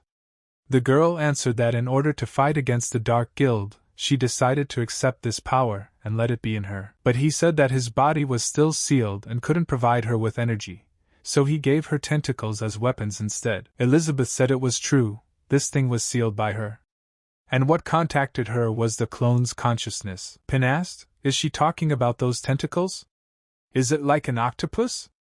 Come to think of it, he hasn't tried it in this world yet. Elizabeth asked if it was tasty. Pin replied that it probably was. He just didn't know what kind of horrible monsters were in their sea. Pin said that they should eat first, he cooked today. And immediately pulled out the lid. A bright light entered the room. The girl was surprised and saw what a colossal amount of energy. It was a hell of a curry. Elizabeth saw the food and said, "It's curry. She just loves it." She immediately started trying it first. After eating a few spoons, she immediately screamed that it was very spicy.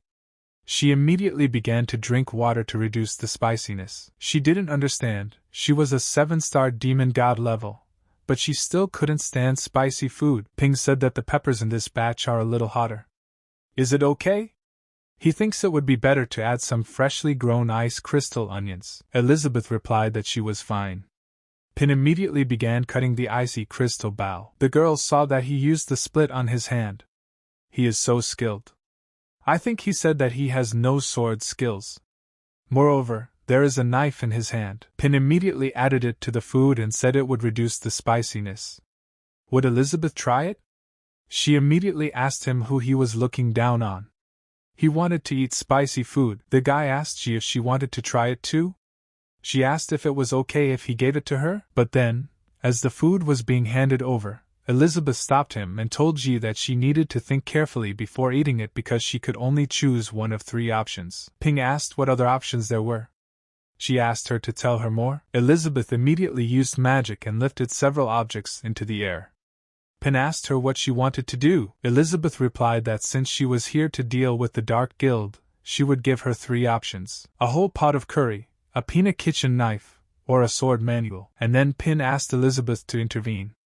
Curry, of course, was no problem, and the book too, he had already learned all the tricks. But he did not say that he wanted to give up the kitchen knife. Elizabeth told him to be quiet. This was her test for her. Such games were not only for him, she wanted to play too. Pin asked what games? And everything is fine, since she is the queen of demons and has the last word. She immediately understood and said that this is it. Now it is being tested by 2 legendary figures, and the answer is hidden in their conversation. This curry pot exudes a huge amount of magical energy. As for the knife, all S-rank weapons pale in comparison, and the so-called sword master seems to be a joke compared to it. The legendary hero just demonstrated this to her personally, and also hinted that he doesn't want to give her this knife because he knows that she doesn't know how to use it at all, and he warned her not to overestimate her abilities. She realized that she could not choose either curry or a kitchen knife, so that leaves only this incomprehensible sword manual. She told Elizabeth that she was choosing a book on swordsmanship, but suddenly someone entered the room by knocking down the door. Pin was surprised and asked, "Alpha?" Elizabeth asked, "What is this idiot doing?" Alpha screamed that he was so angry that he was going to kill them all. She understood that this feeling could not be confused with anything else. It was Daiji. He must have known that she wasn't dead yet, so he followed her here.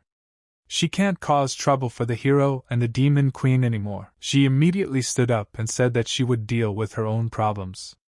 Let the hero lend her a kitchen knife. Taking the knife, she felt what a powerful pressure. There is a whole space hidden in this knife, but she couldn't cope with it, and in a second she was exhausted from such a strong energy of the knife. Alpha asked what he was doing.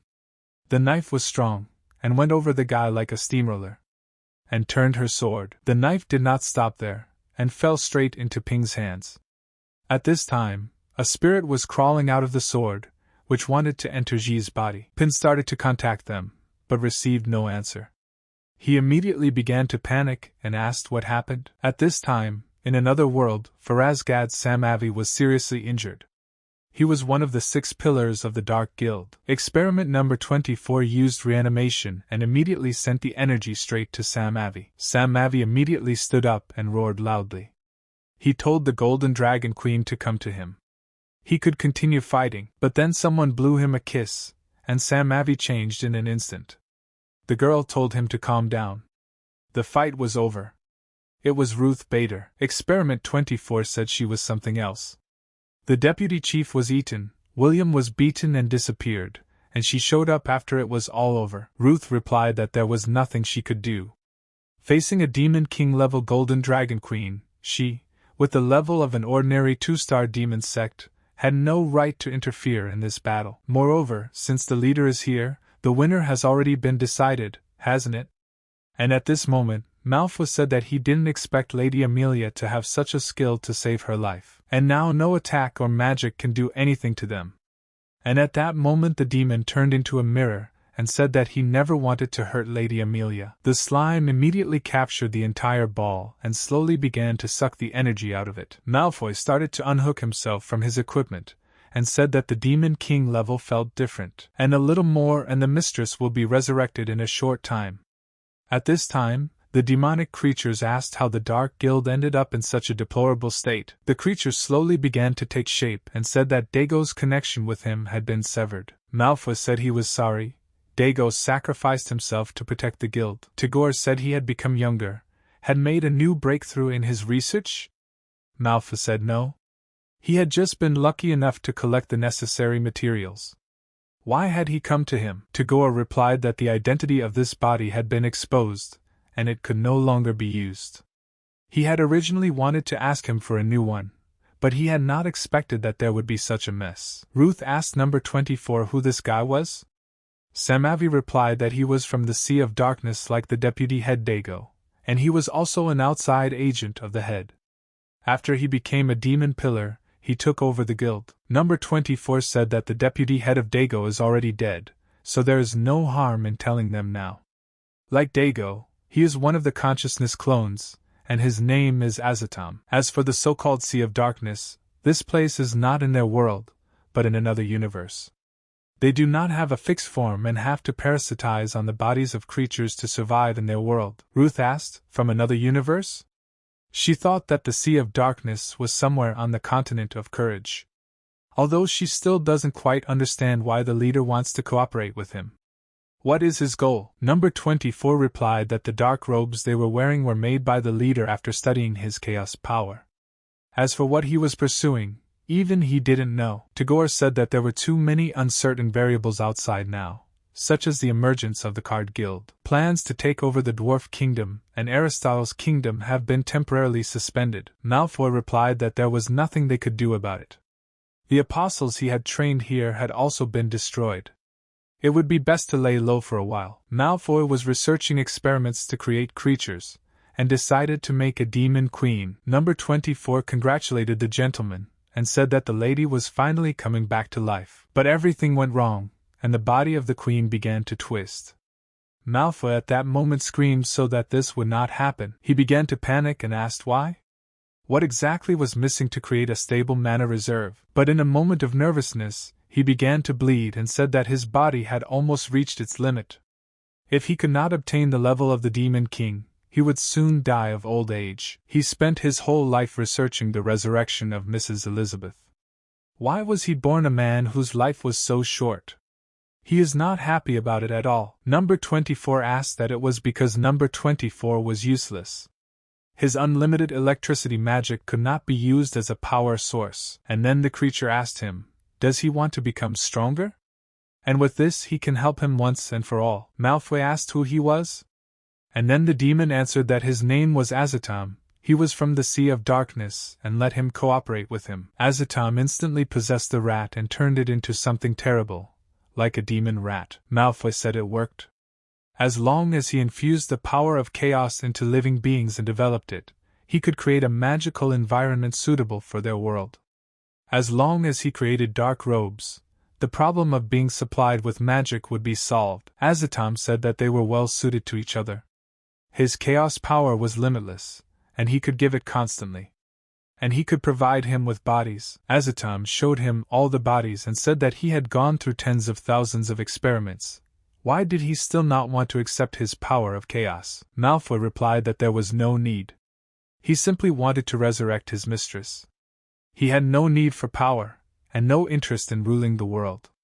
In any case, the deal was made. He gives him the power of chaos, and he creates an environment through which he can use the power in this world.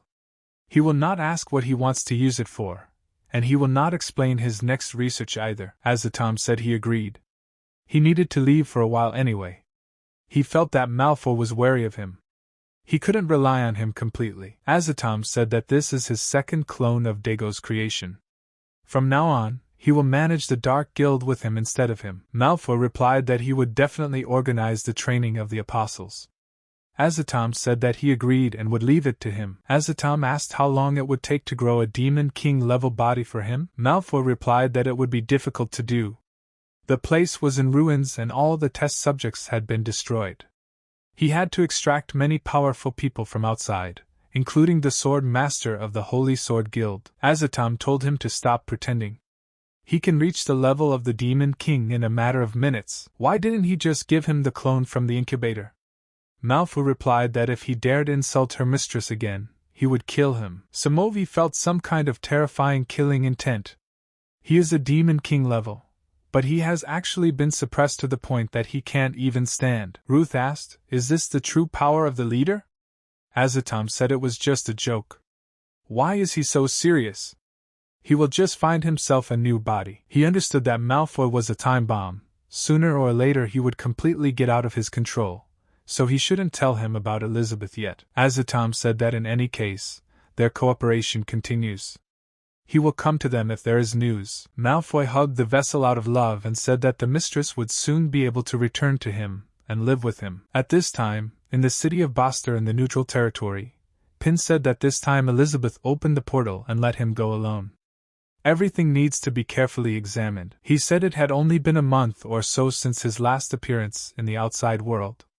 Why was the entire city being rebuilt? He came to the church and said that it was time to check Anya's psychological state.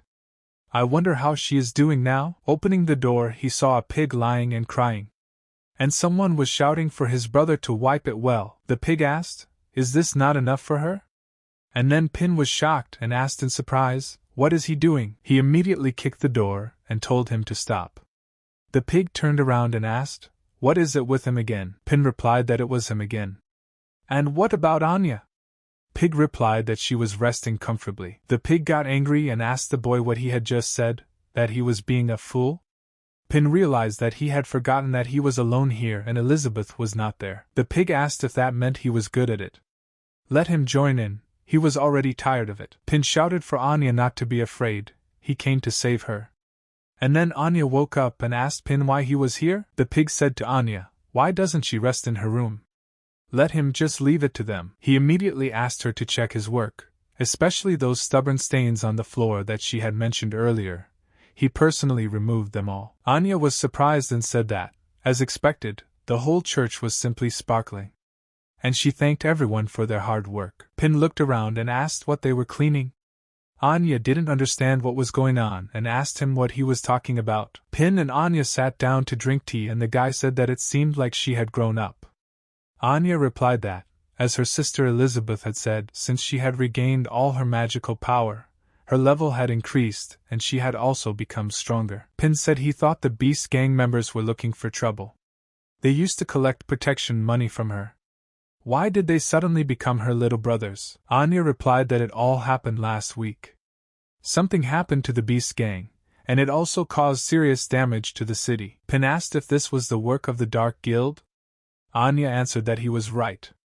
Everyone was shouting that day for everyone to run away, because the leader of the beasts became an apostle. The pig turned to him and told him to wake up. It was him, his beloved brother. Azatom was watching at this time and saying that it was easier for orcs to gain the power of the pillar demons than for humans and elves. But it is extremely difficult to preserve the mind.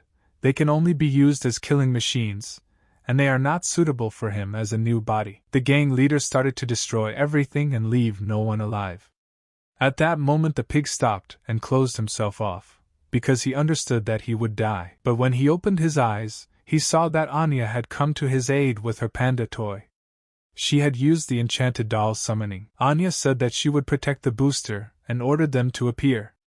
And the team of enchanted dolls appeared. They immediately all attacked the leader of the gang and destroyed him from all sides, winning the victory. They did not spare him, and began to tear him apart from all sides.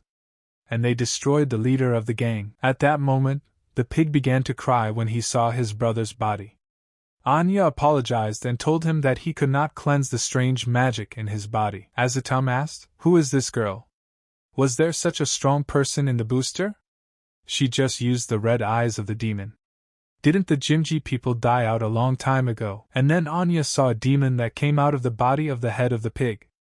And in a moment it deteriorated, and she thought that someone had just been there. Pin said that these dark mechanisms alone can confirm that there is a dark guild behind all of this. Anya replied that it was true, but before that mysterious man disappeared, she felt the same magic that was contained in her eyes, so perhaps capturing him would give her the key to her lost memories. Pin told her to relax and her memories would definitely come back.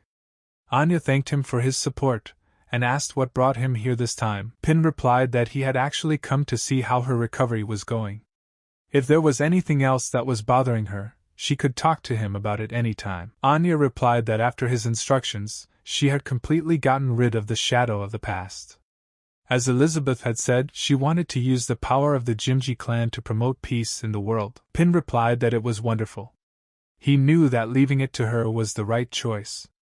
Anya asked, "Leave it to her?" Pin replied that she was embarrassed to say this. Elizabeth didn't care about the outside world right now, so he should be the one to direct the situation in the right direction. If he, the so-called legendary hero, had actually had to act, he could have ruined everything. Anya asked her brother Pin what he wanted to say, and then Pin showed that this world was too weak compared to him. They mortals can't even deal with the Dark Guild.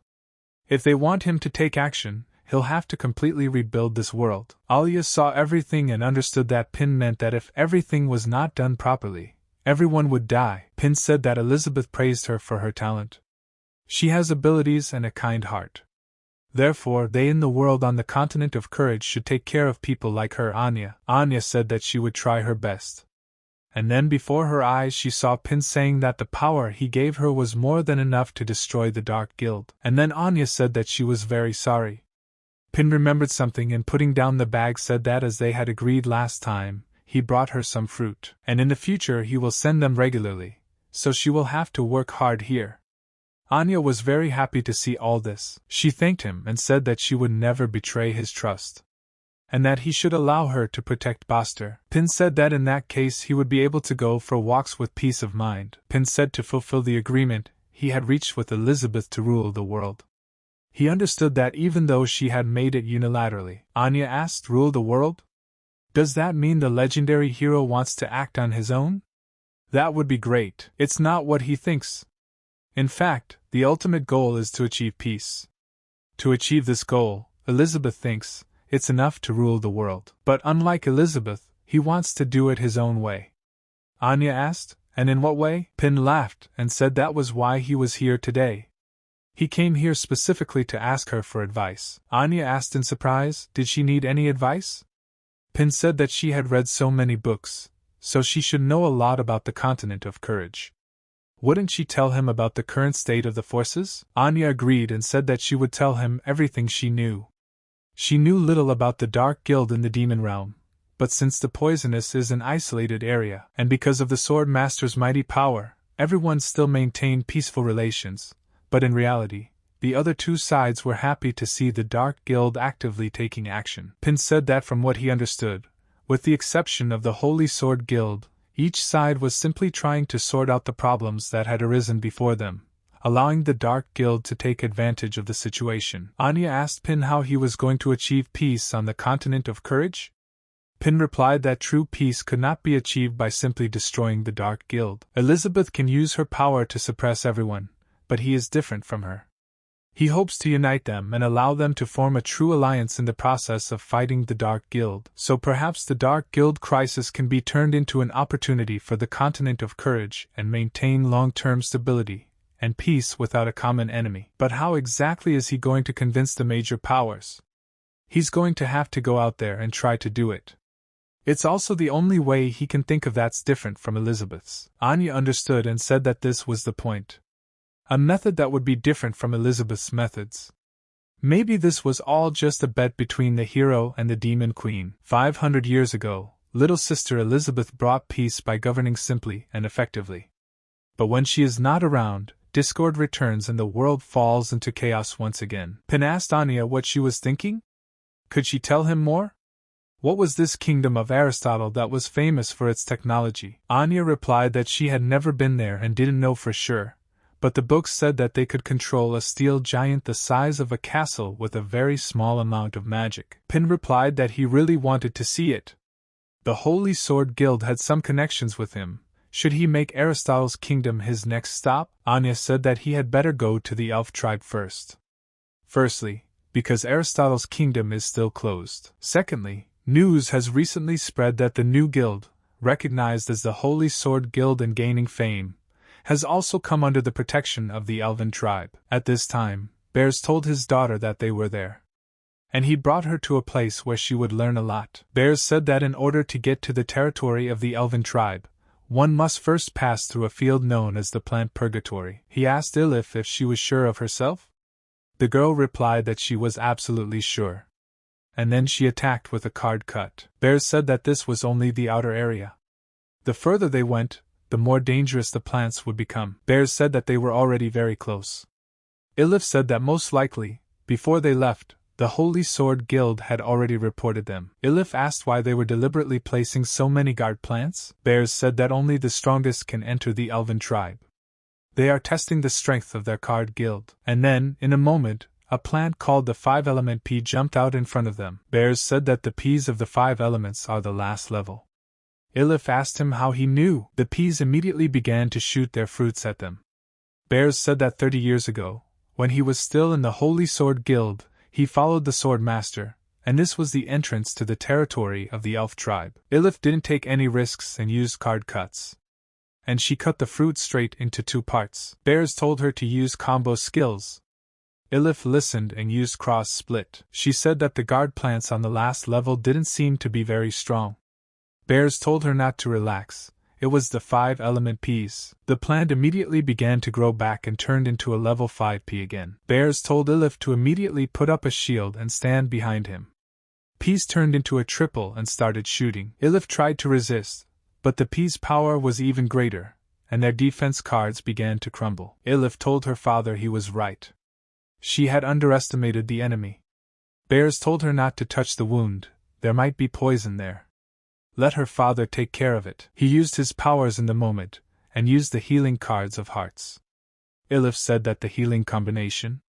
His skills improved again. Bears told her to go to a safe place and rest. Let him take care of the rest.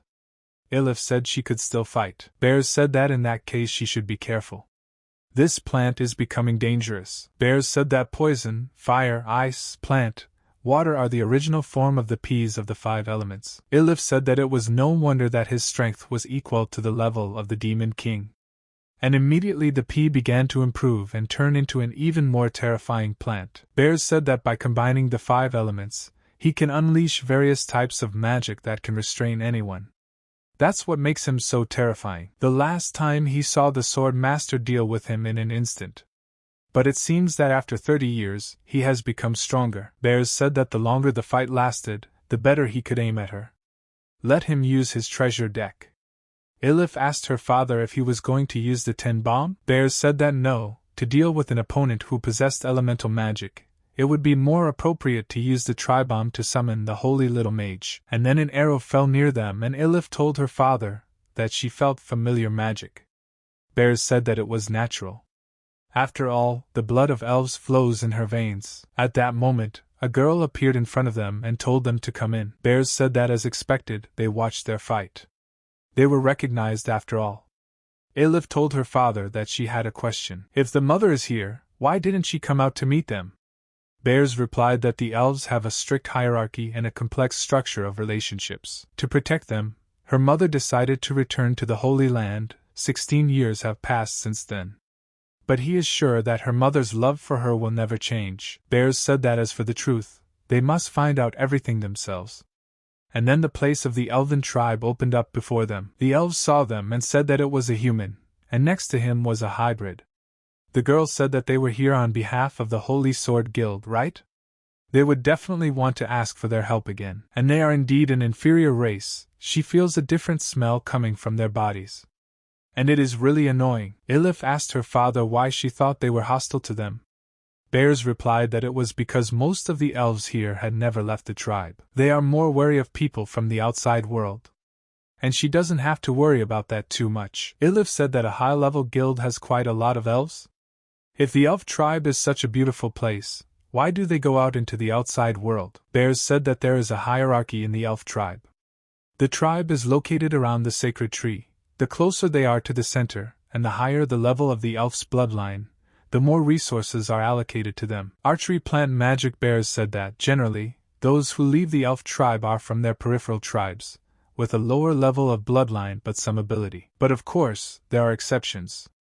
Elif became curious and asked, what other exceptions? And then a girl on an animal appeared before them and said that she was Blanchett, the great commander of this tribe, and she will lead them to the Holy Land. Let them follow him. Elif said that she is so cool and majestic. Bears said that the further she goes, the more careful she must be. And perhaps her mother is waiting for them on the Holy Land. Blanchett was heading to the point, and Elif was telling her father that these trees were paving the way for them. Bears said it was a defensive barrier. If there were no high-level elves nearby to show the way, they would trap intruders in the forest labyrinth. Arriving at the place, Elif was surprised by the beauty. Bears said that this is it. This is the place where it all began. 30 years ago, Bears came to this place and was a member of the Holy Sword Guild. But suddenly, a girl shouted at him to get out of the way. She can't control him. Bears immediately dodged and climbed onto the deer in an instant. He told the girl to just calm down, and everything would be fine. Bears said it was a sacred beast that only high-ranking elves had. If she wanted to pay him, she could just borrow it for a ride. The girl said that she was very afraid and that there was no need. She hadn't even learned to ride on a flat surface yet. Bears flew with him into the sky and was surprised. He said that it was not bad for the inner circle of the elven tribe. The girl closed her eyes in fear and told him to hurry up and lower them to the ground. Bears said that she was a high-ranking elf, so why was she so timid? The girl apologized and replied that her father and sisters had told her the same thing. But she was just scared, so she had never learned. Bears told her to look. Her father was looking for her. The girl replied that it was very bad and he should hide. After all, outsiders are not allowed to ride the sacred beast. If her father sees this, he will be punished, even if he is a member of the Holy Sword Guild. Bears started laughing and said that he lied. The girl was surprised and asked how he could lie. Bears replied that she had opened her eyes, hadn't she? Let her look, isn't it wonderful? The girl was very surprised and said that it was so beautiful here. No one had ever brought her here before. Bears said that then they would play more exciting games. The girl asked what kind of games. Bears replied that they could go higher. As he was going up, the girl was scared and told him to slow down. Days and months passed, and they rode together all the time. The girl could already control the animal herself, but one day they looked at each other blushing and decided to perform their first kiss. Bears said that high-ranking elves were negotiating behind closed doors, and they wouldn't show up for 3 to 5 days. So she shouldn't worry about it. The girl answered Brisa that she envied him. The smell coming from him was pure happiness, without a trace of anxiety. She wants to live as freely as he does, and she also wants to go beyond the tribe and see the outside world. Bears asked, what's so hard about it? He'll show her. He just joined the Holy Sword Guild, but he's already become an outstanding newcomer, known as Ironheart Bears. The girl asked, really? He can take her to the outside world, right? Bears replied that of course, but he is a high-ranking elf. Her life in the tribe must be much better than his, right?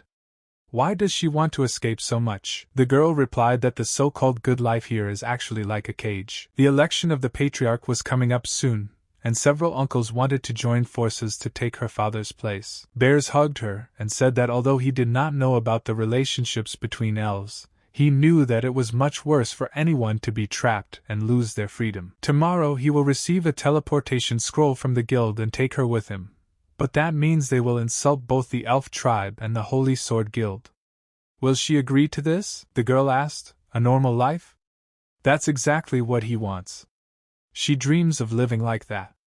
And then they kissed. At the moment of flight they stopped, and saw how the elf disappeared from their field of vision. Bears replied that it was a closed barrier, and they should follow her too.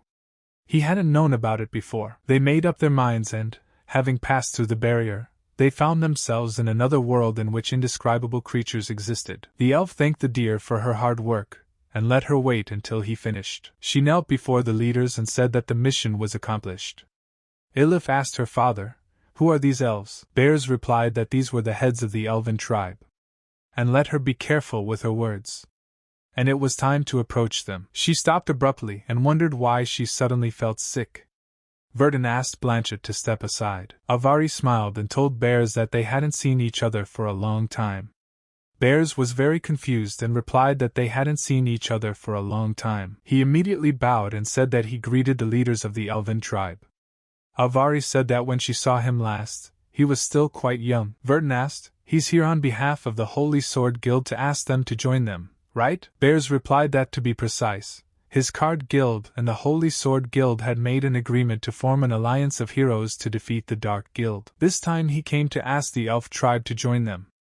Avari laughed and said that the guild he founded and suddenly became famous.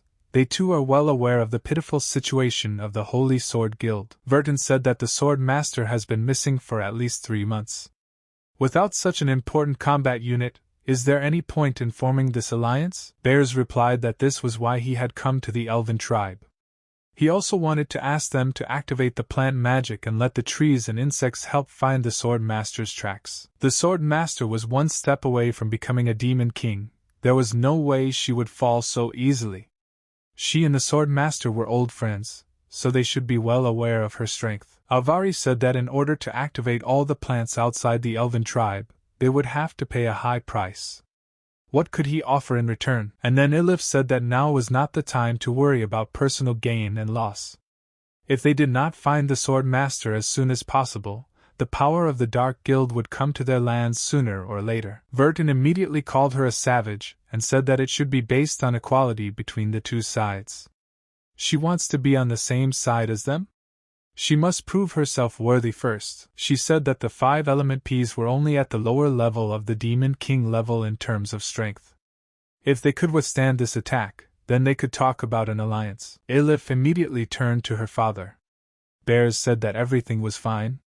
Let her father do it. The pea plant immediately used a light cannon. The light was so bright that everything around it was shining. Bears said that the 5 bombs were divine protectors.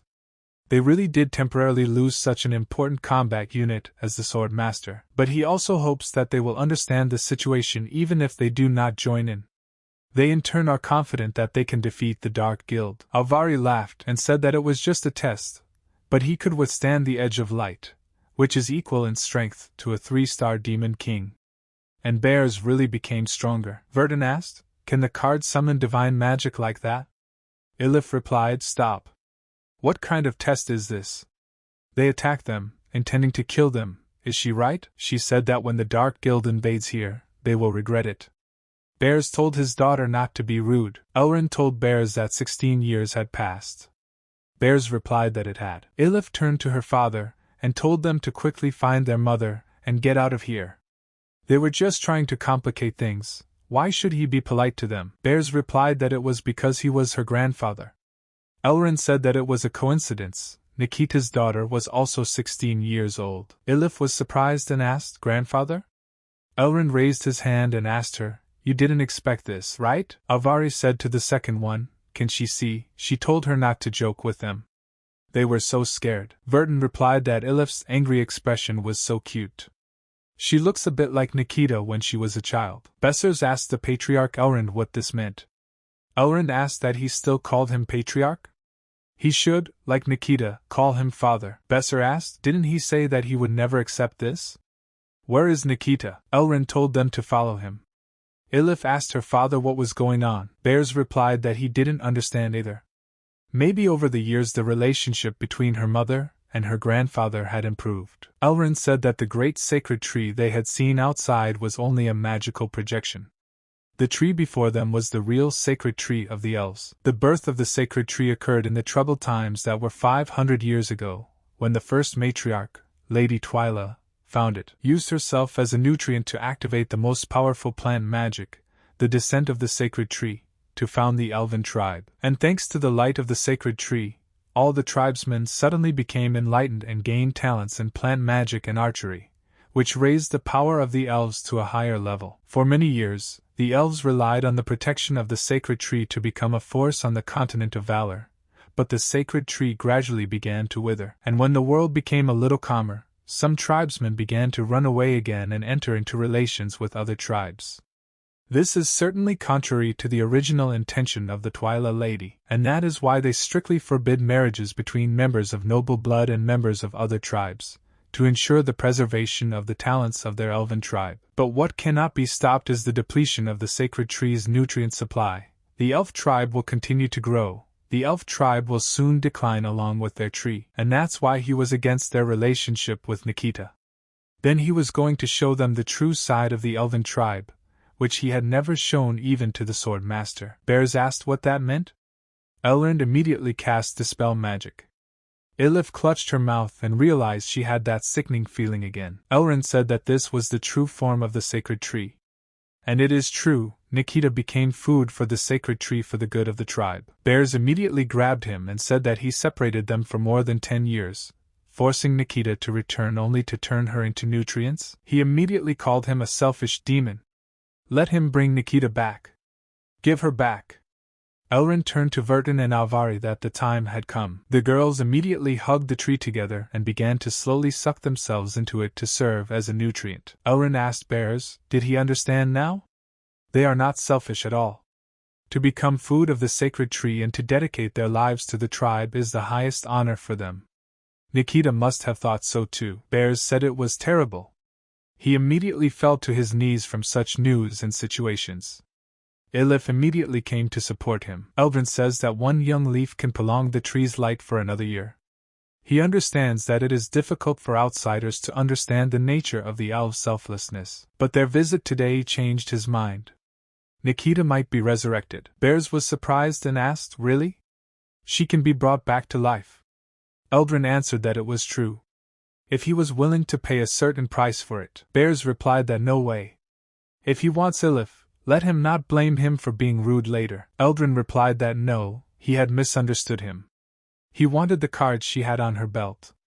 Bears was surprised and realized that these were Mr. Ping's cards. Elrond said that he felt a powerful divine power from this deck. If they offer them to the sacred tree, perhaps they will be able to fully revive it. They must know that everything comes from the sacred tree. If it absorbs enough divine power, it may be able to resurrect the lives that were sacrificed to it. He promises that he will prioritize resurrecting Nikita's. Bears asked if it was true? If the divine tree simply absorbed the card's magical power. Ilif asked how one could return a life that had been taken. Moreover, the cards were meant to save the world. Elrond said he understood their concerns. To be honest, he wasn't sure himself, but if it worked, not only would Nikita return, but all elves would be able to return to their former glory. He will not have any worries and will be able to devote himself to the alliance to defeat the Dark Guild. Bears replied that everything was correct. It was all in order to defeat the Dark Guild and save the continent. Ilif replied that if anything went wrong, the blame would fall on them. Bears immediately handed over the cards and said that he would take full responsibility. Bears said that he and Ilif had half a deck each. Now all the cards are here. Elrond told them to give them to him. After he cast a special elven spell and allowed the sacred tree to absorb the magical power, Nikita could be resurrected. Ilif asked her father if he had thought it through. Bears replied that he would have given everything for her mother. Elrond told Bears that he was indeed a good son-in-law. And then, in an instant, he released vines from the ground and grabbed Ilif. Bears asked him what it meant. Elrond replied that he had not expected to be so easily deceived. Wants to know what it means. In fact, deep down he already understood everything, didn't he? He immediately began to transform and said that the elves had long been on the side of the Dark Guild. Elrond said that in other words, he was no longer himself. And in that moment, one flower grew, which slowly opened. The clown appeared and told the leader of the elven tribe that they had been turned into puppets by him 10 years ago. To prevent them from dying, all their internal organs were replaced with dark mechanisms. And as long as he did not interfere, they could still act independently. But if he did, they would obey his orders. Elrond immediately knelt down and told his master to accept this. The clown said that, in other words, he is now the head of the elf tribe. Bears immediately turned to Ilif, and the daughter said that she understood. Ilif used magic and said that they should destroy them. But Eldrin used plant magic parasitism. Ilif said that all her mana was completely sucked out. The clown laughed at this moment, and said that it was great. The clown opened the book and said he would reward him later, let him rest for now. And he watched all their battles, and it seems like these cards can summon spirits from other worlds, right? And at the cost of life force? Bears thought that fortunately, he didn't know the secrets of using these cards yet, so even if he got them, nothing bad would happen. The clown started playing cards and said that it was nothing complicated. He turned to the elven tribe and told them to sacrifice their lives. Let them obey his orders. And then everything began to change. The light pierced the tree and the whole earth. In a moment everything began to shake and the elves asked, "Is this really an earthquake?" And then the magic began to leave their bodies and slowly be transferred to the tree that stands in the center of their world. All the animals started dying after that and couldn't cope with it. The clown screamed for them to swallow them. Bears saw all this and said that it was all over. The clown was playing with cards and ordered someone to come. The game cards turned into real creatures and slowly crawled out from every side of the planets. Bears realized that it was all his fault. This world would soon end. At that time, Elizabeth was telling Pin that she now realized that she had forgotten to remove the noodle bowl, and he hadn't been home for 2 days, so let him wash the dishes. But they didn't notice that a demon had appeared in the dishes. Pin approached her and said that he wanted to discuss something with her first. The demon tried to suck on Pin, but the robot vacuum cleaner said that it was cleaning and swallowed it. Pin said he wanted them to go with him to the elf tribe. Elizabeth asked if he was going to conquer new territory. Pin replied that it was not a question of conquest, but of persuasion. He had heard from Anya that bears had gone there too, and wasn't there elven blood in Ilif? Using such connections, they could convince the elves to join them and form an alliance to fight the Dark Guild. She did say that she knows the eye of the elven tribe. If they can't come to an agreement right away, she'll put in a good word. Elizabeth agreed and said that he would owe him some jelly. Pin said no problem. As much as he wanted. Elizabeth asked, what about them? What was he going to do with them? Pin replied that they said they wanted to play with Vankai. She said that in fact, once she joined them, they no longer needed to get involved in this mess. Anya said that she didn't expect the Sword Master to be here either. She thinks they still don't know about Ping and I's plan. Alpha asked them if they were done. Compared to him, they were just a support group. She showed the book and said, "This is a sword manual given to her by the legendary hero and the Demon Queen. After she learned it, she will destroy the Dark Guild, and she does not need their help at all." Anya replied that she had a rag doll made by Pin, and although she couldn't use it yet, it would soon become stronger. Alpha started laughing and said that they made him laugh and called them losers. How dare he talk about his relationship with his brother Pin in front of him, not to mention that he had been in close contact with brother Ping for the past 500 years. Wasn't what brother Ping gave them just discarded trash? What was there to brag about? Alpha said that brother Pin only has one younger brother, and that's him. He's the hero's sword. They should get out of here. Anna replied that if that was true, then there really was no one who could compare to him. After all, he was brother Pin's exclusive weapon. She told the girl not to listen to him. Was the spirit of the weapon so easily offended? Moreover, she had seen many blades. There was not a drop of the legendary hero's forging style like the Elder Wankai. Alpha said that, however, Pin reforged him to resurrect him. So now he has officially become a super mythical hero, the true holy sword. Anna asked the Elder Vankai if what he said was true. Vankai replied that it could be said that way. The owner used a powerful invention to resurrect him. And what was left, he dug out of the trash can and put in his pocket. Alpha told them to look. Right here, that's the mark from Brother Pin's forging. She said that there was no point in this chatter, since they could only leave one person to serve the legendary hero and the Demon Queen, and let their strength speak for itself. Anya replied that she agreed. Although her strength was far inferior to that of a sword master, in order to fulfill the duties entrusted to her by Brother Ping, she would do everything in her power. Alpha got angry and asked what their glances meant. They didn't take him, the true holy sword, seriously? Zhu immediately said that the first movement of the Taiji sword is the dragonfly touching the water. Anya also did not wait, and performed the magic of the doll's summoning. And then the dog stepped forward and said that now they should listen to him. Alpha immediately came up and said that the elder should give the orders. The dog said that he did not arrange this meeting to decide who was better. Anya asked him, didn't he say that there were so many people this time that it was interfering with Brother Ping's life? She also replied that it was like that. Doesn't that mean that they could only allow one person to stay? The dog replied that they should not interfere with the master's life.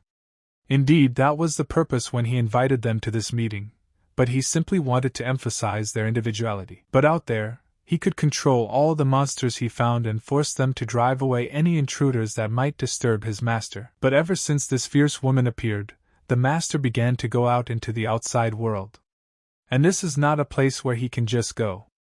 And the master has not touched him for a long time. She asked, then what should they be? Let the elder Wankai explain.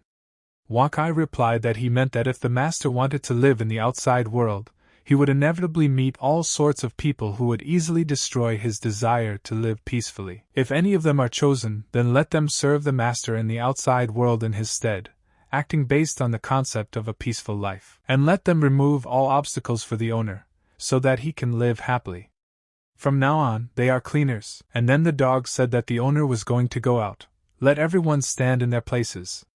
Pin asked the boys what they were doing. Anya asked Pin if he was going to go to the elf tribe. Pin replied that he would first go to the workshop for some tools, and then they could set off. Elizabeth addressed them and said that the city of Bastar in the east was represented by Anya G, and the Holy Sword Guild in the west was represented by Ji. Ping took them under his wing. The guys were surprised, and Alpha thought what the woman wanted to say with her look. He absolutely cannot understand what the Demon Queen is thinking about. Anya thought, does little sister Elizabeth think she is not good enough? The dog saw that the boys were asking him for help and told them to let him do it. He immediately began to discover his abilities and understood that in order to deal with her, a temperamental and fierce woman, he would use the latest research. She said that a battle between the strongest is a rare opportunity for learning. Alpha said that Senior Wankai should not let them down. He immediately pulled out a teasing stick and started playing with it, barking. And as they say, you can't hit a smiling person. But Elizabeth didn't feel sorry for him, and immediately kicked him. She said she had been getting angrier and angrier as she thought about it, and that stupid dog had gone mad. Would they follow him? And then the others replied that they didn't want to. Elizabeth replied that since they were all part of Pin's plan, he wouldn't say anything more. According to the agreement, she just wants to remind them one last time that if they stay with them, they should be ready to part with their lives at any moment. Although they have all experienced this, they may not be so lucky next time. They will have to deal with everything they encounter in the future on their own. The boys replied that they understood. Pin immediately came out and asked Elizabeth what they were talking about. He was ready to go, and took a chainsaw with him. Elizabeth replied that it was nothing. They would go. But what was that strange thing in his hands? Pin asked if Alpha didn't want to return to his true role as a holy sword. So for future woodworking, he wanted to create a new tool. Alpha asked who it was. Anya replied that it was the spirit of the weapon, but she thought that forging it for her brother Pin was much more difficult than for him, right? Alpha replied, what does she know? The more complex, the better. Moreover, brother Pin seems to be able to see only him, and not all the weapon spirits he created. This is his greatest advantage. Pin thought that he had heard that the elven tribe had many magical plants. If Uncle Bears and Elizabeth had connections with them, perhaps he could get some magical plants to plant in his fields. Pin said that was fine. If everyone was ready, it was time to go. Elizabeth asked, didn't he say that he would only take 2 people with him this time? Pin replied that everything was correct, because the purpose of the trip to the elven tribe this time was persuasion. She approached him and asked him to take her. She had been to the elven tribe several times and knew their current leader. She could definitely help. Anya also asked him to take her. Although she has no experience, her red demonic eyes have awakened, and she can definitely help. And then Alpha came out and apologized and told them to take their time and fight. There were only 2 spots anyway. No matter what, one of them must belong to him. As the exclusive weapon of the legendary hero, it must always follow him. And then Pin stopped him and said that because the purpose of the trip to the elven tribe this time was to convince them to join the alliance, As a friendly gesture, he was not going to take any weapons with him. Elizabeth asked them to hurry. Pin said that the Alpha was staying here and to wait for their return. And then Alpha thought, why did he feel like this again? He felt like a loser, an outcast, unable to fit into Pin's circle. And then the system said that Alpha was being called and that he should answer. Alpha got scared and asked who was calling him. The dog asked him, is he still here? Did he learn from him how to survive? Alpha got scared and asked, Senior Van Kai? And then he realized that Pin had given him a most valuable opportunity. Van Kai told them to go on patrol with him. Alpha was happy and said he was running. Anya moved to another place and said that her head was spinning. She immediately asked her if she was okay. Pin was surprised and said, it's great. Let Elizabeth see it too. This tree is too big. Elizabeth thought that in such a huge tribe there was not a single trace of life. Pin asked the boys how they thought this giant tree grew. Let them go and find out. Elizabeth said they needed to change. She immediately closed herself off when she saw her bodies and realized that it was awkward. Pin looked surprised and asked, should I change? But the girls were already dressed and ready for the trip. Elizabeth said that he wanted to change into clothes suitable for travel. As for the others, they were forbidden to wear clothes made by his own hands, otherwise it would all be pointless. Pin thought it was a strange decision, but she was the queen and had the final say. And again, he was very jealous of how she could change her clothes so easily. Pin asked if they could go now. Elizabeth asked him why he was so excited. Pin replied that he just wanted to study the plants here. At this time, they did not suspect that they were being watched. And the demon plant was watching them all this time. The clown immediately saw that he had guests. He thought that only 3 days had passed since he captured the representative of the Hero Alliance, but the Sword Master Ji, who had been missing for many days, actually appeared here. It seems that they are determined this time, and the war between the Hero Alliance and the Dark Guild is about to begin. The clown immediately looked at his hostages and asked if they had any information about them in their memory. The plant immediately figured everything out and showed on one common screen that they all knew each other. The clown became very angry at that moment, because he saw a familiar face, the Demon Queen Elizabeth. He knew it had been 500 years. He hadn't expected her to appear here. She didn't look like the majestic and powerful queen she once was. He ordered his servant to go and separate them. Let him use all means. And kill everyone he can, but let him leave this man alive for him. The servant immediately replied that she would do it immediately. When she came to the tree, she said that according to her past experience, if you come here for the first time, you can get permission to enter by killing all the plants. She wondered why the 5-element peas didn't appear at the last stage. Anya thought that the Sword Master really had a lot of experience, and she helped Brother Ping a lot in his game. She can't lose to her, she has to prove herself. Ping asked she what kind of guild she created. She knows so much about the elf tribe, and is also good at swordsmanship, just like a sword master. She asked in surprise, didn't she tell him? Actually, he is from the Holy Sword Guild. But then, at that moment, arrows flew at them, but they were broken into small pieces in a second. Anya said she saw him. The attacker was using concealment magic. She would deal with him. She said it was just a trick, no need to worry. And used the first move, the dragonfly touches the water. The servant at this moment saw that the enemies used a sword to dispel her concealment. This is truly the most powerful force of the human race. And aimed seed arrows at them. And then Anya released Mishka to protect them. Zhu said that what was supposed to happen would happen anyway, but this time there were many more of them. Pin told Elizabeth that she understood how he first went on an adventure with her a few months ago. Elizabeth replied that she understood. And why was he asking? And then the battle began. Pin replied that if he had been in the same situation then as he was now, he would have thought he was going crazy. But now he feels that he has gotten used to everything and no longer needs to pretend to be calm. Elizabeth laughed, and said that it was nothing to brag about. In the past, it was only to study the outside world, so she had to be weak in front of outsiders. Pin asked in surprise, bragging? He was just glad he met her. And he hoped they would stay together forever. And then he suddenly fell silent, because the plant ate him and swallowed him. Elizabeth wondered if he had just confessed his love to her, but at that moment all the plants began to disintegrate and die. Anya said that Pin's brother was swallowed and disappeared.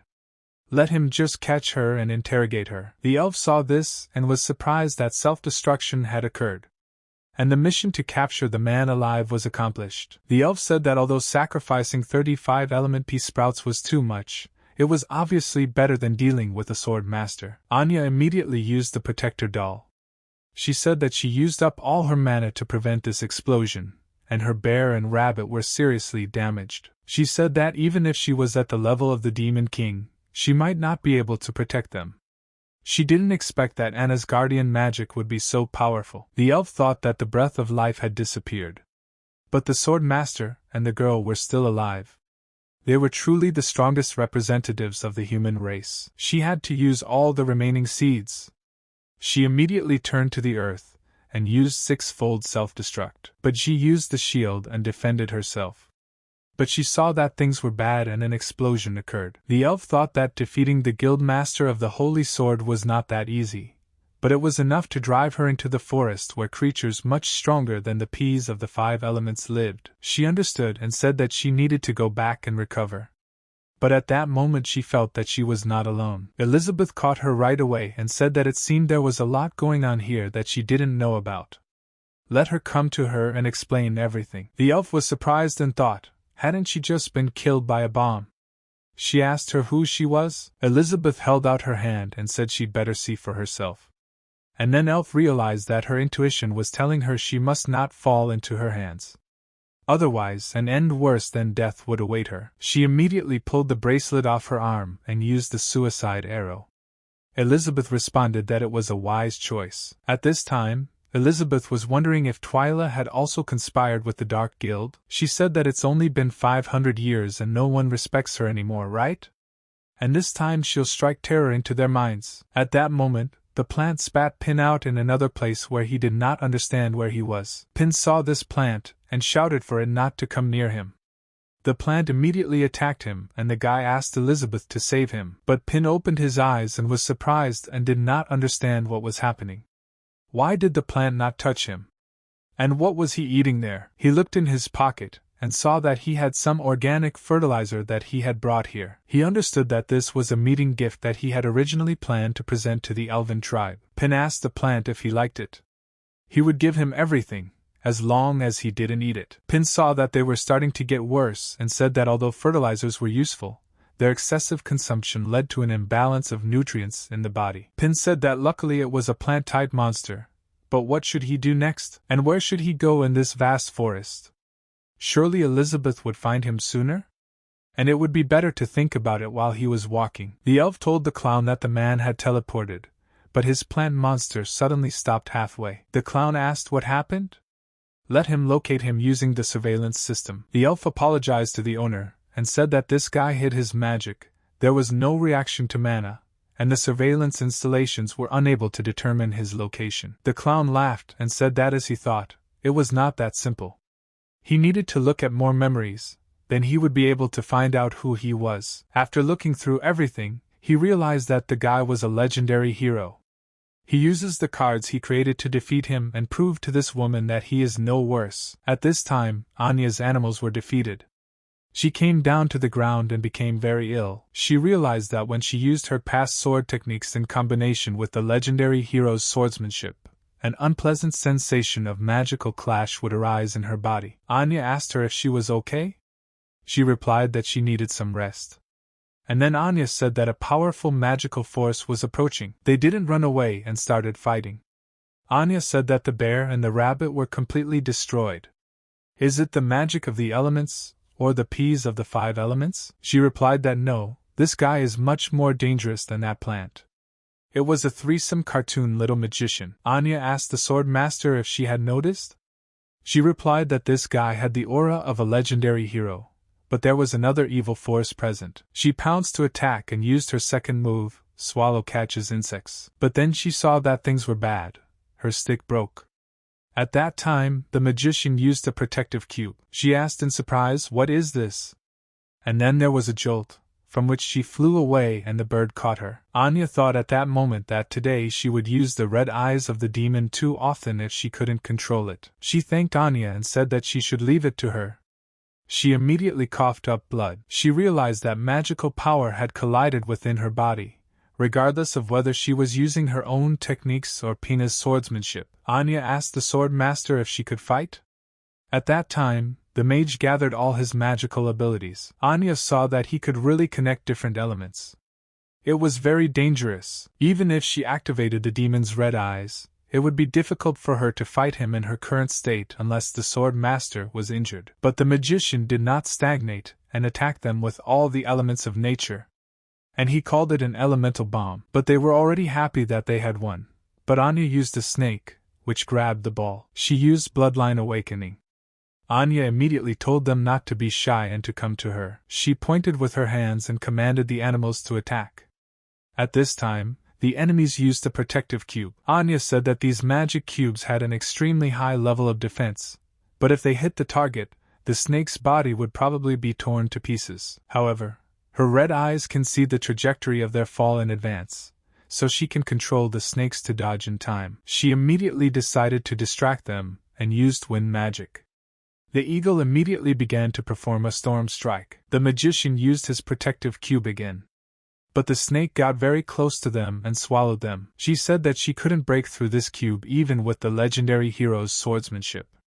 What is Anya going to do? Anya replied that it was indeed difficult to destroy this cube in one go, but she was confident that she could destroy it gradually, step by step. She asked if gradual destruction would work. The snake immediately swallowed the cube. Anya said that the magical power that the snake absorbed and decomposed would be absorbed and transferred to her body, so that no matter how strong his magic was, she would be able to slowly absorb it. But at that moment, Anya felt that the awakening of the bloodline was about to invade her consciousness. She had to hold out until she succeeded. But at that moment the snake was cut into several pieces, and Anya was thrown several meters back. Everything happened so fast that the energy passed by them like a hurricane.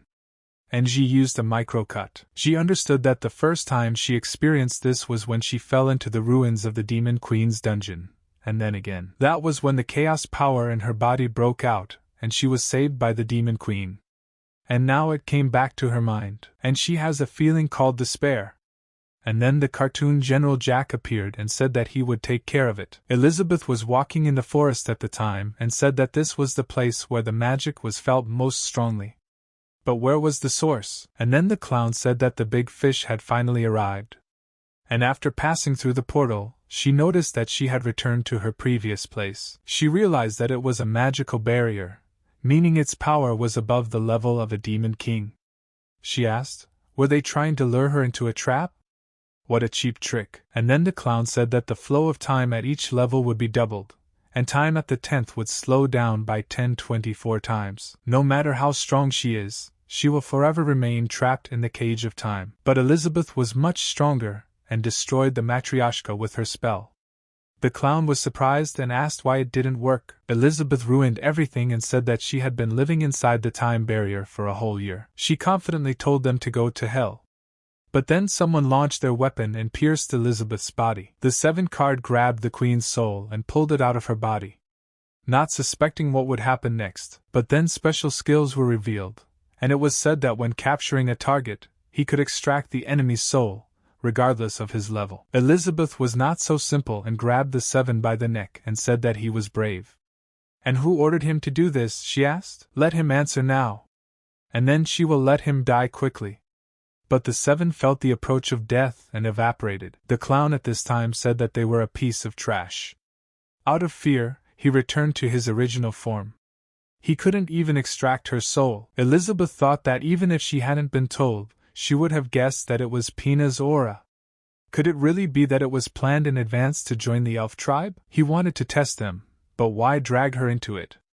And she would find out, and then he would be in trouble. She was a player like him, not a pawn. She said if she was smart enough to kill herself as soon as possible, otherwise she would take her seriously, and she would die a much worse death. The clown laughed, and said that the queen should just look at herself, she was so loud. And they decided to wait and see if she could get out of there. And then she saw the figure 8, and said that's why she couldn't get out of there. Items created by Pin, even if the magic level in them is low, have special effects that can help defeat the enemy. She immediately went up to the map and said that they were a couple of ignorant fools, and then the chief said she had had enough and was going to finish her off. The king said he would leave it to her then.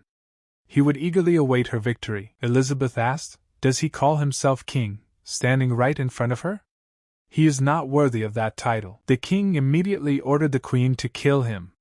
She immediately took up her battle gear. Elizabeth ordered them to shut up and go to hell. The queen, seeing this, used her fast wings. After dodging several attacks, she used a decapitation technique. But Elizabeth simply waved her hand and blocked the attack. She told the queen that she had broken her nail, and that it was not bad.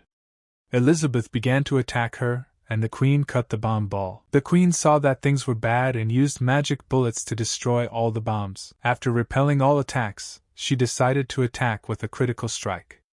But Elizabeth stopped them halfway. The queen was surprised and asked why. Elizabeth used magic bullet division and attacked. She said that magic bullets would be enough to deal with someone like him. With a wave of her finger, she sent a dozen bullets at her, which shattered the queen into tiny pieces. Elizabeth wondered how many tricks he had in store, and such powerful ones at that. But in that moment the queen turned out to be alive. Elizabeth realized that these were her last two cards. One a special magic absorption skill and the other a resurrection skill. The queen asked her if she thought she could kill her with this. Let her prepare to reap the fruits of her actions, arrogant upstart. She immediately used her animal and ordered a double charge attack. But Elizabeth used an insurmountable edge against it. The queen was surprised and said it didn't work. Elizabeth said that even if he increased her skill 100 times, he wouldn't be able to harm her. She didn't waste much time talking and used her hands to apply tremendous pressure. And although she was inspired to create this skill by that stupid dog, I have to admit, it is very effective. But at that moment she saw the cards and she became suspicious. And then the queen ran up and screamed for her to die. But suddenly everything changed and Elizabeth disappeared. The queen was surprised and asked where she was going to do. Elizabeth said she would take him seriously now. And she saw a plant in a jar nearby. She thought that once the main body was killed, the resurrection magic would be activated automatically. Moreover, she can choose a resurrection point within a certain range. The queen attacked again and screamed that she had told her that she could not kill her. But Elizabeth caught her and used absolute confinement. She said that she would first delimit her resurrection area with this skill, and then she would slowly play with her. And then the queen used dissolution and began to say that it was useless. For resurrection she only needed a drop of dew from the purifying vase, and the magical space inside this vase is connected to the world ocean. The water in it is inexhaustible. How long, according to her, will she be able to use her magic? Elizabeth immediately used poisoning. And then came drowning. She began to mock her and slowly kill her. Elizabeth said that the various injuries she had suffered in absolute confinement would continue to accumulate and accumulate on top of each other, and see how long she could hold out. Elizabeth said that when endless resurrection turns into endless pain, her spirit will naturally wither, and she will decide to give up. The king was sitting on the throne at the time and said that he would personally take action. And then he went out onto the battlefield and used fusion. The king used border destruction without consternation. He said she was the queen and he was the king, but there was room on the throne for only one, the strongest ruler of this world. Elizabeth couldn't help herself and started laughing. The king was surprised and asked why she was laughing. Elizabeth replied that once upon a time, long ago, the demon king was already the highest being in the world. Looking at him, Bug, she could probably understand how he had looked at her then. The king said it was nonsense. She still can't seem to realize that her power is not comparable to his. It is here used attack combat technique destruction of the world. But Elizabeth responded with the magic of the destruction of the world in response. But the king proved to be smarter, and at the last moment used the powers of the invincible king. Elizabeth was unable to react quickly, and missing that moment got the attack. The king said afterward that she was weak. After all, this king is the strongest king in this world. But Elizabeth was smarter than that, and finding the king's card, straightway crushed it in her hands. Elizabeth thought it was all the handiwork of Stinky Pin. But was that his purpose? And she decided she would use it to remind herself that she was far away. If her pride rises in her, and she is too self-made, she will repeat old mistakes again, becoming a laughing stock like those bugs. Elizabeth told him to just wait, she would definitely match him. But something seemed strange to her. After all, she had destroyed all the maps, so why was this space still not destroyed? And then she saw that there was one more character left. It was a duck, and it turned around and started quacking. Elizabeth was very angry and told him to stop wasting time. Make him disappear now. She didn't play with it for long, and used her demonic hand, grabbing the duck whole. Elizabeth was surprised. Was this really a copying skill? Another special ability to overpower the enemy. But suddenly her face turned into that of a duck, and instead of talking, she started quacking. She got very angry and said, "What arrogance! And how could she let herself show it like that?" Pin was walking in the forest at this time and plucking apples from the trees, saying that there were so many different fruits in the elf forest. But although the flavor is rather mediocre, if he cultivates them, it will be possible to improve it and develop an excellent variety. But at this time, he had no idea he was being followed and the zombie was slowly approaching his target. The elf told the Joker she was reporting. One of the corpses had discovered the man's location. Joker asked, what was she waiting for then? Let her take this kid to their lair. Pin didn't worry about anything, and picked the fruit for himself. But suddenly the zombies were ordered to attack, but the guy went on. But zombie turned into a spider, who started walking on the ground with his 4 legs. And just as badly, Pin dropped his fruit. The apple scattered on the ground and began to roll toward zombie. He couldn't hold on and fell to the ground. The elf was strong was evil, for she fails to capture this boy, and her subjects are hopeless. Pin at this time found something and said that there is such a thing in the forest of elves too. It's a truly magical world. The climatic conditions have absolutely no effect on the plants. The zombie immediately got to his feet and saw that the kid was still standing. He went straight after him. Pin at that moment was pondering if he could take them home and grow them. And that cactus is now his. But suddenly, Zombie appeared in front of him, and with his bony arms, hugged that cactus. Pin did not expect such a turn, and immediately throwing everything out of his hands, began to scream like a squeaky dog. The elf asked the host if she could use 50 dark mechanisms to activate the rest of the corpses. This legendary hero is hard to deal with. Joker ordered him to he caught it quicker. The elf immediately used all her powers and revived the other dead bodies under her guise. Pin was running as fast as he could, shouting that there were zombies in the elf forest. And now he must find Elizabeth and the others as quickly as possible. But suddenly, all of a sudden, this whole world shook. Pin stopped abruptly and asked, "Earthquake?" But he thought again and realized that he wasn't. There was a big wave of something coming at him. Turning back, he saw a mob of zombies coming at him, ready to devour him. Looking around, he said he was surrounded. He should be brave. He needs to fight, but he didn't take Alpha with him. At the same second, suddenly someone started walking underneath him, and abruptly stepped into the white light. Ping was frightened and said, "Are they really underground?" The elf saw that everything was going right, and ordered her subjects to attack him immediately. But suddenly Pin managed to think with his head, and used pea plants, which began to protect him. Pin asked the plant, was it really him? The plant immediately smiled back at him, and blushed a little. The elf thought it was no wonder that plant magic suddenly stopped working. It turned out that the peas of the 5 elements had been tamed. The elf told the host that this legendary hero could also be a strong plant mage. Pin took matters into his own hands and started shooting at them. But suddenly the zombies used plant control magic. Pin asked him, why did he suddenly stop? But the zombies weren't so simple, and they were using chapter magic. The elf said that there are several generations of patriarchs and elders of the tribe in this wave. No matter how strong he is, he won't be able to compete with the strength of all the elves when it comes to plant magic. But she used the plant's degradation magic, and the pea plant shrank in the same second. Ping was surprised and asked what had happened. Why did this plant suddenly become so small? The zombies gathered with their pile and used, buried under a wave of corpses. Pin was frightened and asked if this would be his end. Turning into a huge wrecking ball, suddenly everything changed and the zombies were shattered into small pieces. The elf was also badly wounded, and started spitting blood. But then she was cut in two. The Joker was surprised and asked what was going on.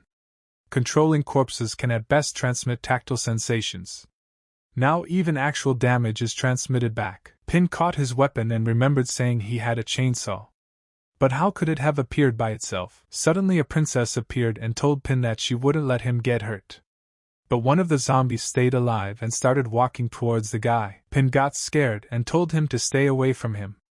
But the zombies started coming again, and the guy had to use the chainsaw and cut them down. Joker said that the damage is transferred even if he uses corporeal magic himself and doesn't activate any additional devices. With magic, the damage is transferred back to the caster, and the strange weapon he holds has a true damage effect. The zombies were not so simple, and unexpectedly used a swarm of magic arrows. But Ping was not confused and immediately raised his weapon, which began to cut the arrows into small pieces. Pin started yelling for them to stay away from him. Suddenly, the clothing effect turned on, reflecting 100% damage. But Joker at that moment felt his hands become holy. After all, Pin had used his powers. Joker said that even damage that is reflected by a passive skill is transferred to it, and it seems this legendary hero has reached a certain level of perfection in his mastery of magic. But he took full advantage of this place, used the corpses and the magical power of every elf. With this, he would definitely be able to kill him. Joker didn't take any chances and used corpse madness. Pin yelled again for them to stay back. But the princess used a chopping blow. Such a strong attack chopped the zombies into small pieces, leaving not even a living spot from them. The Joker was greatly surprised and yelled that his strongest necromagic guy was chopped in half with just one punch. Pin with his eyes closed shouted that it was zombies and he was scared. But suddenly the zombies looked at him and started to get scared. Pin ran after them and yelled at them to stay away. The zombies got really scared and started to run away. Elizabeth has been fighting the duck all this time and using world-destroying magic. But she turned into a duck again. Elizabeth used a land alteration and said she would wipe him out for such an insult. She said that after all, it was created by Pin, for emergencies, and used her highest demonic form, world-destroying combat technique. She, with her mighty powers, cut that ball into two. But her face turned into a duck again, and she said it was an insurmountable line. She asked, how was this possible? Her most famous skill had been used to restrain her own time seal, soul attack, magical reflection, infinite resurrection, and this perfect copy are all used by low-level summoners. But suddenly, she pictured Pina in front of her, who had said that the level of magic power didn't decide everything. By understanding the principles of mutual aid and opposition, much can be accomplished, and even the weak can overcome the stronger. Elizabeth said that Pin had so many things prepared, as if he wanted to use this trip to the elf tribe to tell her these truths, and now she decided she would use this trick to determine the outcome. And she used her perfect replica. Pin was running with his eyes closed the whole time, and yelling for the zombies to stay away from him. But suddenly Pin himself didn't realize what he was doing. For with his chainsaw, he had begun to cut up the world. Elizabeth saw him, and asked what he was doing. Pin opened his eyes when he saw her, but suddenly he slipped and fell straight onto her chest. The princess screamed at this point, for Pin had dropped his chainsaw, and begged him not to drop it. Zhuang thought at this moment, what should she do? She saw his backpack, and thought she could go back by herself. Zhuang said that she would never leave her father again, and immediately reached into the bag, but Elizabeth saw her and looked at her angrily. Pin pulled out of her embrace, and said that just now it was very dangerous. He had almost died. Luckily, he found her in time. Elizabeth was surprised and asked, almost dead? She immediately wondered, what is he talking about? She thought immediately and remembered that the technique she had just used was also copied. But if you think about it, this thing mirrors everything it does, which means it reproduced the demonic swordless style in the opposite timeline. If she didn't get distracted and they did fight, the result would be the destruction of everything. Pin knew that she wouldn't be able to harm this thing because of the skill insurmountable edge, which meant that Pin had deliberately distracted her to save her. Ping told her to forgive him. His poor judgment had put her in such a dangerous situation. It won't happen again. Elizabeth saw it with her own eyes. At that time, Pin saw differently, as he said that he had fully adapted to various unforeseen circumstances, but in reality, he wouldn't be able to survive without her protection. He would never leave her again. Elizabeth asked him, what does he mean? It does not need its pity. Next time just let him leave her alone. Pin asked Elizabeth what she was talking about. And weren't they a little too close right now? Elizabeth thought that on the one hand she needed him to train her to be worthy of being his partner. On the other hand, she should also take care of her dignity. She tells him that she doesn't need to beat around the bush anymore. She knows exactly what he's thinking, but suddenly they froze abruptly, staring into each other's eyes. But suddenly they heard the sound of a duck. Pin asked with surprise, "What is this?" Elizabeth ducked. Elizabeth replied that since he was here, she had no more desire to continue. Let him pack his things himself. Ping asked surprised, "His things? But what's going on here anyway?" He immediately stood in front of her and Elizabeth ducked using her perfect copying abilities. Pin was frightened badly and asked Elizabeth to have a look. The girl replied that she had already seen it. The girl realized that from her strongest form and copied him, showing her that she wasn't as good as him. But either way, she'll admit it. But it's up to him to use that special skill and defeat her, as strong as he is. Pin asked Elizabeth saw it. Tout the same uck started on him shouting with his voice. But completely not turned into a guy. But the duck could not turn into him, and took on a liquid form, whereupon the cards flew out of him. Pin caught the cards and thought, weren't those the cards he had given to Uncle Bersu? What had happened? Pin asked Elizabeth, did she see it too? Didn't she see that in the face of absolute power, these so-called special skills would naturally fail? One thing the girl realized was that she needed to become so strong that she couldn't be copied. She's already a 7-star demon god, but she's still not his equal? Ping asked, there's still a long way to go, right? Elizabeth replied that she knows. He wants her to level with him, but he's afraid she can't handle it. He wants to train her, but he's afraid of hurting her pride. He's been acting indifferent all day, and she feels like she's got him figured out. But whenever he gets serious, she feels like he's manipulating her, and she feels like a laughingstock. Pin asked her, why didn't she just use teleportation magic to move them all to the sacred tree? Elizabeth obeyed him and used forced teleportation. But suddenly an angel appeared, who used his powers and used the resurrection technique. The girls immediately opened their eyes and saw a white light shining through them and couldn't understand what had happened. Angel said that now that the master and the others were here, it was time for her to leave, for the deed was done. Moving through the portal, Ping saw that they weren't alone. Along with them came Anya and Ji. Pin asked Elizabeth what had happened to them. Elizabeth replied that there was no time to worry about them right now. She wanted to find out who was behind it all. She immediately used her mighty hand and ripped the tree with roots out of the ground. Pin was surprised and asked who was behind all this. The tree that Elizabeth pulled out is so disgusting. Elizabeth saw the bodies and said that it seems a lot has changed in the elf tribe in the last 500 years. Pin looked at the tree and shouted that it was Uncle Bear's and Ilif. They were sealed in the tree. Pin immediately ran to save them, but suddenly the tree roots swooped down on him, but redirected at Elizabeth at the last moment. But suddenly Joker came out of the tree and said that she had destroyed all of the elf tribe's defense plants, then commandeered the cards scattered everywhere, and finally blocked his enro magic completely. She ruined all his plans. He's ashamed, but at least they met.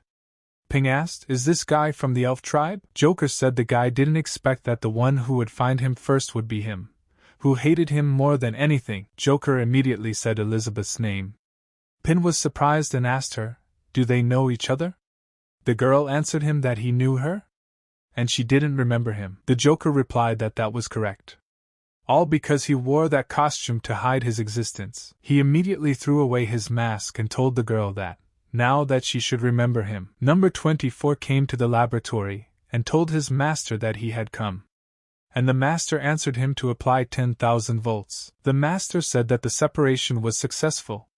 Number 24 asked, would he send him to the room with that monster? The host replied that this sample was different from the previous ones. He would have to work with it himself for a while. But at that moment, a strange creature emerged from the shell, and it appeared to be alive. Number 24 asked, isn't this just another clone? How is he different? The host replied that this time he separated part of his personality, and gave it to him. In a way, it is him. The creature asked the host, is this true? If he won, could he leave this place and gain his freedom? Number 24 told them the fight was starting. The creature immediately pounced on the guy, and replied that it was very good, but the kid was smarter and used necromagic. In the same second, he grabbed the creature with 2 hands. Number 24 asked, had he already won? He really deserved the title of the strongest clone who had won 10 consecutive duels. The host replied that this method would allow them to select the strongest, but it was not the end. The creature at this time said he couldn't move. He seized control of the cadaver cells. The guy immediately released his wave of corpses on him. The master watched and said that it was very good.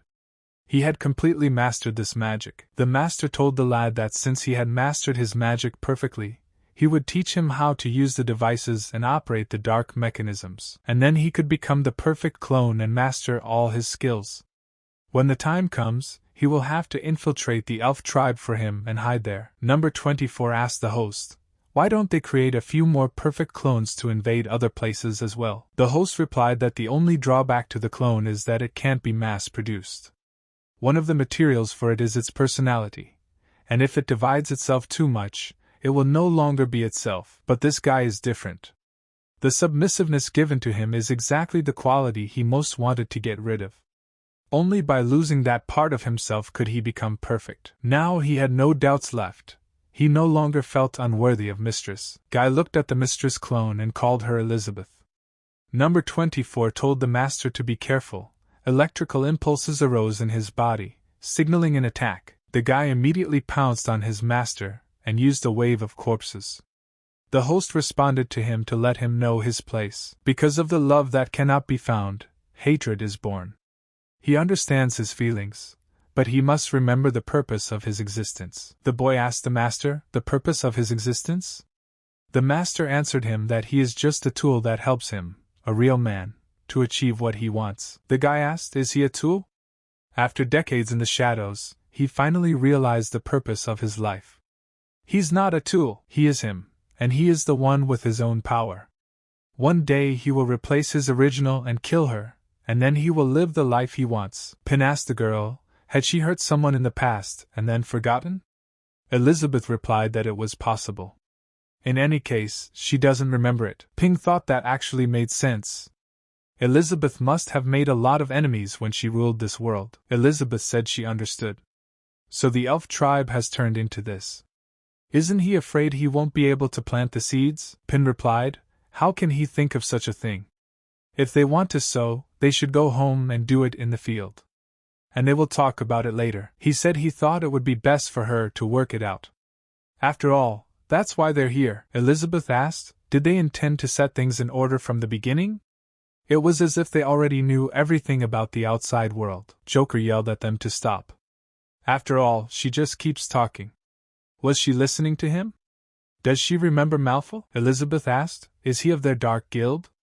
Hearing that, Ping was surprised and asked again. The Joker replied that whatever it was, whether it was them or his other self, there was no need for him to prove himself right. Let them just die. Even if the corpse's magic was cut off by the hero, he was still a powerhouse of the elves and the Dark Guild. He immediately used his powers, and attacked with the whip of the sacred tree. Elizabeth replied that if he was really him, it was really her time to move. Pin saw this and told her to make sure Uncle and Elif weren't hurt. Elizabeth told him not to worry, he wouldn't touch them. Malfoy immediately felt in the moment that he couldn't move. Elizabeth asked him where Amelia was. The girl said there were rumors about him too. Was he trying to revive her? What was going on there anyway? Malfoy replied that because of his respect and fear of her, he had also developed love and humility.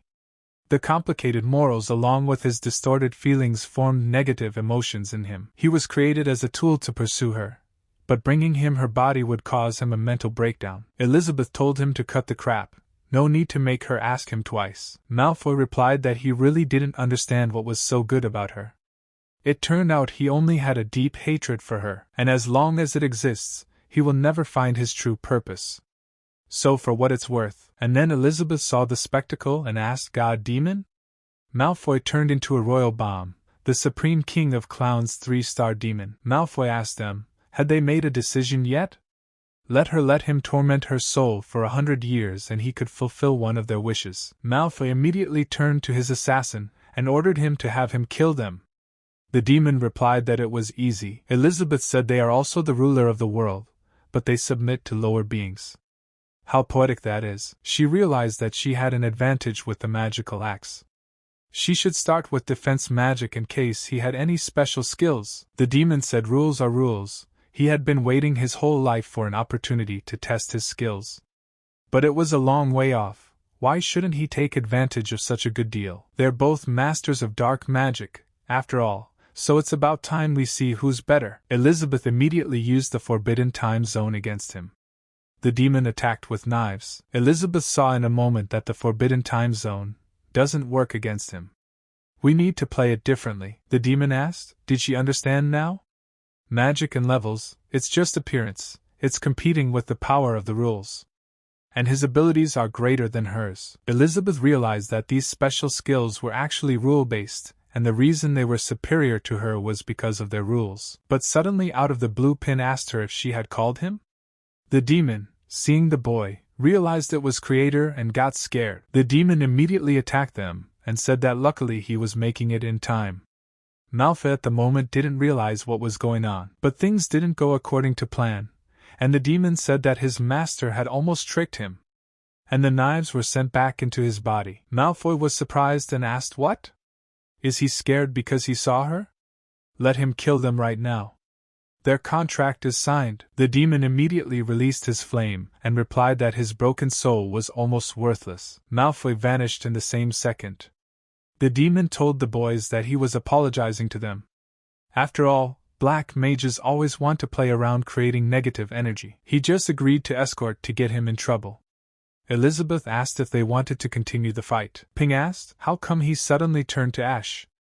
And who is Elizabeth talking to? Elizabeth thought this guy was evil enough as it was.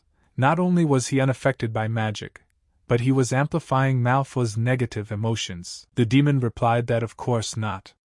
He hadn't expected that after they hadn't seen each other for so long, he and Creator had turned from enemies to friends.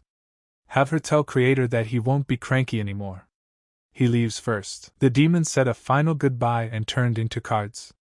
Ping said those were the cards he gave to his uncle. Elizabeth told him that he had underestimated his power. If that deck of cards fell into the wrong hands, it would do great harm. Pin asked, what did this have to do with his cards?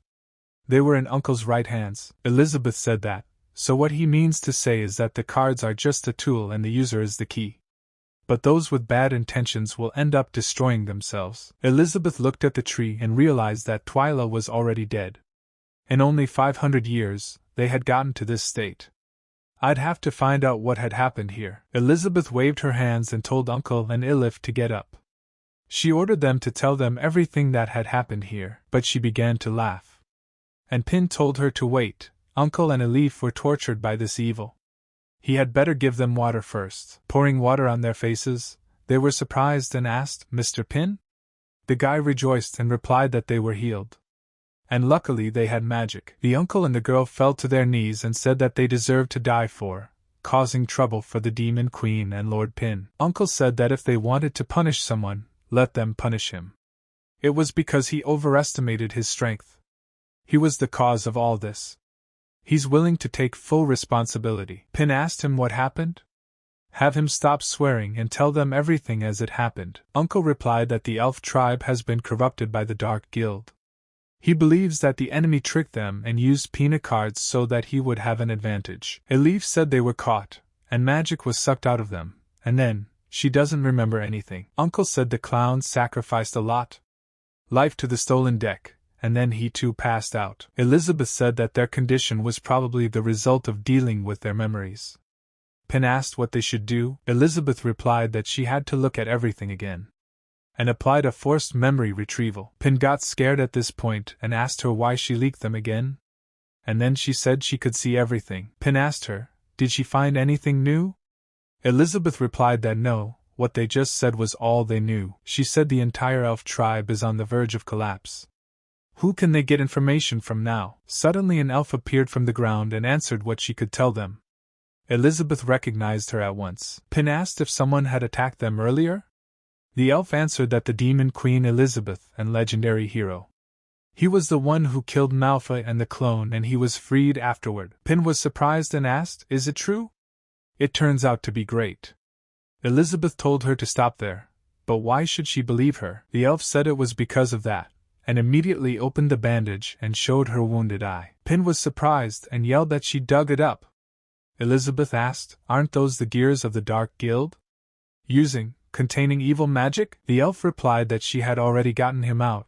They could trust her now, for she had shown them. Elizabeth immediately used a forced memory retrieval on her, and said no, they don't believe it. Elizabeth took Pin's hand and said that this time he would watch it with her. They saw everything, and how this chief elf was telling his own that this month they only had 100 high elves that grew in the inner ring.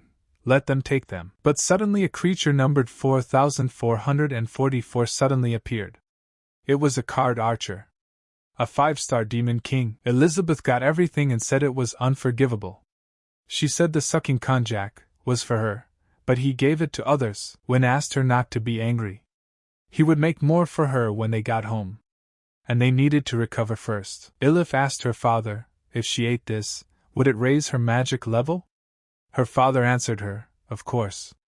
It was given by Pin, after all. But how come it's here, the holy sword? Zhuang replied that now, they work for the demon queen and the hero, and let him not call her holy sword anymore. Elia said that she originally wanted to use herself to secretly save the two of them, father and daughter, but that wasn't necessary. And now they could talk face to face. Ilif got the cards and asked, "Is it 4 skills, holy archer? What does it mean to speak face to face?" And then a girl appeared in front of them, and said that they had finally met again. The man asked, "Is it her, Nikita?" The man immediately started yelling her name. He hugged her and asked, "Was this a dream?" He missed her so much. Nikita replied that she missed him too. The man shouted to Elif to come quickly, let her mother see her. Elif went over and asked, "Mother? But isn't she dead?" Nikita replied that that was correct. In the real world she is dead. But her soul has been reborn here in the holy temple. As he touched his daughter, man cried and said that finally their family was reunited. Nikita told Elif that she had grown up to be a beautiful lady. She wished she had stayed and helped her grow up. Elif couldn't help herself and let her tears flow. Nikita told her daughter that she had so much to tell her. Nikita suddenly remembered and said that time was running out. Where should she start? Nikita began to tell her that she was forced by her father to return to the elven tribe. In order to protect her, she decided to dedicate herself to the sacred tree. Suddenly, her soul found itself in a chaotic battlefield with many souls from different worlds. It turned out that the evil clown god had summoned their souls and wanted them to kill each other for his entertainment. They reunited to fight the clown god. Elif was surprised and said, "Is her mother so lively?" The man replied that she sure is, she's so cute. Nikita said that here was an evil clown starting to send his army of shadows to straighten them out, and they continued to fight. But the clown turned out to be sinister, secretly trying to seduce and destroy their combined army. Once in his hands, they became card soldiers for him. In the end, only 13 of them had the strongest will to resist temptation and kept fighting. And so, in the final battle, her soul was nearly killed by the evil clown. Suddenly, with an explosion, the Creator split the chaotic space apart. Not only did he give them holy powers, but he also split the clown's shadow, weakening it considerably. And henceforth, said Nikita, 13 holy warriors shall watch over the clown and balance him. And then she stopped suddenly and asked them what they were laughing at. The man hugged them and replied that it didn't matter. Since time was running out, it was time to enjoy the remaining time together as a family. The man said that thanks to Mr. Pin, it had all become a reality and now they were together. Nikita replied to him that he already knew that.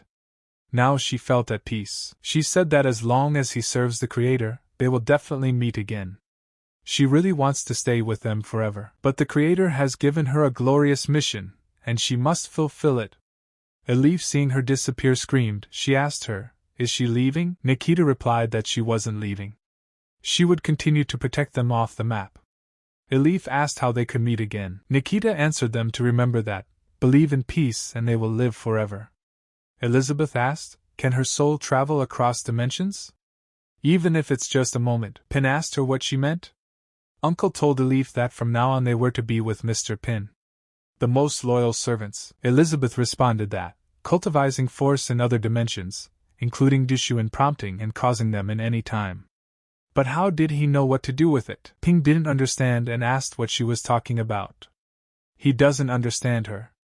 Juana said that everyone ate the same kanji jelly, so why did the father and daughter get more magic power? The girl replied that it was probably a special reward they had been given. Eventually, they began to fight, and then the elf came up and told the demon and the demon queen that she had a selfish request. Could they please save the elf tribe? Immediately Elizabeth answered that she did not. Pin was surprised that she was so cruel with that answer. Ping said that if it was Elizabeth, there must be some way, like resurrection magic? Elizabeth replied that the maximum number of people she could resurrect each time was about 10. But the entire tribe of elves was wiped out, and tens of thousands died, so it wouldn't work. Pin asked, but if the tree is gone, she said, can't they plant another one? As the saying goes, it takes 10 years to grow a tree, it takes 100 years to grow a person. Even if it doesn't mean much now, as long as they plant the seed, there is hope. Pin said that judging from his experience he sees that the roots are done, and there is no point in saving them. Pin took the soil in his hands and said the soil was fine, it wasn't much different from the one at their house. But if he uses seeds from outside this world, it will take too long for them to grow into a tree. Elizabeth asked if this guy wants to replant a sacred tree in a place like this, and then Pin said there was a way to grow a tree faster than just planting it from a seed. Pin turned to his friends and said that he would need help. And at that moment, the boys immediately raised their hands and asked for help. Ping started laughing and said that there was no need for so many people. Ms. Zhuang would be fine. Zhuang asked with surprise, she? But she would be happy to help. Could she ask how she could help the hero? Pin replied that the birch they had brought from home was still with them. Could they give it to them? Zhuang replied that she would give it now. Ping said that he didn't think this broken branch would help them. So he will take it back, okay? Zhuang saw Ping's words differently. He was saying that her performance this time disappointed him. He would return the sacred wood sword to her, let her reflect on herself. Zhuang was greatly surprised, and couldn't believe her eyes that she was taking things this way. And then Zhuang slammed her fist on the ground and apologized, saying that she wouldn't let it happen again. The old man said that Sir Ping was so strict that even someone as powerful as a sacred sword, even she was reprimanded. He thought that Pin would use the holy sword to warn them. And he feels lucky that he's weak right now. Elif said that in fact, when it comes to performance, they are even worse than them, the sword masters. Let her not be disheartened. The girl said that she had been with the holy sword the whole time, but she was too weak, so senior brother Ping didn't even bother to teach her a lesson. Zhuan said that she didn't deserve the title of sword saint, and you shouldn't call her that. She won't forget today's shame. Elizabeth heard it all and said it was a good trick to kill the monkey by scaring the chicken. Let her see how he could plant a tree.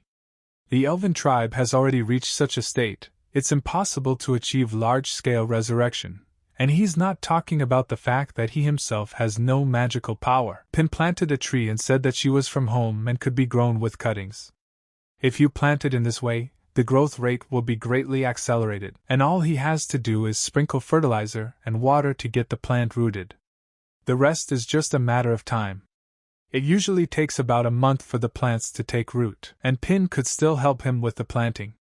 Suddenly, the roots of the tree began to enter the ground and grow upwards. But suddenly the earth began to move and Pin asked with fear, was it an earthquake? Everyone was surprised at the outcome of the tree planting, as the roots began to pull out the dead elves in the area. It turned out to be a real arrival in the world of trees. Ping looked around and asked in surprise, the barrier of the Holy Land dissipating? Pin asked Elizabeth if she knew what was going on. And at that moment, flower buds began to appear on the tree. But suddenly, the elves themselves began to emerge from the flowers themselves, who had given their lives for the good of their lands. The elf girl was greatly surprised and thought that a huge amount of magical power had flooded the elf tribe, resurrecting all the dead people. She saw that the new sacred tree had only passed the budding stage. When it grew, the blessing it would give them would far surpass that of the first generation. Pin looked at the tree and asked in amazement that it had grown so fast. This is very strange. After pondering the entire cultivation process, Ping immediately remembered everything, and shouted with a shout that he understood everything. He remembered that in Huainan, they get tangerines and there are oranges in Huainan, because the elf tribe is full of magical power. It was growing faster. Ping said that, as expected, magic is the king of this world. Elizabeth immediately thought that if she used dark magic to resurrect them, she would have to spend 10 times her life. But although she could recover after resting, she would be too weakened. And Pin was able to achieve such a mass resurrection without any casting. How did he do it? Was it really because of the water and fertilizer he had brought from home? But that's impossible. Such external items filled with magical power may be admired by her, but they are far from enough to create life. And if external factors are not the key, then divine beings will be the key. And then Elizabeth fell to her knees and saw that Pin could do things that no one else could, not even her. No wonder the demon clown called him creator. And suddenly the old man said he had a strange sensation. And he asked Elif if she could feel the aura of the elves. Elif replied that it was Sir Pin. He resurrected everyone in the elf tribe. You can see that there are many elves around them. Zhuang said the same thing. In her hands the branch was a useless resource, but in the hands of a brave hero, it was perfect. The girl backed up and replied that even though she had red demonic eyes, she could no longer see through Big Brother Pina. And then Pin said that he was just helping in any way he could. And the rest is up to them, the elf asked the others. What does he mean? Pin replied that the saplings needed someone to take care of them anyway, so he was assigning it to them. The elf realized that they really couldn't handle it. And then she jumped up and said it was all true. She said it was the elf's mother who saved her. She is a descendant of the previous elder, so she recommends that the elf become the new elder of their elves and take care of the sacred tree. The old man asked with surprise, Elder? Elif was also surprised and asked, Is she the one who should become? Pin replied to Elif that that's the way it is. Her mixed-race background might change stereotypes about the closed tribe of elves. Elif didn't believe in such a thing and asked how she could become one. And then the old man answered that he was the boss, he would help Elif in any way he could, so there was no need to doubt. The old man told his daughter if she remembered what her mother had told them, as long as they were around the hero, they should do their best. Elif agreed at once. The elf walked up to her and said her name was Blanchette. She would continue to act as general and help them run the tribe. The girls said that it was a redistribution of power. From now on, the Map Guild and the Elf tribe would guard the southern part of the continent of Braves and fight the Dark Guild. And then Pin turned to Elizabeth and said that it was time for them to go home. But she didn't answer him, and he asked what was going on. But Zhuang came up to them and told Ping to wait. She had a favor to ask of them. Ping asked, What is it? Zhuang replied that she would like to ask him about the true meaning of the Taiji sword. Where did she go wrong? Let the brave hero help her. Ping asked, did she want him to help them with the Taiji sword? And then he would tell her the truth. And Juna began to see him differently and accept her words too. And then Ping said that he actually almost forgot and started laughing loudly. Juana asked the hero what he wanted to say that he forgot. The guy replied that yes, she did. But if she wanted to learn swordsmanship, he would advise her to go study at the Holy Swords Guild. Juana was greatly surprised. After all, the Guild of Holy Swords to study. Is it true that his swordsmanship is so bad in the eyes of the hero? Pin replied that he didn't mean that. How should he put it? What impressed him most about Taiji's sword was the last movement, the form without the sword. Wasn't there something similar to the swordless uniform used by the Holy Sword Guild member they had seen during the guild competition in Tatano City? And so what? He thinks it's about the same as here, right? And immediately, with a flick of his fingers, sent her into another world. As she flew to the place, she was greatly surprised and didn't realize what the place was. She saw that all the children were practicing. But suddenly someone pointed a sword at her, and it was the academy teacher. The guys immediately jumped on her and knocked the sword out of her hands. As time passed, she began to train with them, and even made great strides. But it wasn't that simple. Still, she couldn't handle the kids who already knew a thing or two about wielding a sword. The teacher decided to have tea with her, and sitting down at the table they had a tea party. But Juana was surprised and asked the teacher how it is to fight without a sword. After a while, Juana labored and tried to achieve great successes, but each time she failed at something. Suddenly, as she was practicing, blood began to spurt out of her body, and she saw her bloody face. After that, she decided she wasn't going to pay any more attention to it, and threw her sword into the lake, and began to demonstrate another technique of fighting without a blade, and soaring over the lake like a butterfly. But that wasn't all. Her assignments also included cleaning the academy grounds. But from the look of her, she was very happy, and she didn't regret coming to a place like this. But on a weekday on the academy grounds, students were studying and didn't even notice that she was laboring, and then she had to use her powers, and with a swoop of her broom, she tossed the students aside and covered them with leaves. Then sitting down at the table, the master asked her if she had studied Tai Chi. Joanna asked master what he meant. She said she came here to learn Tai Chi. She had even forgotten already, and started laughing. And then the master told her that it was the right time to return. Joanna asked in surprise, "Go back?" The master said for her to remember and forget herself and become nature. Let her not forget to control Tai Chi, but to integrate with it. Joanna said that she realizes that she cannot pay the master for enlightenment. Therefore, she begs to know his identity and name. She will always honor him in her heart. The teacher replied that it didn't matter, but his name was Zhang Sanfeng. And after saying goodbye to her, he thought, who will come next time? But at this time, Ping was surprised and asked, what happened? He saw the appearance of the Zhuang girl in front of him. At this time, Joanna only heard one word for her to finally break through already. The girl told senior brother Ping that he had helped Zenith's sword, and Senior Zhuang broke through 3 times. Elif said that passing 3 levels in a row? That's the level of a demon king. The old man also replied that it was impossible. Maybe in Sir Pin's eyes, the levels are no different. Zhuang came to the real world and thanked Ping for such good instructions. She said her name was Zhuang and had already realized her mistakes and would follow his instructions. She would return to the Holy Sword Guild and study from scratch. She will no longer be obsessed with parochialism, but will dedicate herself to Taiji. Immediately it disappeared in front of their eyes and Ping suddenly spoke for everyone to watch.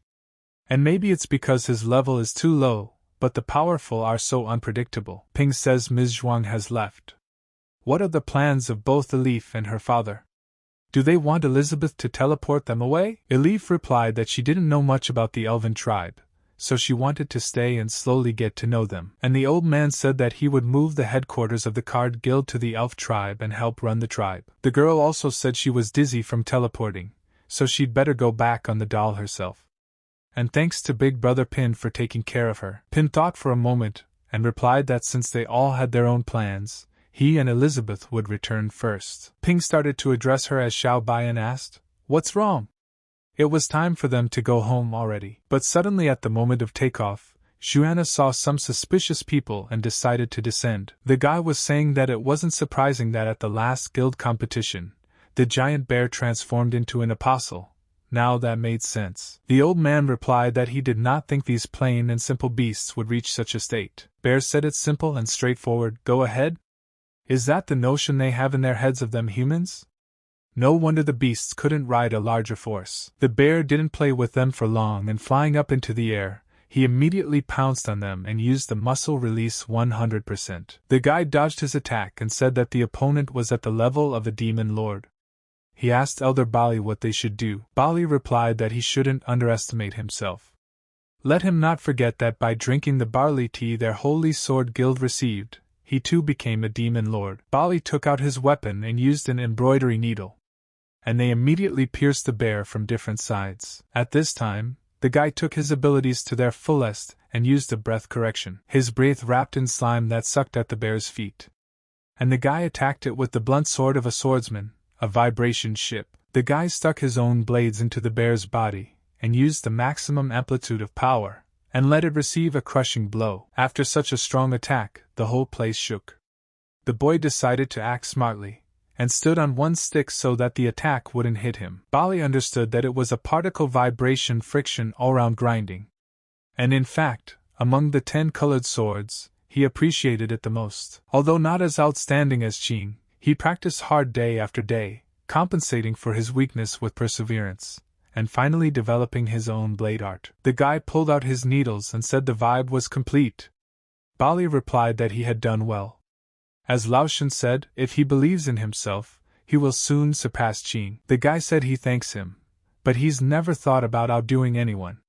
He just wants to be himself, and work hard. But suddenly all of a sudden the bear turned to dust, and exploded right in front of their eyes. The guy asked Elder Bali if he too could feel that creepy aura.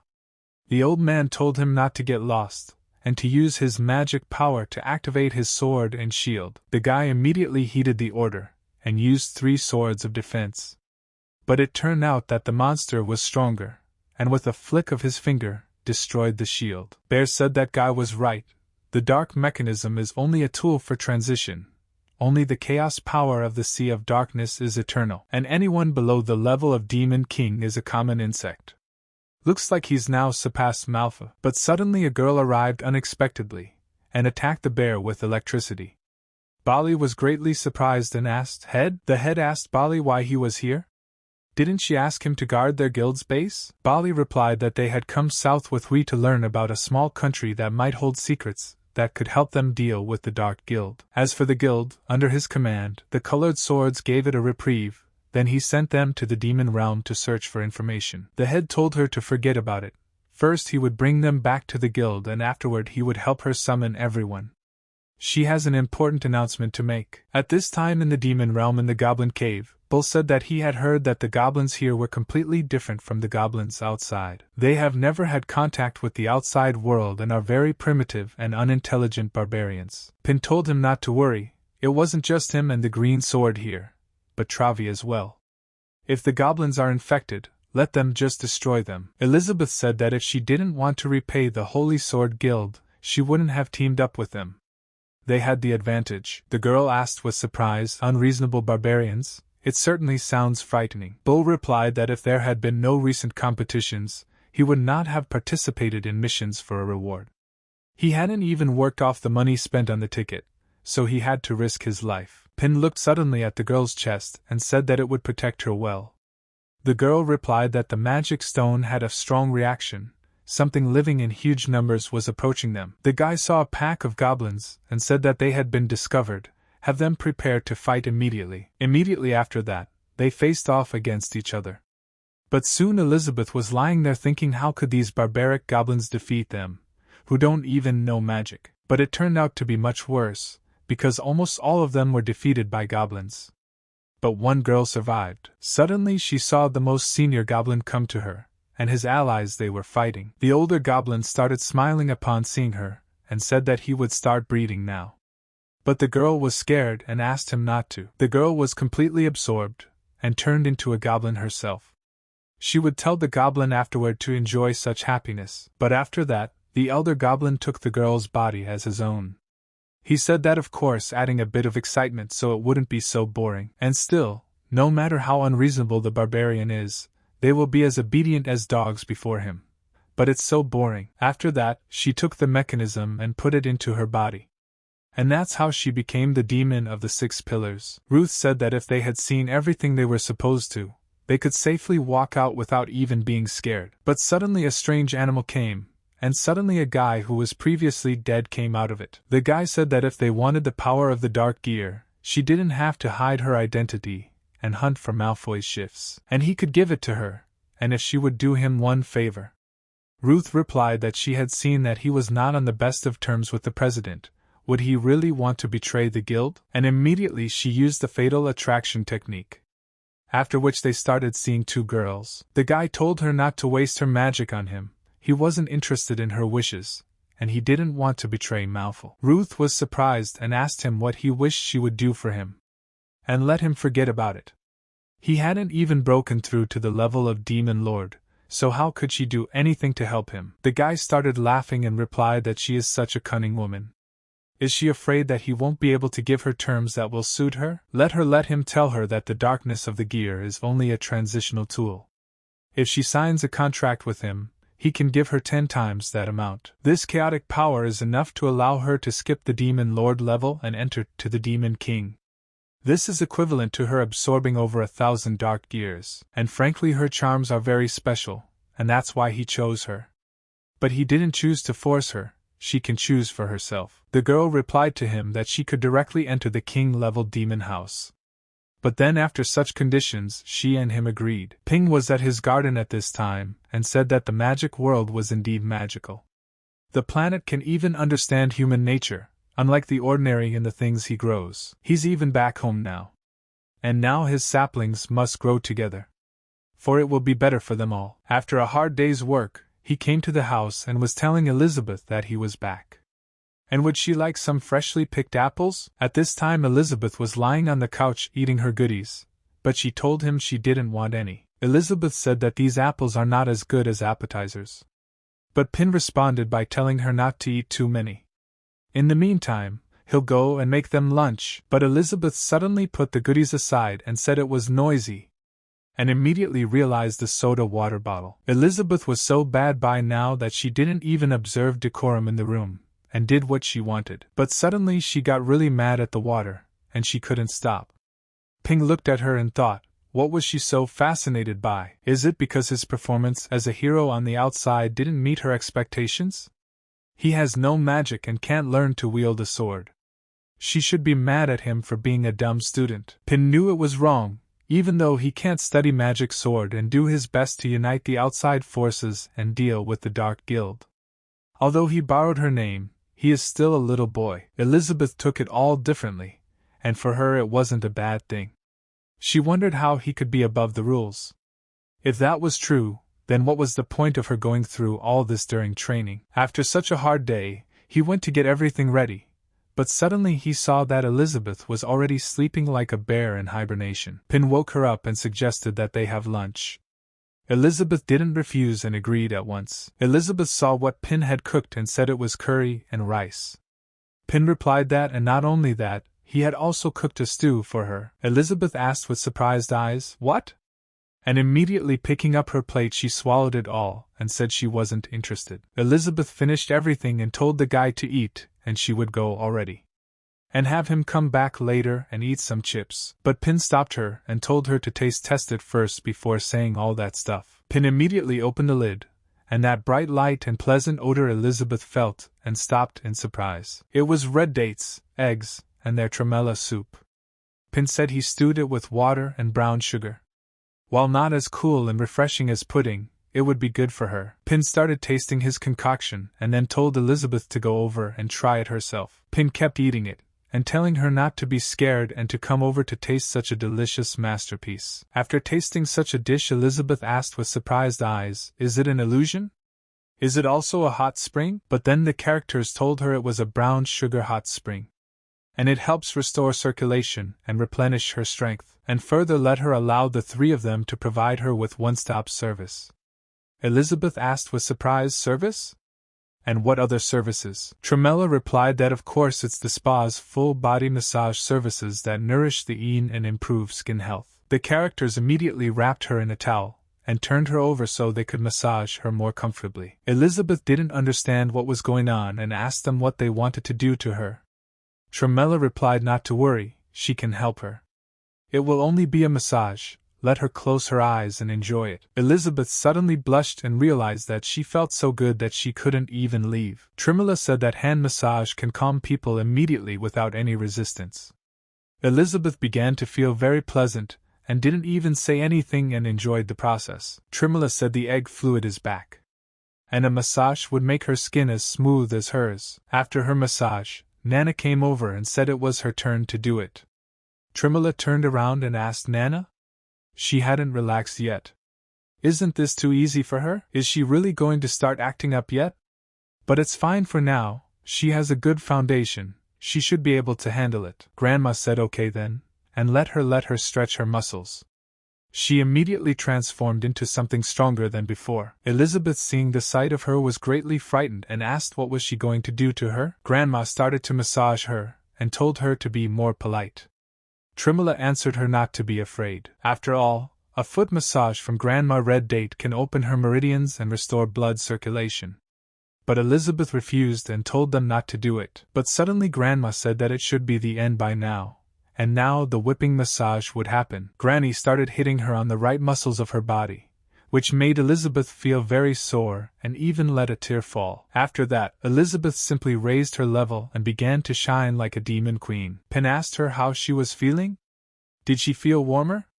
Or did she not like it, and is there a difference in taste? But in front of Elizabeth's eyes, Pin was telling her that this was the way it was.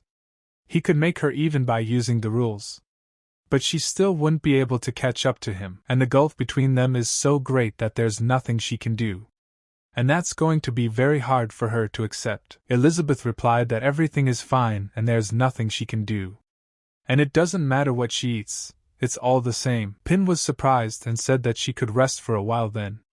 He would not disturb her. Pin told Elizabeth after lunch that he wanted to go outside and practice with Alpha.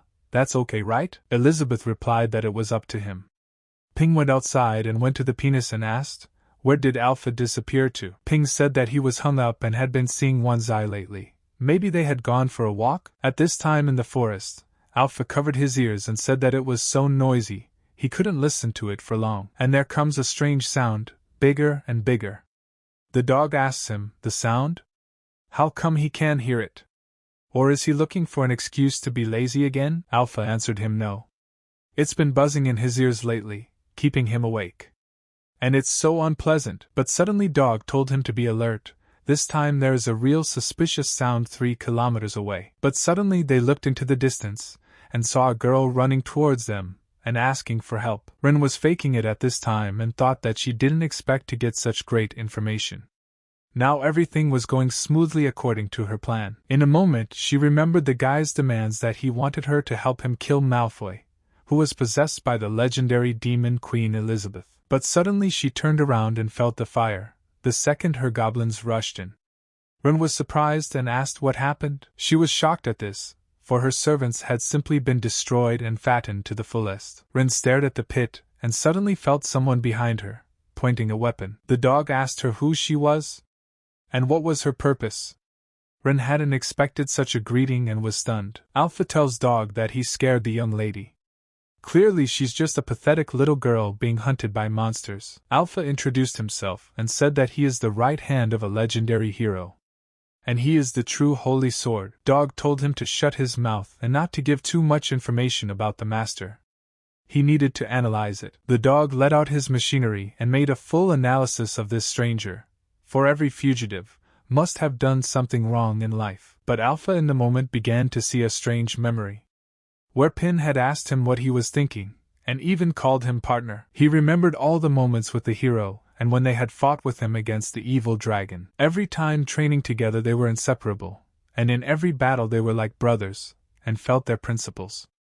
But the dragon was defeated. After each battle, the sword would turn into a guy and shake the hand of his hero who fought him. After each difficult battle, Alpha would transform into a flying sword, and move his hero across the ground. But after that, they went to the Demon Queen, and wanted to behead her and take control. Pin said that when he gets lost during a battle, Alpha leads him in the right direction.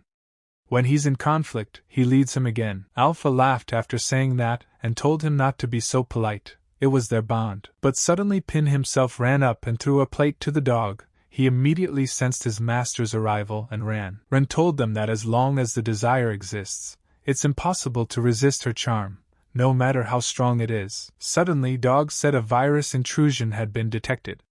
Scanning all system software, and the location of the virus has been found. The dog immediately released all his battle weapons and pointed them at the girl. Ren asked, her charm not working? The dog asked him who she was, and why did she invade his system and make him happy. And while she's not a threat, he doesn't know her initiative. So he decided it would be best to eliminate her. At that time Pin came and started looking for the boys. When the dog heard his master's voice, he immediately started barking. Ping said he just heard a noise coming from here, so they're getting here. Pin asked Alpha why he was laughing. Is he okay? And immediately slapped him in the face with the palm of his hand. Alpha came to his senses after such a blow and asked, Big brother Pin? Pin replied that he had scared him. He thought his brother was gone. And had they slept enough lately? Alpha replied that it was possible. Pin said it was fine and not to put too much pressure on themselves. They'd better go back and chop down the tree. But Rin had been lying on the ground the whole time, trying to show that she was unconscious. But suddenly she opened her eyes and saw that no one was there. Ren apologized and asked if they could help her. Pin turned around and asked who she was. After this, Alpha and the boys came home. When he entered the room he told the Demon Queen that he was back. But Ping didn't leave Ms. Rin alone and asked how she was feeling. Doesn't anything hurt her? Ren replied that she was still a little dizzy.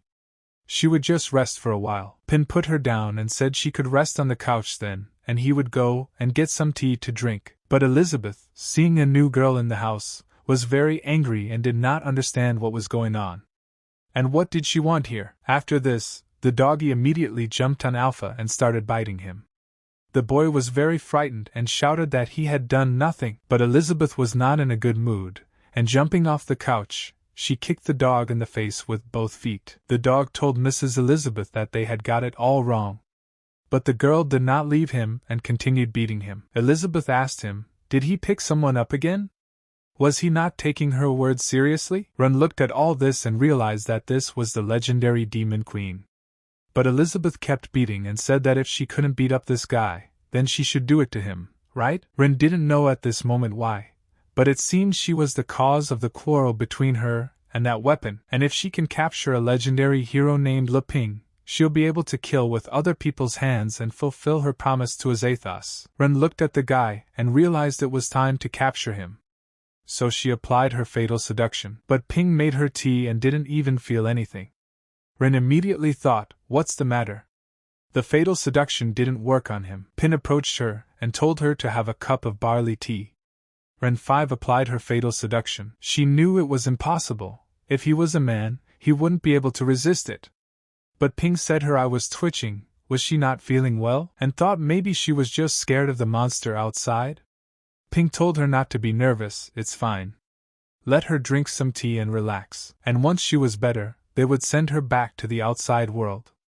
Ren looked at the tea and felt a tremendous amount of magical power. Taking one sip of the delicious tea, she began to feel an instant energy that raised her level to a 2-star Demon King. Ping asked, how's her tea? Was she feeling better?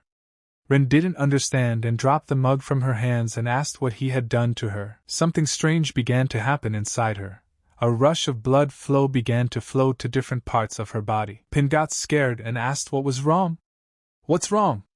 Is she allergic to barley? Elizabeth said that it's obvious that she, like G, was infected after signing the contract with the Sea of Darkness. Ping replied to Elizabeth that then she should save her like she did to G. Elizabeth asked with surprise, save her? And said she wouldn't even think of it. She realized that Ping was well aware of the situation himself. He'd given her barley tea to force her to cancel the contract, and what she was experiencing was just a reaction of rejection. What he thinks, she doesn't understand anything. He is looking for an opportunity to demonstrate his greatness as a creator. Ren was getting worse. The bacteria that had previously consumed her body was starting to come out of his mouth. After spitting out the bacteria, she came to her senses a bit. Ping said it was the same magical insect? Bacteria said he hid so well this time, and how did she find him? And between him and Elizabeth, an irreconcilable feud. He will curse her with his power of chaos. But the vacuum cleaner came up to the bacteria and sucked it up and said there was a cleaning process going on. Pin replied that he was scared to death, and it was just a lump of dirt. Elizabeth asked her why she had come to them.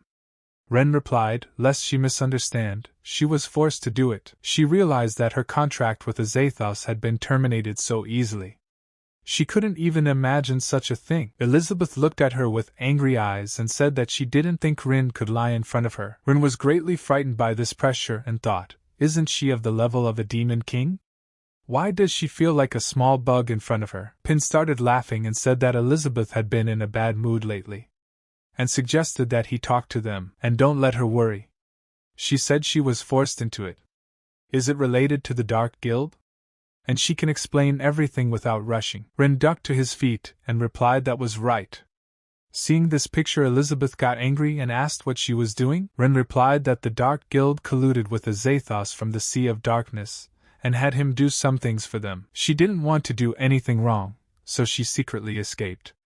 But she didn't expect them to implant such a horrible thing into her body. Ren asks Mr. Pin, he's going to save her, right? She asks him for such a favor, because she is in a lot of pain. Pin replied that of course.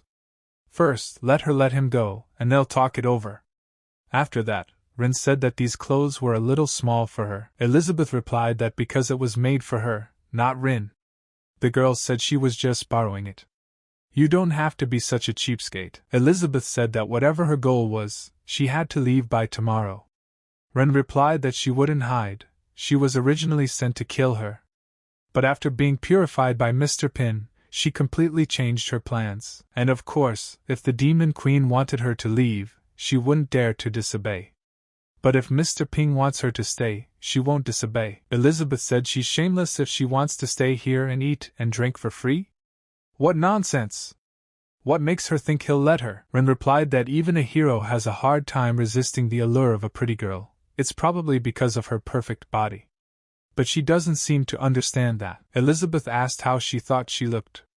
She realized that she had been lying around all the time lately, and hadn't cared about her weight, and immediately used the negative attribute transformation. Elizabeth asked, is that what she meant by a perfect body? Elizabeth walked up to her and asked where her confidence had gone, and let her realize that nothing was in front of her. But faced with Elizabeth's breasts, she said it was impossible. Ren believed in her beauty and tried to get rid of it. Elizabeth started screaming that there was no such thing. After this, Ping came in abruptly and asked, what happened? Ren abruptly took Elizabeth's hand and slapped her face. She said that if there was something wrong with her, just let her speak and she would change. Pin was surprised after that, and didn't understand why she did that. Ren cried and told him not to blame Elizabeth. Even though he had seen with his own eyes how she had taught her a lesson, it was probably all her fault. Ping told Ms. Ren not to cry. He thinks it's just a misunderstanding. Pin asked Elizabeth, isn't he right? Ren realized that no matter how much she tried to justify herself, as long as she played the role of victim, he would be on her side. Elizabeth said there was no misunderstanding. She just slapped her in the face. Ren asked Mr. Pin, could he please reason with them? Pin stood between them and turned to Elizabeth. Elizabeth asked what he wanted. Pin said he was sure she had her reasons. Pin tells Ren that as she knows, Elizabeth is the Demon Queen. Her magical power is unfathomable. She probably noticed that there are still remnants of evil in her body. Elizabeth's method may be a bit blunt, but it's definitely for his own good, so have her be patient and cooperate with her. Ping told Elizabeth that he wouldn't bother her anymore. Let her continue her business. Ren didn't understand such a thing and asked Mr. Pin not to leave them. Elizabeth said that her ploy was so clumsy. Ren realized her mistake and replied that she knew she was wrong. Elizabeth replied that she didn't take her seriously. Did Ren really think she would see her as a threat? Let her not be deceived. Ren was very angry after such humiliating words, but she couldn't do anything about it. In the evening after dinner, Ren raised her level to 3-star Demon King. Ping asked if she wanted more pork stew with rice. Ren replied that she had had enough, she was full. She realized that this magical dish was called pork stew with rice, and after just tasting salty, sweet and savory, her levels are up again. She really wants to keep enjoying it, but her body can't take it. Pin put some on Elizabeth's plate and told her to eat more. Ren thought, why do they eat such powerful supplements as if it were a home-cooked meal? Are there really beings in this world that surpass the level of a Demon King? No wonder Elizabeth was ready to leave the world and stay with this man. Ren said that Sis Elizabeth has a great appetite, but isn't she afraid that Mr. Pin won't like that she eats so much? Pin asked with surprise, how is that possible?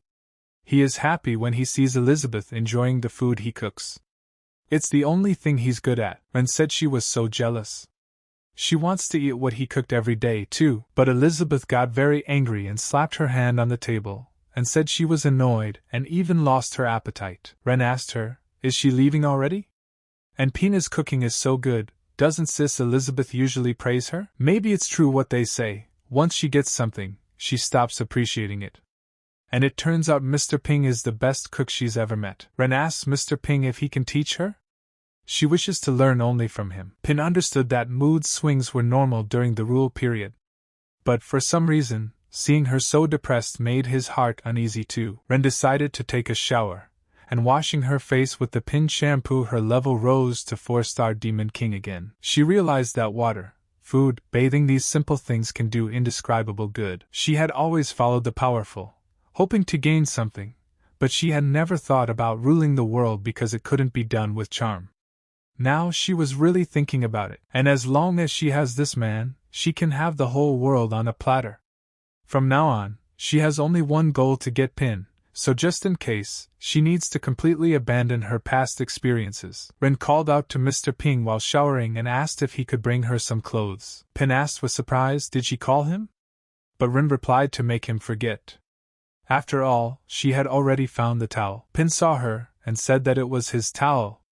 Ren replied that she had no choice. Sister Elizabeth's clothes are too small. It doesn't fit her. Ren asked Mr. Ping if he had watched Rebellion.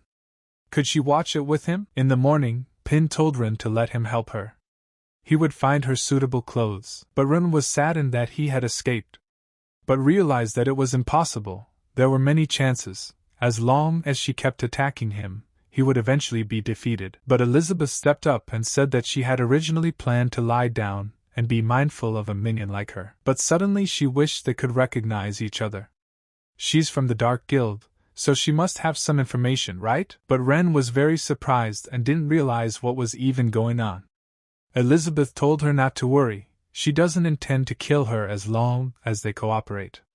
But it would be over soon. Ren was greatly frightened by this pressure, for she didn't understand how she should act now and not give herself away. Seeing that Elizabeth would torture her, she noticed that there were items on the table that would hurt her body. After that, Elizabeth stood in front of her like a rapist. Ren asked what was going on. After all, she had to get into her illusion. Elizabeth replied that she was correct. She made sure she got into her trap for her intended purpose, but she also dragged her into it at the same time. Ren asked her what she wanted. After all, Mr. Pin would be back soon. Wasn't she afraid that he would see what she had done to her? Elizabeth started laughing and replied that she had made some adjustments to her primitive illusion. And an hour here now is equivalent to 10 seconds outside. And after this perioda hakanka, she will forget about it, and will not be influenced by it. Ren tells Elizabeth that she's doing all this to threaten her into leaving Mr. Pina alone, right? And then she tells her straight up, that's not going to happen. But Elizabeth had no pity for her, and immediately began to whip her from different sides so that she felt the pain of her whole body. Elizabeth said that she was thinking very hard too. After all, Elizabeth, the Demon Queen, is standing in front of her right now. Elizabeth didn't spare her and hit her harder each time to get her to talk and give information. She said that the Dark Guild was not completely destroyed and there was no news of Amelia. And to see that someone like her could get to the Demon King, and was she captured by her? Ren was very hurt and replied that she didn't know, and promised her that it was the plain truth she must believe. Elizabeth said that if she consciously plans to resist a lot, then they can continue. After the beating, Ren says she doesn't know. And anything she can ask, she begs her to let her go. Elizabeth thought and asked, does she really know nothing? And asked, where should Amelia go? But suddenly she heard Pin come in and turned to her. He asked her what she was doing. Pin said, looking at that outfit, how could this happen? Elizabeth was very frightened and didn't know what to say to him. Elizabeth replied that it was good. Pin asked with surprise, what's good? He wondered if the shirt was big enough. At this time, Ren sat with her eyes closed and begged that Elizabeth would let her go, and she wouldn't dare do it again. Pin was very scared for her, and put her in her room. In the night, Ren opened her eyes and asked what happened. She doesn't remember anything, but the fear still haunts her. Ren said that she had reached the 4th star level of Demon King. If she were to go out, she's no less powerful than the Dark Guild and the Holy Sword Guild, right? She thought. But why are those ahead of her made to feel like an ant being played by a child with no strength to resist? Ren stood up abruptly, saying that no, she couldn't give up like that. In order to get further. But looking out the window, she saw Elizabeth saying that she is following her. Pin was talking to Elizabeth at this time and saying good things. But the next morning Pin got up before everyone else. Pin saw Ren and said she shouldn't be like this. They have a robot vacuum cleaner at home, let her get up. She is their guest, and asked Elizabeth why she didn't stop her. Elizabeth replied that she had not forced her. And to do that, what did it have to do with her? Ren replied that she didn't. She did it yesterday and the floor was so dirty, so she should. But Pin replied for her to get up immediately. Ren thanked and stood up. But Elizabeth stood up abruptly and pushed the girl to the side to keep her from touching anything. Elizabeth grabbed a rag and said it was just mopping the floors. He must have been so upset. How about this?